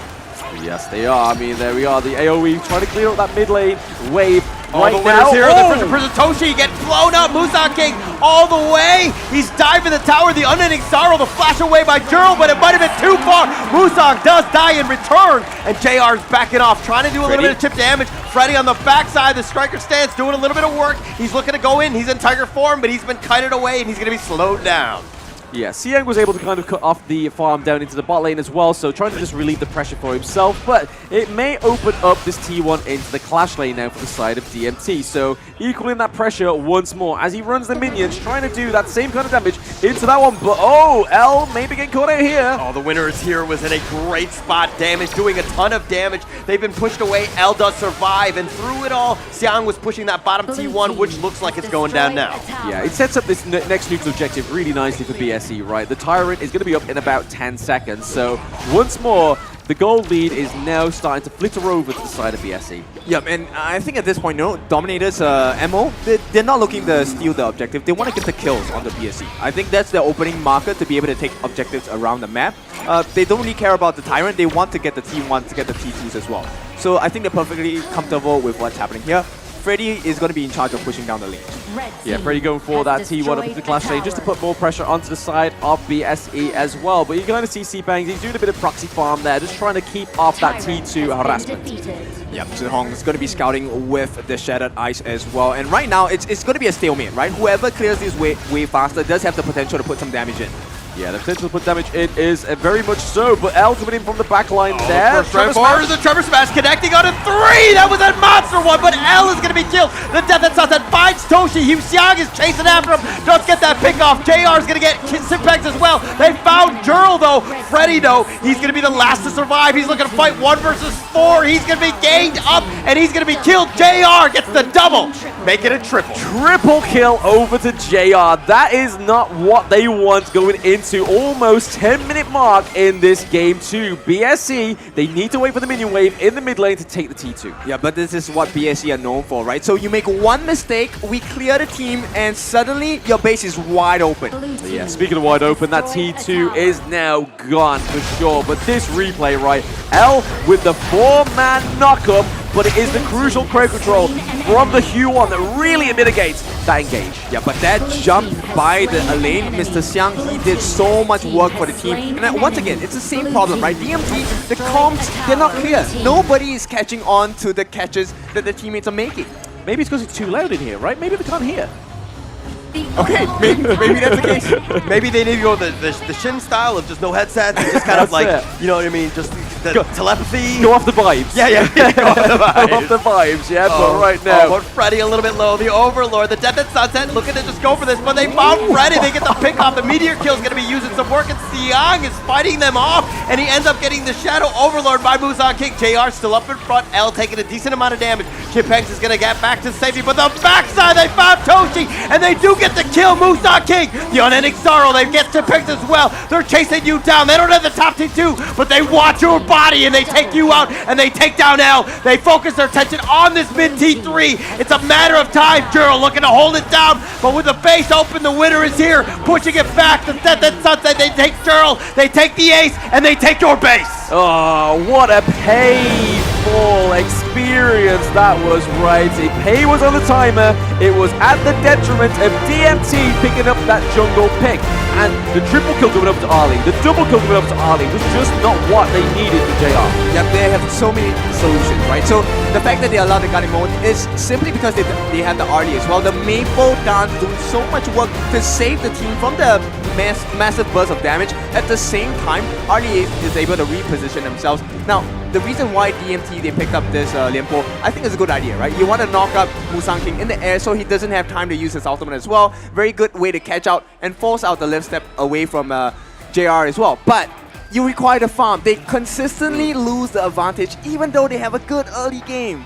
But this is the thing, right? Your Tremor Smash is trying to bait out the Huan, right? But really, it's Musang King that's actually going to be setting that tempo, right? So he's going to be able to say, like, hey, I'm going in with, obviously, the CC that we see with the AoE coming through to try and stun the side of DMT. And then that kind of forces L into it, which we always see. L's always just a little bit too premature into the engage, right? I mean, he can't be the initiator, the initial one. He needs to be the secondary one. Let the team fight happen, and then he kind of goes up on top with everybody grouped, and then you have everybody there to do the damage. Right now, he's going in, and yes, he's getting 3 or 4-man Tremor Smashes. He's getting in the highlight reels, but the team is not able to follow up with that damage. Yeah. It's because of Musang King, right? Like the Yihuan Monfu Temple, that AoE is actually stopping them from coming in. And I think at this point, if we take a look at the highlights, you will see very clearly what's happening.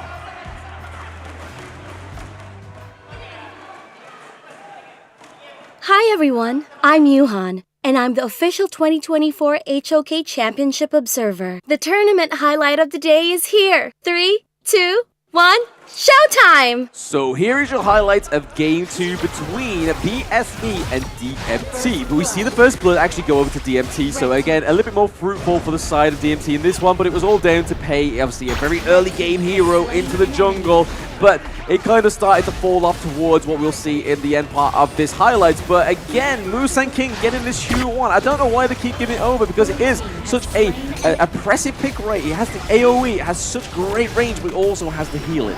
Yeah, so one of the things that BSE does really well is the fact that they know how to isolate targets very well in the team. And the backup is very quick coming in from BSE. Every single time you see a catch from someone like Zhe, or even Musang King as well, or even Xiang, the team reacts instantly. And I think that slight difference is what's making the game so difficult for the side of Dominator as well. Yeah, I mean, it's a idea pick as well. The immobilization, obviously the Destiny counters, able to sort of zone away DMT in these fights. As you just saw there, that triple kill going over to Ali, over to JR, sorry. And again, we see that Musang King, the early fight, is able to pick up Freddy because Pei is just not the tanky kind of hero you need in that jungle. And then here, this is where JR activates and the oppression comes through.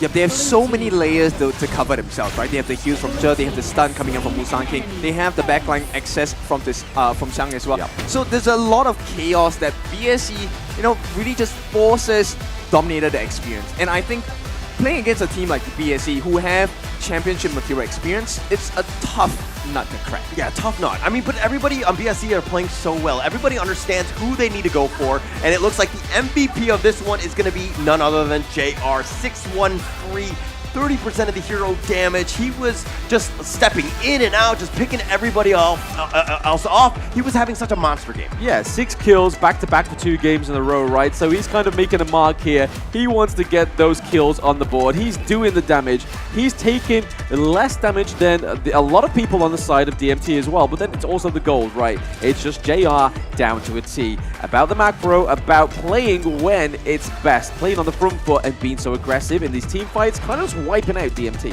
I feel like he was listening to our comp just now when I said Toshi was better, and he's out to prove me wrong. So, hey, right? hold my beer. By the way, Kindofu said that. No, we didn't say that. Kindofu. Yeah, who's that? It's an owl again. It's that 80 woot charge. Yeah, but 9,000 gold going into 10 minutes. That's close to 1,000 a minute, right? And with the Doomsday, he was able to melt down so many different members on the side of DMT. Not only that, he had the Eternity Blade, Shadow Ripper as well. Working close towards that Daybreaker, and he didn't even require the item. He was dealing the burst damage already. Total 56,000 worth of hero damage dealt to the side of Dominator. Yeah, less than last game, but it's because this game was a lot quicker, right? Just 49 seconds after the Shadow variants of those neutral objectives. I also want to highlight Xiang just having a monster game on the Elaine, because he was just, every Death at Sunset, he was so focused on finding Toshi, just making sure that he had to run away, not able to just kind of freely do damage from afar. He was constantly pressured, and he had a rough game because of that. Yeah, a very rough game. But I mean, I have to give props to DMT, right? They was able to actually get a gold lead, a very sufficient one in that early game, all the way up to that 7-minute mark. That's when it kind of started to collapse from them. And then again, just going over to the favor of DMT. Yeah, but this is what we've seen of them, even in the first meeting, right? And I feel like DMT, they are still trying to figure out the formula, right? How do we last into the late game? They figure out, okay, if we play a little bit safer, a little bit more passive in the early stages of the game, we can secure a lead for ourselves. But the moment it reaches the second half of the game, it then becomes so hard to continue. Yeah, I also kind of want to comment on the fact that, you know, Dominator Esports had that lead, but they didn't turn it into towers, right? Yeah. That's the cementing of that lead. You push them out, and then you have space, more space to farm. Everything goes your way. They get the kills, which is great, and Dominator Esports strive on this chaos, but they're not able to convert it into, again, those towers. Correct, yeah. I mean, they started a good start, right? They got a few T1s. They were able to reciprocate on the side of BSE, but that's the kind of thing you want to stop, right? Is, yes, you're trading T1s, but you really want to be getting the positive outcomes of those T1s, of those kills, and making more of it. Whereas BSE is kind of like, okay, you've taken one down into the bot lane, we're going to take one up into the clash lane. And it's just pretty much in the motion of the ocean, BSE is able to keep up with DMT's aggression. But the thing that is fueling all this aggression for these players and making the plays is the official gaming phone of the Honor of Kings Championship 2024. It is the Realme 13 Plus 5G. 120 frames per second. It is the max settings performance. It is the 80-watt super boot fast charging and then powered by the Dimensity 7300E. You can get your hands on it here at Lippo Mall Command for the remainder of this tournament. Yeah, they definitely need the juice. If you need the juice in your phone, this is the phone to get. But of course, the players need juice as well, and you can help them by voting for them as well. Rate your favorite players in the championship, and you stand to win exciting game prizes as well. And right now, I think we need a little more than a miracle, because there are a couple of markers that DMT need to achieve. Now, there are certain patterns that, you know, we have recognized in the game. Number one is the timing in which fights are taken, right? And of course, with that being said, we need to take a look at the fight itself. But one of the ways you can do that is actually by subscribing to our channel. So follow Honor of Kings Global Esports channels and tag our championship participating teams in the comments, and you stand a chance to win one of these phones as well. Yes, so you do. Let's go back to the patterns. Yes. BSE likes to take fights when the minions are clashing, right? Or maybe even before. So when they win a team fight, they're able to convert in the towers because now they have the no backdoor protection on the turrets. Yeah, I feel like it's back to the draft though. I mean, we did say in game one that it's going to be, it's not the draft, it's the execution. But I feel like the Lian Po is the weak point, right? It's just, the communication's not there. L needs the place to breathe, so maybe the Mutsu can come through. The Cannon Blast, the think inside the box, hit very differently yesterday. I think DMT need to pick up this hero. Yeah, I like the fact that you talked about the draft. I didn't want to bring it up too much, but man, that pay really underwhelming, right? Let's be completely honest. Not able to have it. I think Kindolfo was talking about the fact they need someone a little bit more tankier, somebody who's going to be up in front. Freddy not able to do Freddy things because of that, and I think that they're limiting their ability to really stick it to BSE because of this hero. Yeah, I mean, a Dune would even be working wonders, right? The ability to just cause chaos on the backlines. And like I said, timing, right? Fight before the minion waves come in. So if you win the fight, you're able to use the minion waves in your favor to convert into turrets, right? And you know, when BSE fights in such conditions and they win the fight, sure, there's no more minions. So what do? They go and invade the jungle camps. They do invade the jungle camps, yeah. I mean, I feel like we need to see something like the Doom, right? I think that is a respectable pick in this draft. And I mean, it was even open in that game too, but they decided to go for the pay as well. So, yes, they had the Lian Po, but that being complemented with the Dune, I feel like would have been a lot better. Okay, I'm going to say on the opposite side, I think the pay was fine, right? But the way in which they used that strategy was completely opposite. What they did in game one was what they needed to do with the pay. They didn't do that. But when they took the pay, they took a more passive approach. They didn't invade. But it was kind of like BSE were finding the ways to get back. I mean, Dominator Esports had that lead. They did a good job with it, but they didn't take advantage of the pay. They need to continue to force it out. If you want to play the pay, I get it. It's a great early game hero, but they're not playing it to pay strength. Yep, this is not enough. Pay him. Yeah, at this point, it really is a co-pay him at this, because you can see Joker. Right now, he is so pumped up. I'm so glad there are no walls around him. He was already punching up in the air just now with the win on the second game as well. Now, as we head into the third game of this series, how is it going to work out for the side of BSC and how is it going to work out for the side of Dominator? Again, BSC, I don't think need to do much with their draft, right? What they need to do on the side of Dominator is either take the Huon for themselves or take it away from BSC, because Musang King on this pick, he doesn't have to do much of the legwork. He just uses his AoE, gets the stuns, is able to soak up a lot of the damage, exhaust a lot of the skills as well with the untargetable. This is the perfect moment for them to go to the Aguro pick, right? I think they're just completely be able to turn it around, but you can't give up the Yuan again. Okay, well, there are ways to kind of counter it, right? But at this point, they need to be a little bit cleaner in the execution. They need to have a different strategy, right? One of the ways you can destroy the growth for Yihuan is invasion, stifle the growth. Get the camps away from Yihuan. She's a very fast jungler. Find someone that has the same pacing as her, or someone that's able to survive longer in teamfights as well, because it's a two-part fight.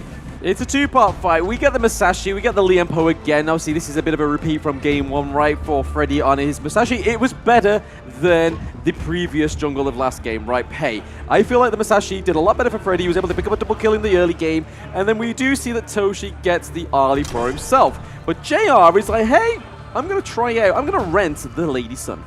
Yep, and once again, I think it's a decent draft from both sides. But the execution on Dominator hasn't been the best so far. So, I'm just hoping they can figure out a formula of which L is able to keep up pace, because he's always behind in levels against the Diadea, and Diadea is pretty broken in my opinion. Pretty broken she is, yeah, absolutely. And they are making full abuse of this pick, right? They ban out the Zhongfei, they ban out the Lu Bang as well, which has been a big pick for DMT throughout the tournament, and it kind of really complements the Lian Po as well, right? Putting him into the clash lane means that Shipangs doesn't have to put much pressure or much awareness to himself. He just has to think, hey, did my team need me? Press go. Yeah, they're going to have to figure out another initiator. I mean, you have Freddy on the Musashi. I think that's great. That's a good start to all of this. They need to kind of back up. I mean, they tried this in game 1. Didn't really have too much success. They need somebody else who could go in with Freddy as well. So they're going to be a little bit on the beefier side. You need to find ways to get onto this backline, because BSC, they're kind of on the squishier side. They're on the squishy side, but they do have the Huon, right? And they don't, like Kim was saying, they don't stunt the growth of the Huon. If they did that, then they wouldn't be as much as an issue. So maybe the level 1 invades are going to be a thing for DMT this time around. The fact they got the Lian Po, they got the Musashi again. They didn't do it in game 2, but they did it in game 1. Locking in the Princess Frost is BSC again. Okay, just a very crazy suggestion. Why not the Guan Yu? Why not the Elaine as well? I think Elaine definitely makes sense to try and catch up the backlines on the side of BSC, right? But Dominator, they will put the Angela back in the hands of Gerald. And I like this pick, Ogren. Okay, so they have a little bit of sustain. They're able to last the 2 parts of the fight. Now, the question is, how about the target prios, right? Who's going to be able to find the backlines on the side of BSC? And right now, BSC with this Mulan pick, I'm shuddering, because she's going to be able to lock down so many people on the side of DMT. Flash, and with the knockback, she's going to be able to secure the position and pair it up with a Musang King Yuan, Mournful Temple, Circular Death. The thing is, though, the last time the Mulan came out in a global competition was AG Global against KPL Dream Team. And it actually caused a lot of an upset for the side of the KPL Dream Team. It was kind of like, Xingling was like, hey, hold my beer, I'm going to go in with the Mulan. And BSC are like, hey, let's throw something into the spanner works. Let's go with the Mulan. And it's going to be a big pick here for the side of Siangs. But I know everybody's excited for the Ogren pick, but I'm not sharing that level of excitement, because Pangs knows that their team doesn't have much of a front line. They only have the Lian Po, and he needs to get in onto that team fight. I mean, but you're looking at the team fight when the initiation will happen. Shipangs will be up front, will be that initial guy taking up a lot. You want to be that focal point, and then Freddy and L can kind of combo on top of you. They have the potential for really good team fights. Yeah, we see a rotate here from Jill as well, right? Trying to put a bit of pressure on into the early part of this game in the farm lane.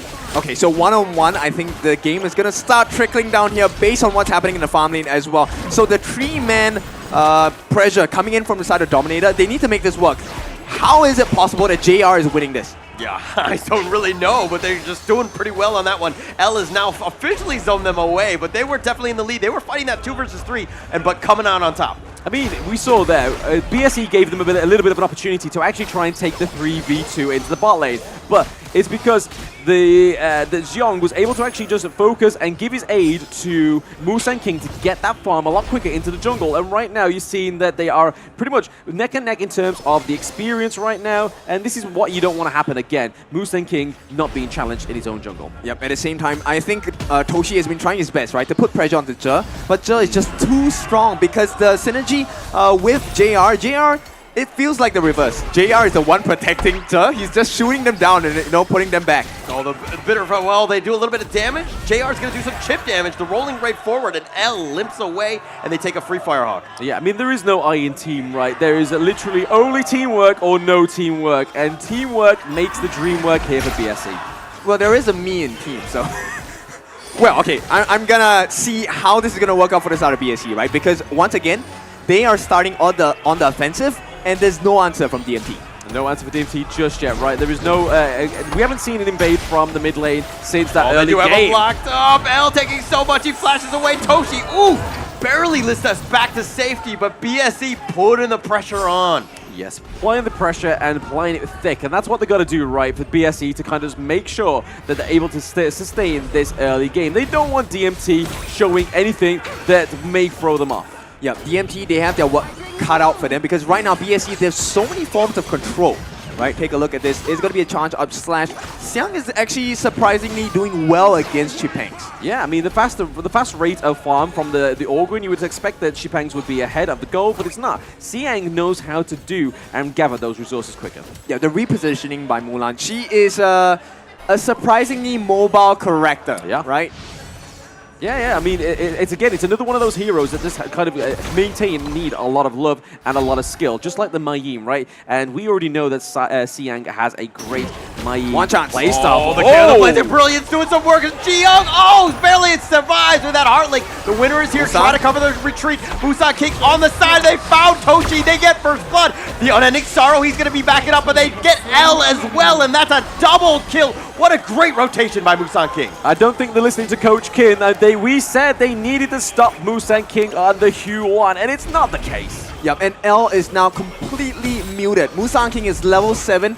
Anytime Musang King touches L, if Musang King is present in a fight, L becomes instantly useless. JR already has a 2-level advantage, and when you are behind against a farm lane such as a Lady Sun, you're not in for a fun time at all. Not in for the fun time at all, and I mean, this is the staple part that a lot of these teams mention, right? You want to get something done before the 4 minutes, so it actually really sets up a solid team fight at this Tyrant, and they're able to take it so much easier, knowing that Musang King's just taken a double kill as well. Yep, at this point of time, I think Freddy as well as Chipangs, they have to play, they have to make some miracle play of some sort, because I have no idea how they're supposed to enter into the backlines of BSE, get the fight in their favor, and survive the stuns coming in from Zhihong, survive the stuns coming in from Mushan as well. And all in all, while that is happening, JR is rolling around the ground, shooting you with all the bullets in the world. Yeah, and he's helping himself to Musang King's jungle as well, right? Because he's ahead of the goal. He's like, hey, you can take this rotation, this little bit of buffet for now, just to get you a little bit further ahead of Toshi. And he is level 7 to his level 6. He's now level 8 as well. He just hit level 8, and Toshi's still on level 6.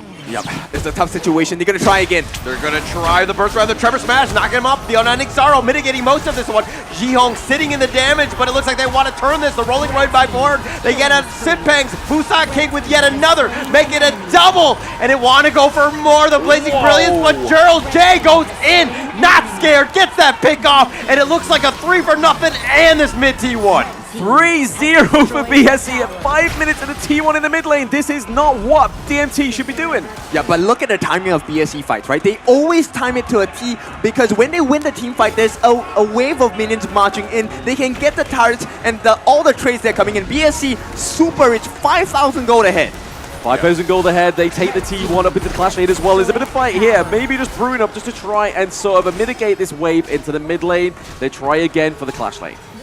Yep, and right now, a level 10 Musang King, he has eyes on everyone. Nobody's safe from this pressure. And with the combination of Zhe jumping in and getting the immobilization as well, it's really hard for DMT to play because it's so disruptive going in against the likes of BSE. And this is not even a full lineup. No, not even a full lineup, right? They're able to take these fights so well. The Mulan is actually throwing a lot of works in the tracks, right?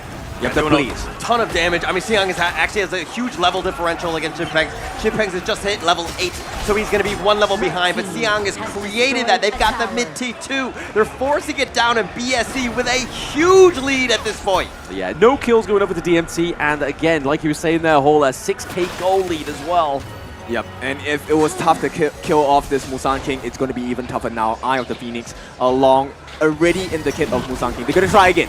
Maybe? No. Oh, not sure who got that one, but Freddy's looking to just run away at this point. It looks like Toshi does have the red. Musang King's got his blue, but they're continuing forward. The burst ram to safety by L. Shinpeng's in a world of hurt. That's a terrible spot, but the Conductor of Souls keeping him alive just for a second, but he goes down. A bad positioning. The rest of the team was not there to back you up. It's a wrong call again. Yeah. Wrong call again. There's just no... I don't know what's going on with Dominator, but they don't seem as clean as yesterday. Whether it's just the fear of BSC that have already struck it into them with that 3-1 defeat, but they are not doing anything to actually catch off BSC. I think it's pretty clear the fatigue is showing, right? I mean, they probably have not had a lot of rest here, and BSC, they're taking full advantage of this.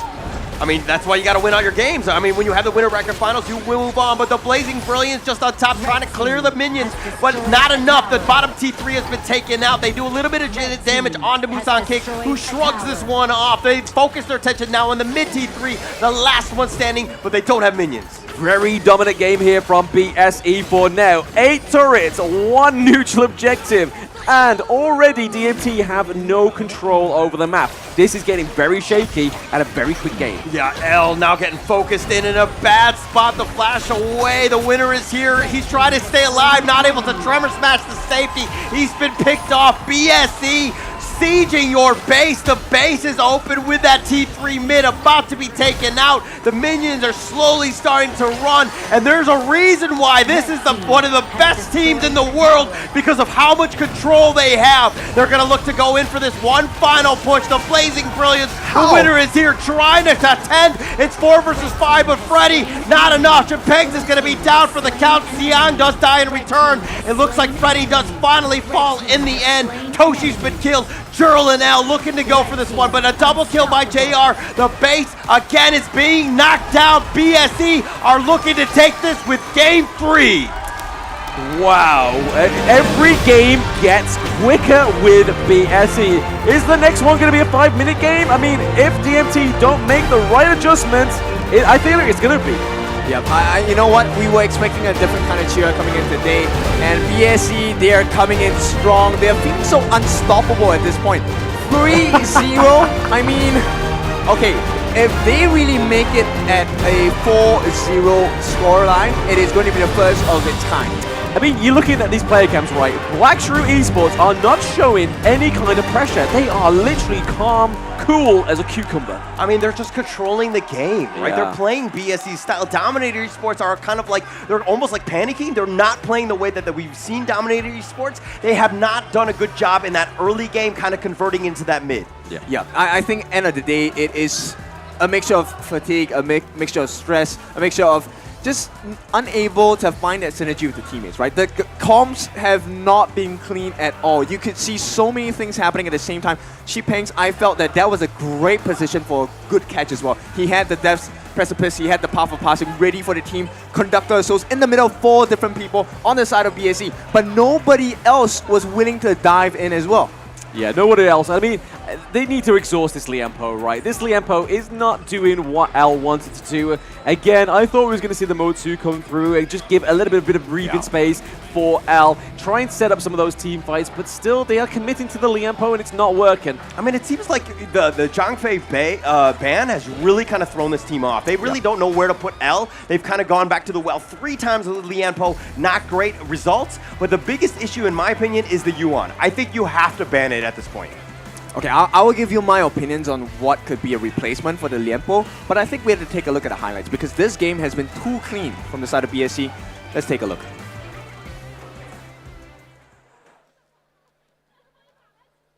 Hi everyone, I'm Yuhan, and I'm the official 2024 HOK Championship Observer. The tournament highlight of the day is here. 3, 2, 1, Showtime! So this is the highlight from Game 3 between BSE and DMT. And again, another clean game. We saw a little bit of a fritter here into the early team part of the game. And it still went into the favor of BSE. Moose and King picking up that double kill, right? Just really kind of not achieving the hopes that we had for DMT from stopping Moose and King. Okay, so many winning conditions for the side of BSC. Number one, the fact that Dia with the heals come in, and it's always a bait, right? They always manage to get JR down to such a low health, and DMT feels, you know what, this is the kill for us, they're gonna dive all in, and once they go in, Zhe comes in with the heals, suddenly Zhihong appears, comes in with the Frigid Prison, Musang King comes in with the Monfu Temple, stun after stun, and they get the kill, they get the damage because JR is free roaming once again. Yeah, but you saw how Sepengs was all the way out in the front. The rest of Dominator were nowhere near even close to being able to support you.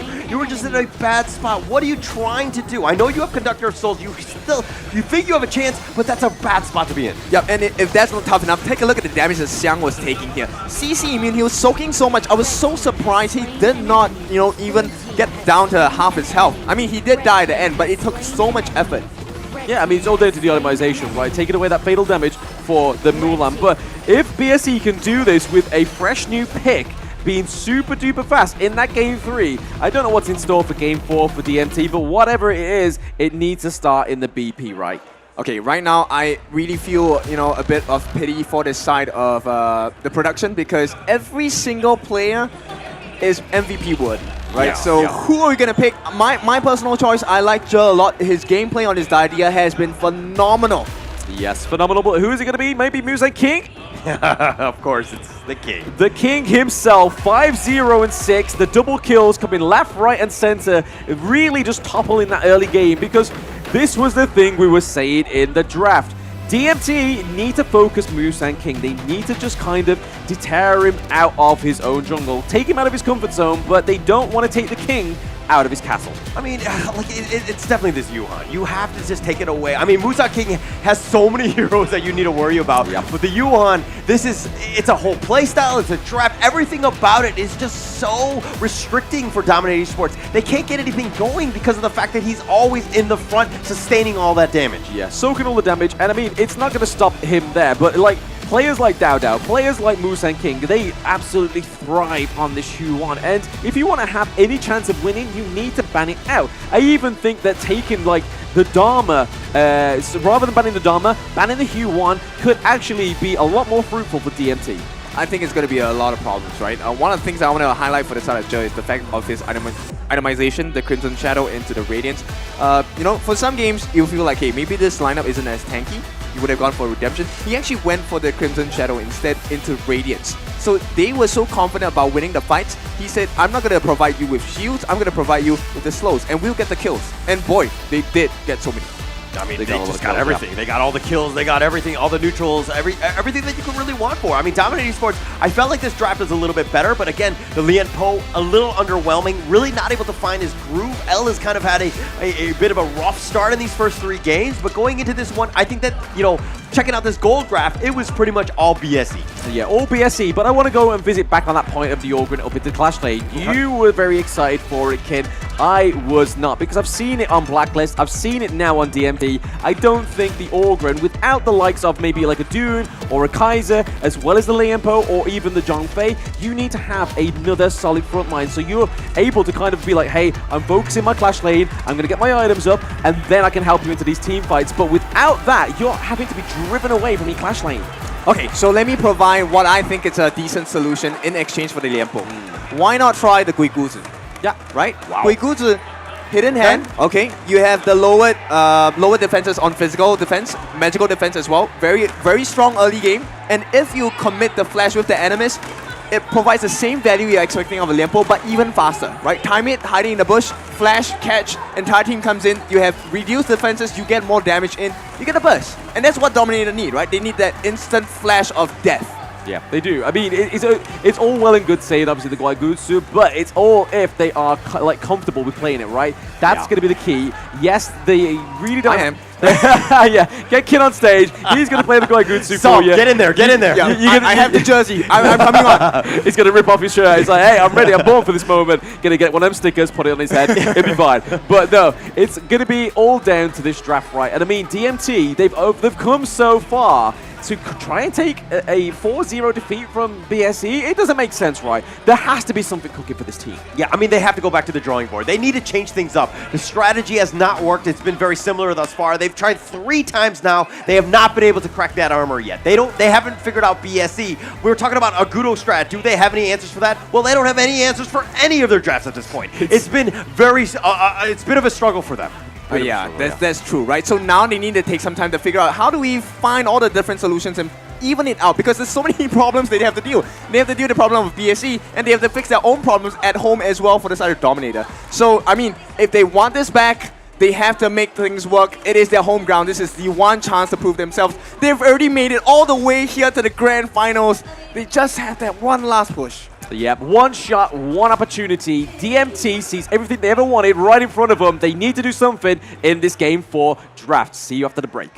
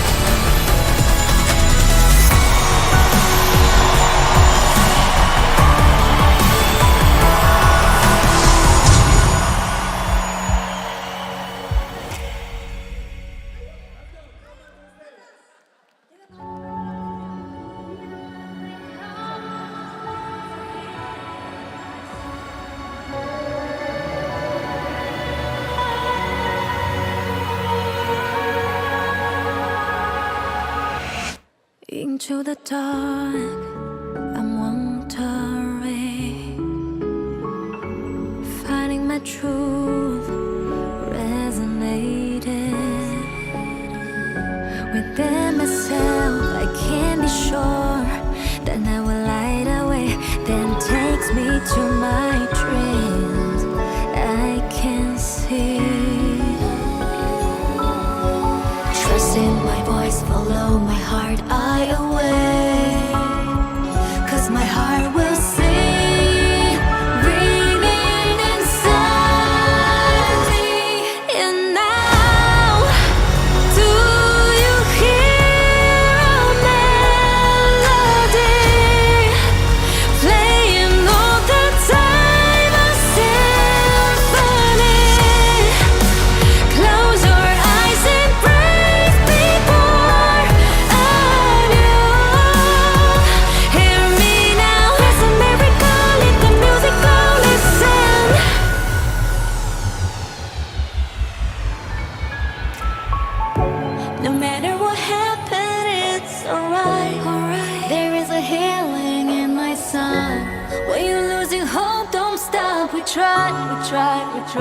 try again.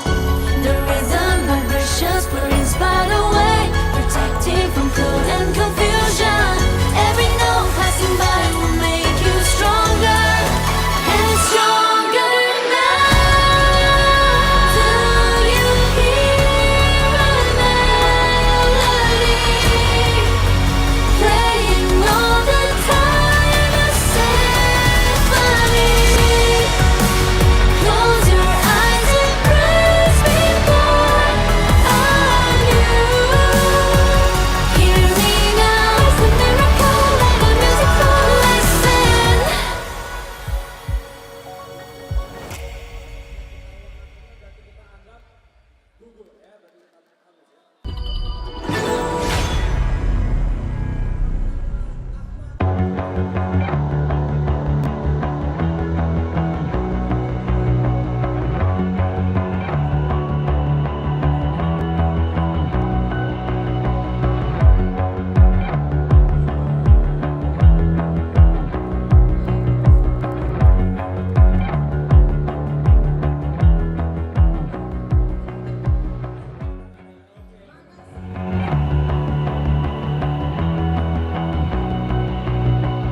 You've walked through the darkest nights.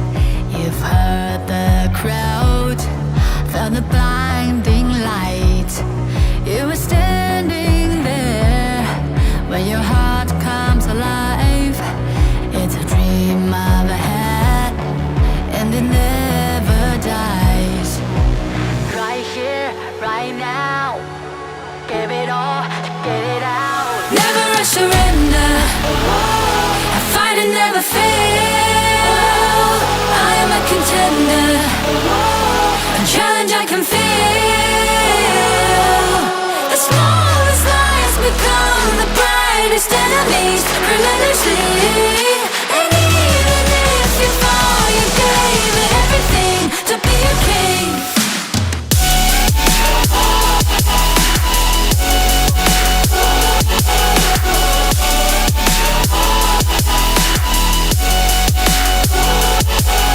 You carved your way with a sharp attack. You watched it all burn, and you never looked back. There will come a day when your fears will rise. You protect your crown, so it never dies. Never a surrender. I fight and never fail. I am a contender. A challenge I can feel. The smallest lies become the brightest enemies. Relentlessly. And even if you fall, you gave it everything to be a king.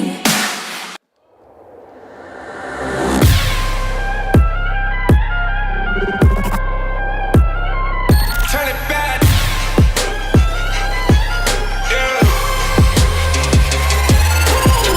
Gear out the weapon, getting ready, counting down. Pay attention to the challenge, tell me where you from. Gotta be tough, gotta be strong, gotta be savage like animal. Every time you tryna push me down. Look at me, put the line down when I run around. You don't make a sign, I will catch you. Watch out, it's Battlefield, got no mercy. Look at me, I'll be rising. Carry the season, you got a down, gonna wibble. You never hesitate for another moment, but my bone is golden. I'm invincible, just let him know. I can show you all the glory I own. To the drunk, go find a way to the pad. It's time we go. Live from rock and we go. It ain't a river turning back. Storm is coming, tide of your cold. It's my kingdom, fire blowing up. We the kings, it's our honor showtime.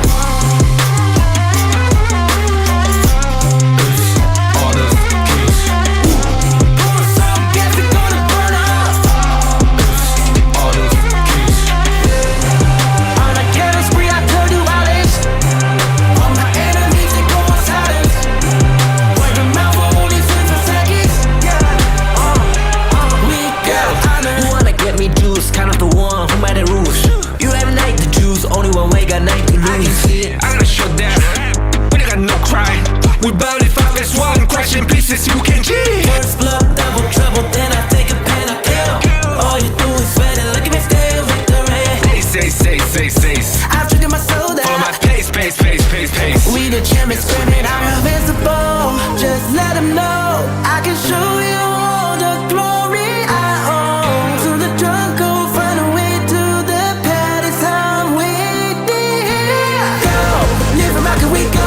It ain't a river, tiny bit. Storm is coming, tired of your call.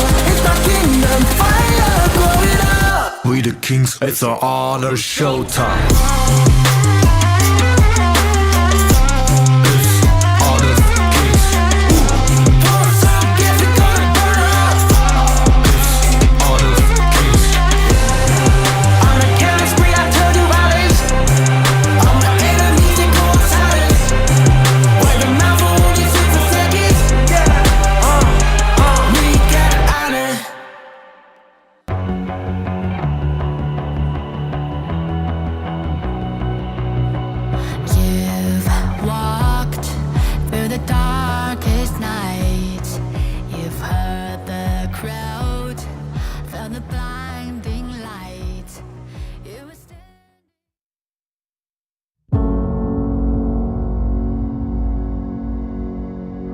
Right now, this is DMT's complete game aggression. It's going to be DMT taking it to game 4. DMT and the not done yet. That is a team.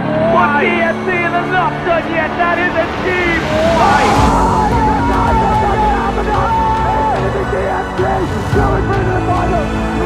This is not a last change.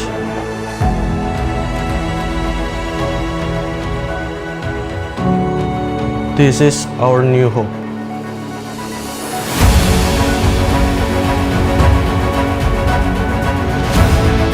Whatever happens next. But he gets knocked up the table, he comes through. BSC over the line. Really was that one because the reinforced defense will take on the first one. Secure that in the grand finals. It is going to be probably the absolute cinema moment here for me. We won't stop.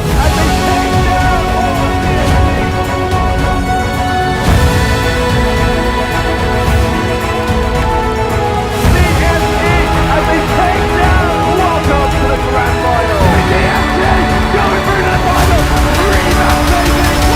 We fight for honor.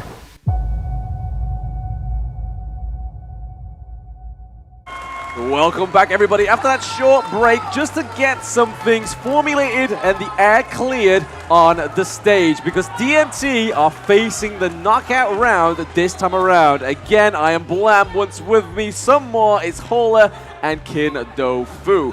We are potentially getting into the last game of this best of 7. But Dominator, I see him in the toilets. I was like, bro, take the Liempo off the table.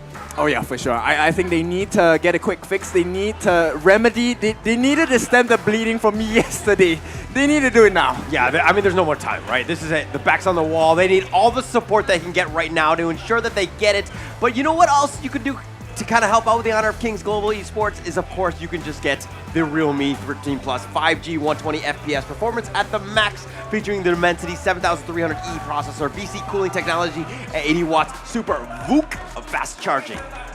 All right, so right now, I think we all need to give our support to the players as well. You can do that by rating the players in the HOK camp as well. And if you do that, we will reward you with exciting game rewards. Right now, it's about the excitement of this potential last game. You know, backs against the wall, there is no more room left. Yeah, I Fall mean, again, you're out. Yeah, you have to go it, right? I think this is the time to really support that player, support the team. Dominator Esports, I mean, you're hearing the crowd kind of build up a little bit. They need that energy to really get themselves in. All it is about baby steps, fixing the minor little things, get yourself a chance so that you have a chance to get for this one. Because again, everything is on the line with this Game 4 here. Oh yeah, for sure. And of course, if you log in and watch all of the matches, you can claim a lucky number and you stand a chance to win all the heroes and all of the skins as a grand prize. Only 3 winners server-wide. Okay, so in the entire globe of HOK, please give it a shot. Who knows? You may have luck on your side as well. You may have luck on your side, but another way that you can win is if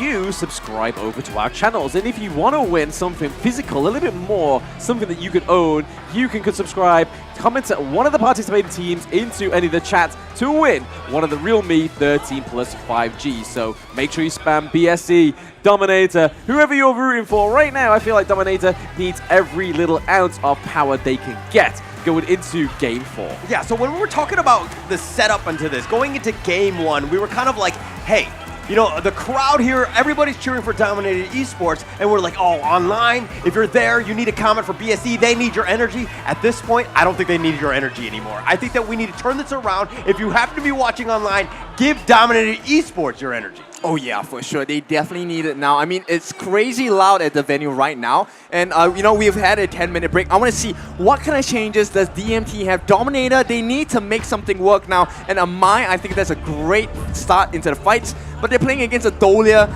early. And maybe we will see the Zhihong special here. Do we see a Shangguan coming out? Do we see a Gan and Mo? I mean, there's potentially the Shangguan, right? Instantly picked there. BSE have done their homework. They know exactly what to go with. I mean, they did ban out the Yuan, so I think that Dominator Esports are kind of like trying to limit as much as possible. The Dia deal was a monster in all 3 games thus far, so again, they were trying to restrict that as much as possible. But this is with your back on the line, right? I mean, your back's on the wall. Dominator Esports, you got to go with your best foot forward. Picking up that Mai is, I think, great. Jurl really needs to start to show up. He needs to shine, man. Okay, but they definitely are in sync right now. They ban out the Agudo. That's like a smart ban. Mopo as the, you know, at this point, the coach for the side of BSE. I know he's feeling the tension as well. Okay, yes, you are in the lead 3-0. One more game does it. But we have seen so many teams falter time and time and again, right? The finishing blow is always the hardest to deal. Yeah, okay, look. There's going to be pressure on him, but BSE, definitely the driver's seat. They're very comfortable. I'm thinking they're like, hey, we're so far ahead, we might as well pick the pay. Okay, and you know what? Let's not stop there. Let's give them the Hansing. Let's give them the Luna. No bans on that. Let's just stop banning. Let's just give them a chance, right? No, but all jokes aside, of course they're going to go in with this. And of course, Xiang picking up the Mayin here. He's an absolute beast on this hero. He's such a playmaker. They're setting themselves up for finishing this game now. They do not want to go to a game 5. Okay. Finally. They give them more over to L. He has had a superstar performance yesterday. I want to see more of this. And the Hansing goes back. The Freddy special. Yeah. And we also get the All Grand as well, right? So this is technically classed as the All Grand Finals. Wow. I like that you went there, but at the same time, this is the best draft, best performing draft for both teams. Yeah, no, I like this. I mean, they're playing to their strengths. They've changed it up. That break was good for both of these teams, getting themselves an opportunity. I think Dominator Esports, they really thought hard. They've changed it up. They've shaken it up. They're like, hey, Freddy on the top shade, you got to work. Let's make it happen. Everybody's on their best heroes, especially with this Jurl Mai. All right, so let's step in. This is the potential final game. BSE looking to kill off their enemies, and Dominator looking to prove that they deserve to stay in this competition and lift that trophy. This is going to be it, of course. Game 4, everything is on the line here. BSE looking to close it out, going up against this monster lineup. This is the Dominator Esports lineup that we've been wanting to watch, again, for 3 games now, and it hasn't really happened. Yep, Freddy gets the first steal of the game here. At the same time, the nice rotation by Joe, making sure no invasions are coming in for the side of BSE. Good start. Yeah, very good start. And this is what Dominator Esports wants to do. They want to be aggressive. They need to take whatever they can as much as possible. They need to limit as much farm from Musang King. Let him slow it down, right? Jihong on the Shangguan is going to have a monster game regardless. He's going to find farm, but they're going to funnel most of it to the Ogren. They need to be careful with that.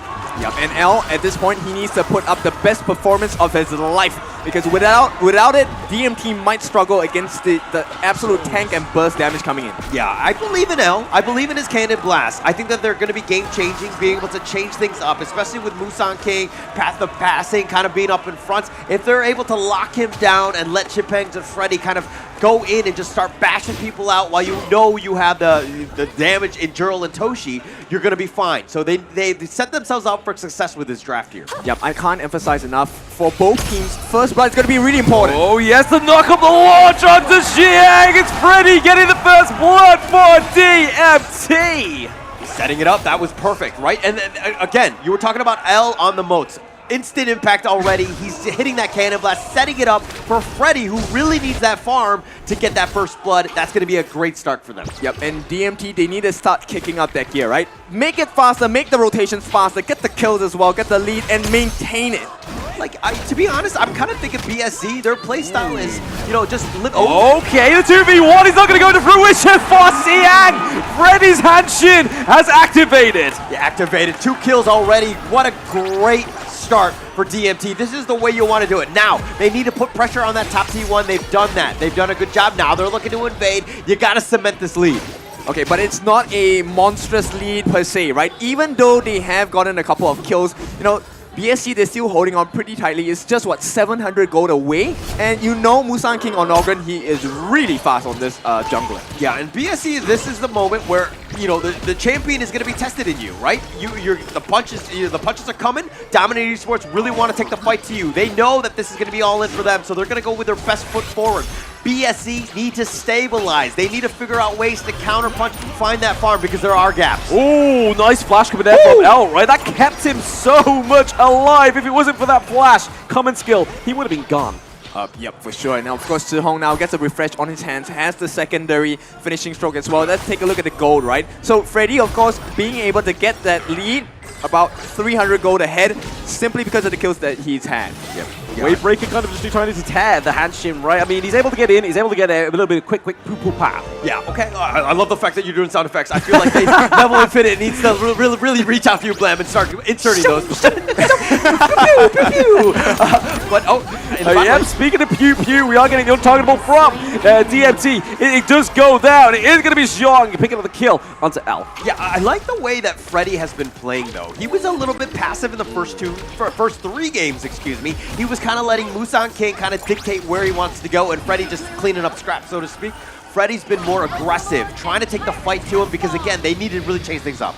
Yeah, but he's not playing fast enough, right? Right now, Musang King is keeping pace. Look at that. He's already very tanky. First objective, probably going to go into the hands of BSE. And right now, DMT, they need to put that foot on the gas pedal because once they let go, BSE are going to just walk all over them. And this is where we're talking about how BSE are able to find those gaps. You know, Dominator Esports had that lead. They got those, 2 early leads, or two early kills, excuse me, but they didn't really actually just kind of compound it into other attacks. But in the mid lane... Yeah, speaking of compounding, we did see the knock up there from Byron, but it's going to be met by Musang King. The king of fruits becomes the king of souls. Yeah, right now you can see Chipeng's, once again, I think he hasn't performed his best right now. I think the nerves are getting to him, and right now BSE are very adept at exposing all these little weaknesses as well. Okay, the Wavebreaker going in with a finishing stroke onto Toshi! It's going to be Xiong picking up a kill for BSE. Yeah, okay. Oh, they're continuing. They're still going to continue. The Wavebreaker comes through just to deter them from Jet. It's going to be Jel that goes down. It's Jel from Musang King. Okay, when Chipex was going in, Toshi was actually rotating to the mid lane. He was trying to get there, but Chipex just went a little too early. They were grouped and he got so bloodthirsty that he went in. And unfortunately, they're not on the same page and they need to kind of coordinate these attacks. Again, speaking of coordinated attacks, the Wavebreaker has come through to deter Earl from it. We do see Musang King gets the Death Precipice, but is it going to commit any more? Cannon Blast is oppressive enough to push them away. They're playing right into the books of BSE, right? This is what BSE does best. They like to bait the fights in, and then they come up with the support really strongly. Yeah, they're doing a decent amount, but again, they're sieging. Sipangs has made an appearance. If anything, he's just going to be backing up. But this is what BSE want to do. They want to attract your attention so that everybody's just fighting for that farm, while the rest of them, Siang is able to split push, you're able to get JR just get his own started set of farm. This is BSE's playstyle. And one of the things they do really well is about that target prio, right? They are able to get the target that they need. So Toshi is always in danger, Joe's always in danger, L is always in danger as well. The common skill coming through with a flash for Chipangs. It is going to be Jerk coming through with the Wavebreaker as well as the finishing stroke onto Chipangs. That is a 4-1. Gank up into the Clash lane, but it is going to be an answer call thanks to the turret. 4-man rotation in the top lane. They're just forcing it out. It's just not 1 or 2 people. They're ensuring that, hey, when we move together, we get the kills together. We're going to ensure that we get those successful conversions because now with that man advantage, or excuse me, the even numbers, they're able to put pressure on this mid T1. Yep, and they're negating every single effort that DMT is putting in their jungle as well. Every invade, Musang King gets the buff regardless. Yeah, regardless. And I mean, he's level 10. If we're looking at net worth, he should have that advantage. Freddy did get those two early kills, but what has happened since? He's been very reactive. He's not been able to kind of compound that lead. Yep, and at this point, BSE recovered in farm. Right now, about 700, no, about close to 1,000 gold ahead.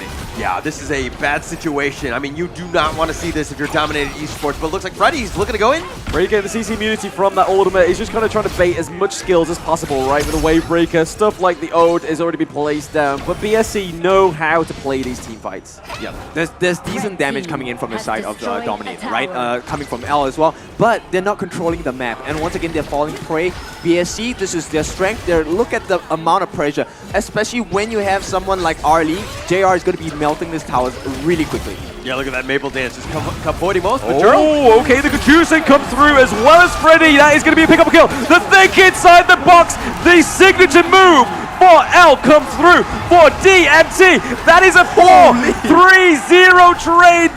Only getting over there with the skin of his teeth. Siang is thinking twice about that. Yeah, but they're making the trades, they're making the conversions as well. T1 on the top being threatened by the side. And let's see how they chase. Over and over again, they overlap the skills, and time again, Freddy jumps in and out. This is why he's so good on this Hansing. The ability to go in at the correct time, get the knockup, allow the team to find that secondary move as well. Yeah, but that's Speaking of knockups though, we do see Siang's a lot of bit of lost for words, and again, Freddy getting the kill for the side of DMT. Freddy looking pretty low, the finishing stroke doesn't connect. Yeah, but the setup was so good. L has been night and day. He really needed that break. Maybe he took a little bit of a power nap because he's hitting his cannon blast. That think inside the box was so good, setting it up for the rest of your team to just rack it up.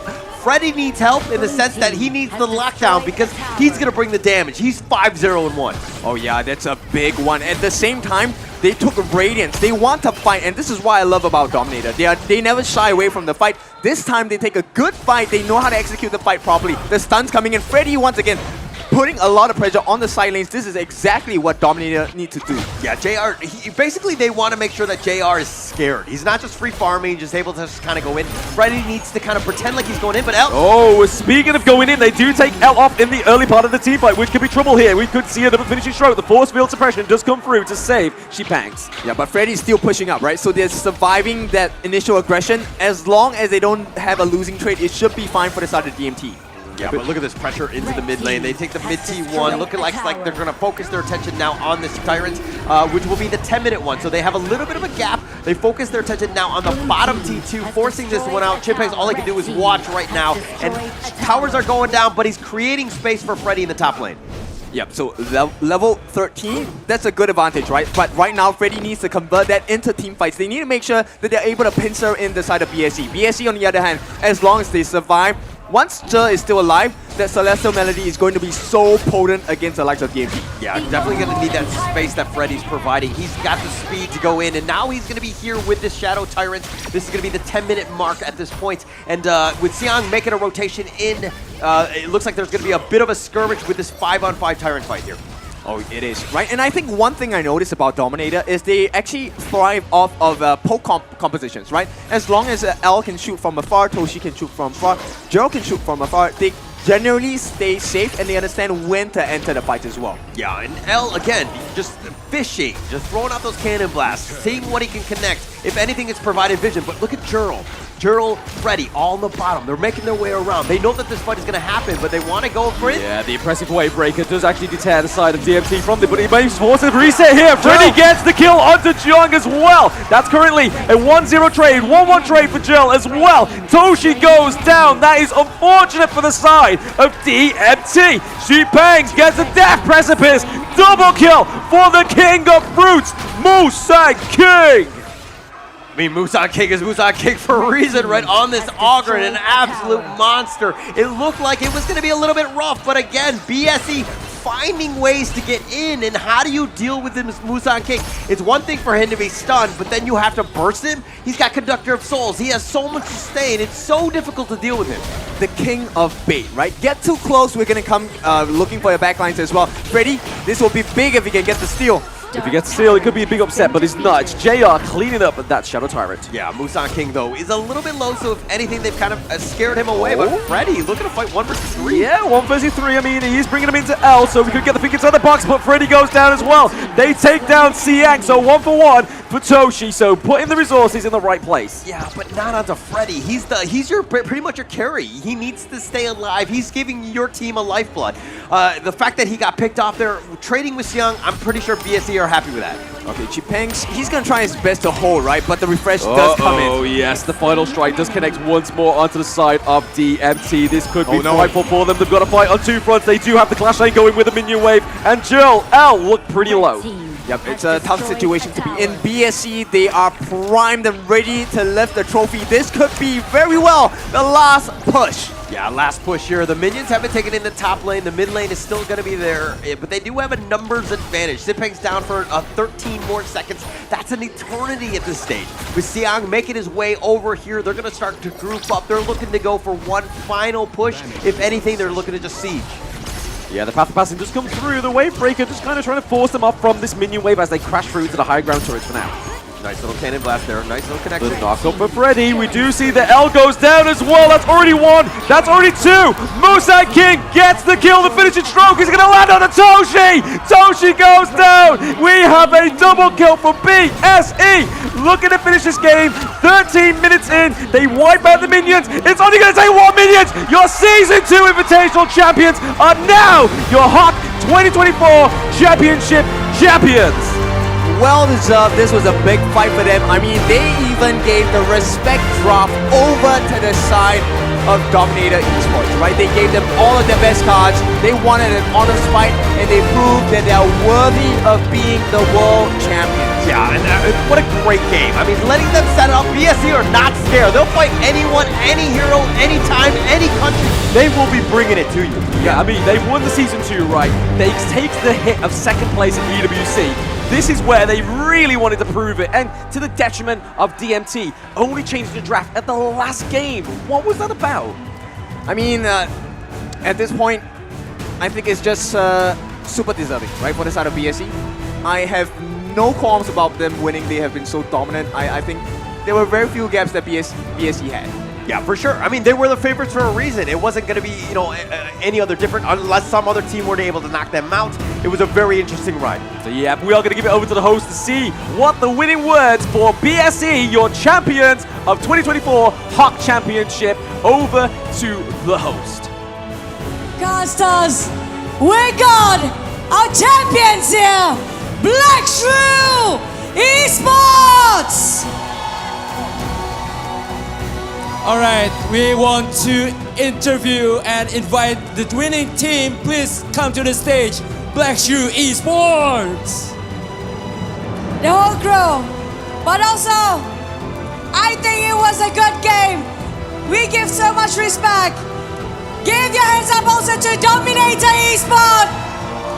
What a great game.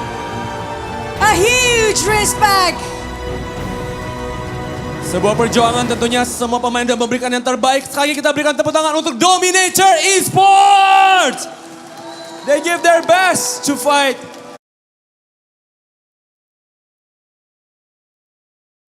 To answer, I'm Yes. more happy. All right, Chuchu. We're gonna starting off the first question here. Yes, Who want to ask? You want? Okay, let's go. Okay, I know you. Super excited right now. How does it feel to win the first ever Honor of Kings World Championship 2024? Very happy, and thank you for all support us. Yeah. Yeah, cool. Malaysia boleh! Okay. Xiang, that was very powerful. Okay, if Xiang's already answered that you are very happy, then you will get a lion's share of $300,000 USD. And what will you guys do with all that big amount of money? Someone want to share? Ya, lagi mau buat apa ya? Uangnya 300,000 USD nih. I think 我要问你，来，我过来，没关系，不好意思，coach， 来，我过来一下。你们刚赢了应该300万吧？300千，300万，哇哦，300千美金，对吗？USD， 你们怎么用那钱呢？我留着娶老婆。 He will save it to marry a wife. Wow. Disimpan duitnya untuk cari Istri. Wow, cari pasangan hidup disimpan ya duitnya ya. Wow, okay. That's a really wise of using the money. That's a big money. Okay, Cucu, that's already the winning, the happy, you already want to share. But Not I want yet. to ask the manager. Yes, go Joker. Yes, what did the manager prepare and what did you say to the coach say to all of this team? What is the secret that you can win until now? 所以呢，我们想问的是，有什么你每天跟他们说什么吗？所以他们现在会有这么好的态度，会赢得这一场冠军赛。也没有说什么吧，因为我刚来带他们的时候，我就知道，我的队员上限都很高嘛，然后只要他们的心魔就是自己嘛，我相信他们打破自己的心魔，这场一定是冠军的。Oh wow, that's a very wise answer from the coach. It's always trusting the teams and they know what they need to do. The coach is always believing them. We just need to do our best communication.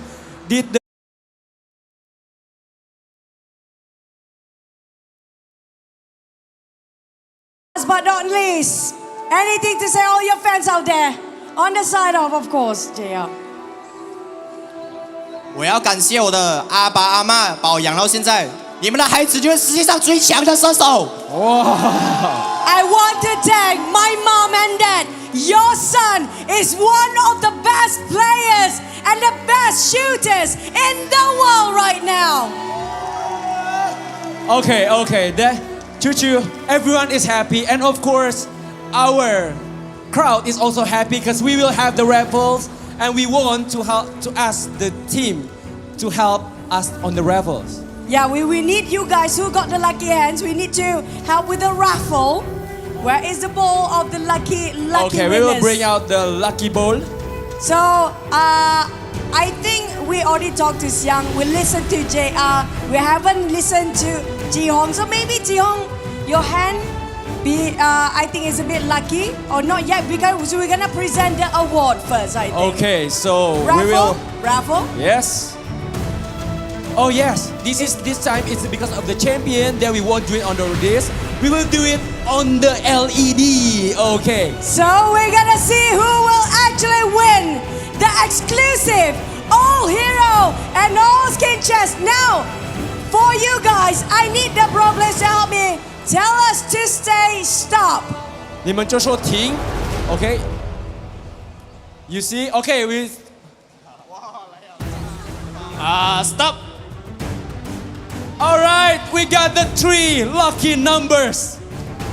Congratulations to the one that's gonna be the honor of these IDs. You guys just won yourself all hero and all skin rewards in the game. I wish it's me. I wish it was me too. Okay, but Ini this is menangnya semua ya. semuanya, semua skin, semua hero langsung dapat. Wow. This is very, kita berikan tepuk tangan dulu. This is for the winner of the exclusive prize. Buka gamenya terus.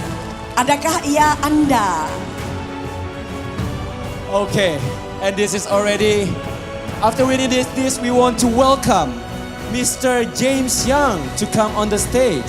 Mr. James Young, our Senior Director of Global Esports Center from Level Infinite Tencent Games, to present us the awards for each of the player. Congratulations again. First off, the Roma for Black Shrew Esports. And we have Zihong, the mid lane for Black Shrew Esports. JR, the farm laner. And then we have Musang King, the jungle. And last but not least, it's gonna be Xiang as the clash lane. Please. All right, now we will take the photo some together. photos for with the Mr. James winners Xiang. and Mr. James.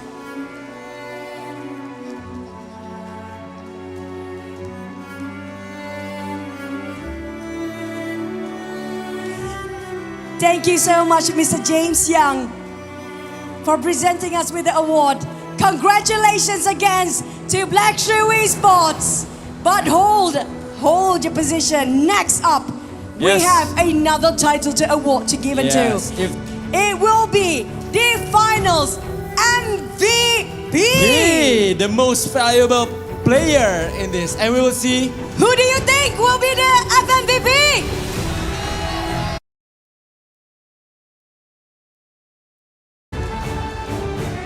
King, Musang King. Is it Xiang? Is it Musang King? Is it Zhe? Is it? Is it JR? Yes. Is it Zihong? So we're gonna have to wait and see. And let's just see our final MVP for this championship. Musang King! And now we want to welcome Mr. Rex to come on the stage to give up this finals MVP medal to the Musang King.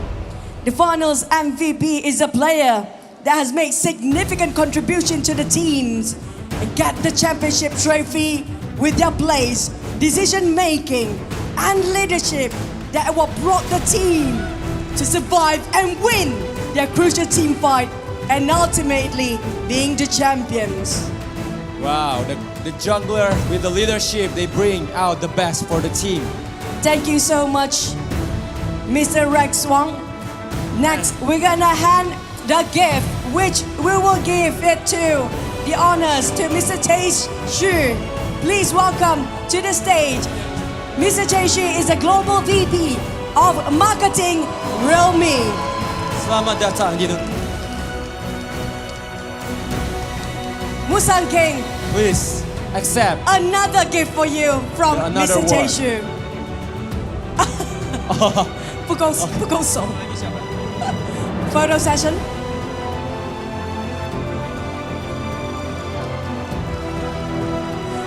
Thank you so much, Mr. Tae Shu, our global VP of marketing Realme. Now, on the side of Musang King, I will sit next to you now. Sorry. Do you have anything to say to all your family, friends, comrades, audience that is supporting you to get this FMVP? 感谢你们的到来，还有今天，我觉得最应该感谢的还是我的队友，是他们成就了我们。 Wow, that was a very wise answer from Musang King. They Thank say, you so much Thank for you. all the support, and also, of course, for the whole team that been giving so much support. It's not just his, it's his team as well. Congratulations, our FMVP, Musang King!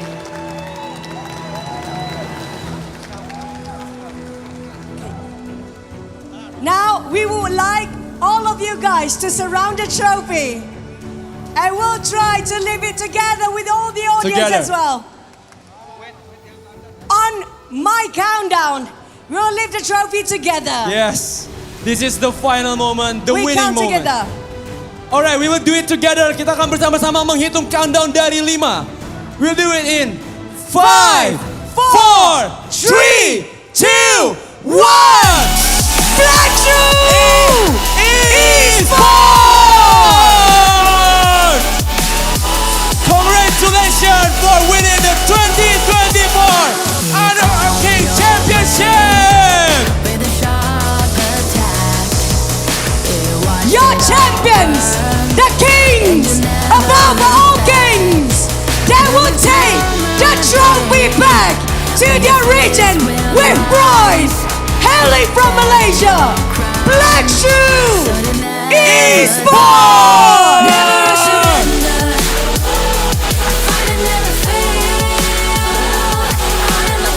It has been a roller coaster ride. It has been an up and down. We've finally reached our peak of championship in the 2024 Honor of Kings Championship. And this is your champion. And for all of you guys, we thank you. Talents, productions, crews, audience, communities, every single one of you has been amazing.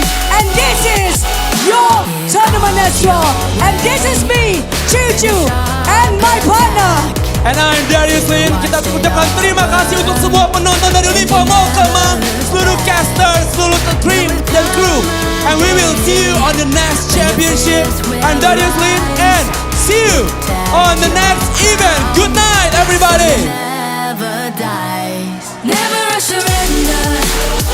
I fight and never fail. I am a contender. A challenge I can feel. The smallest lies become the brightest enemies. Relentlessly, and even if you fall, you gave it everything to be a king. Ada lagi.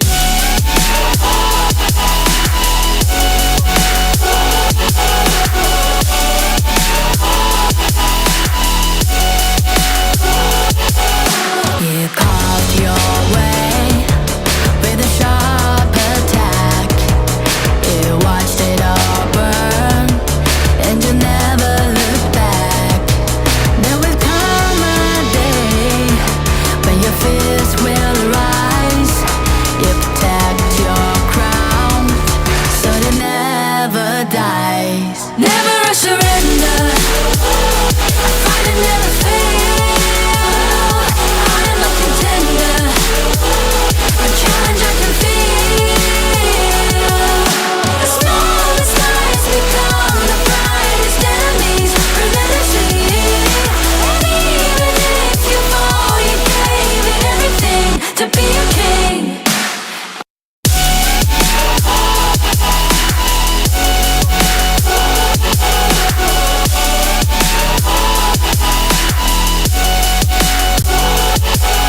You carved your way with a sharp attack. You watched it all burn, and you never looked back. There will come a day when your fears will rise. You protect your crown, so it never dies. Never a surrender. I fight and never fail. I am a contender. A challenge I can feel. The smallest lies become the brightest enemies. Relentlessly, and even if you fall, you gave it everything to be a king.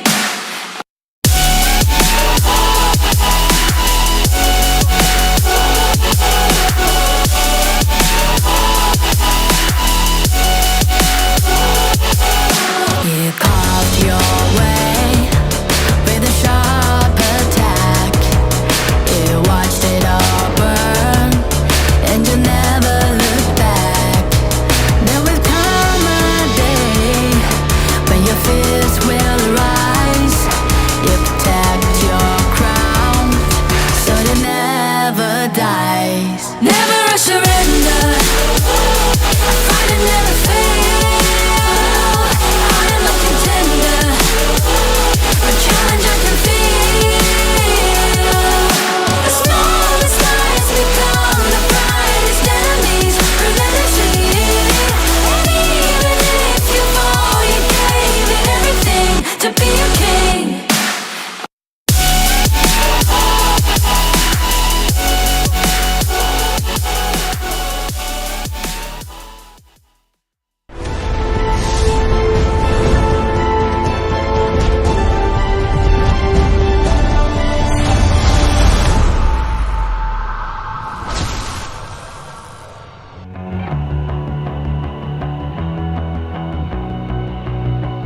You've walked through the darkest nights.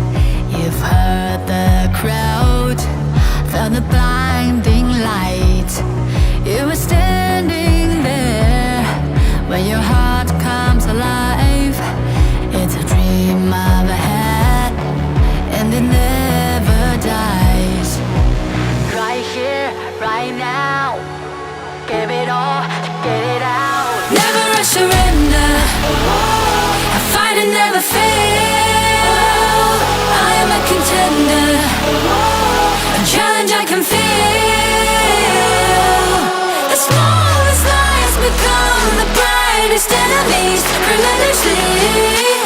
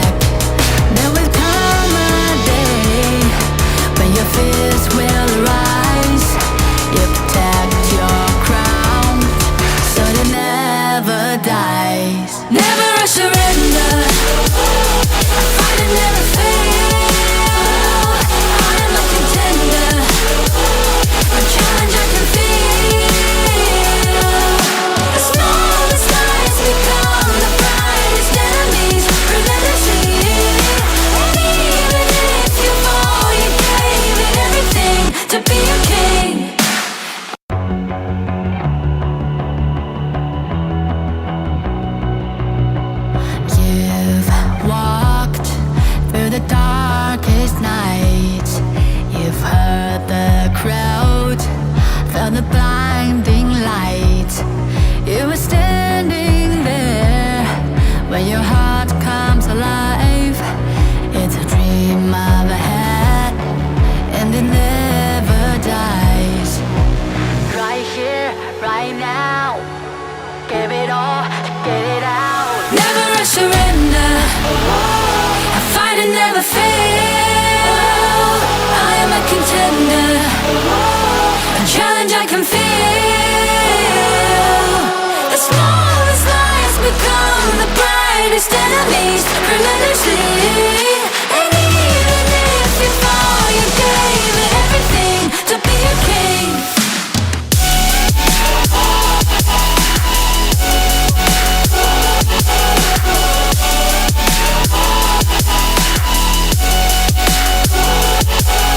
You carved your way with a sharp attack. You watched it all burn, and you never looked back. There will come a day when your fears will arise. You protect your crown, so it never dies. Never a surrender, I fight and never fail.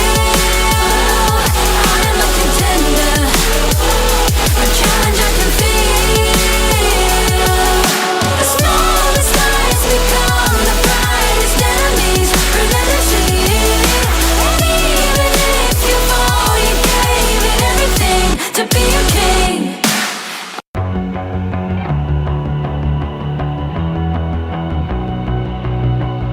You've walked through the darkest night. You've heard the crowd, felt the blinding light. You were standing there when your heart comes alive. It's a dream I've had, and it never dies.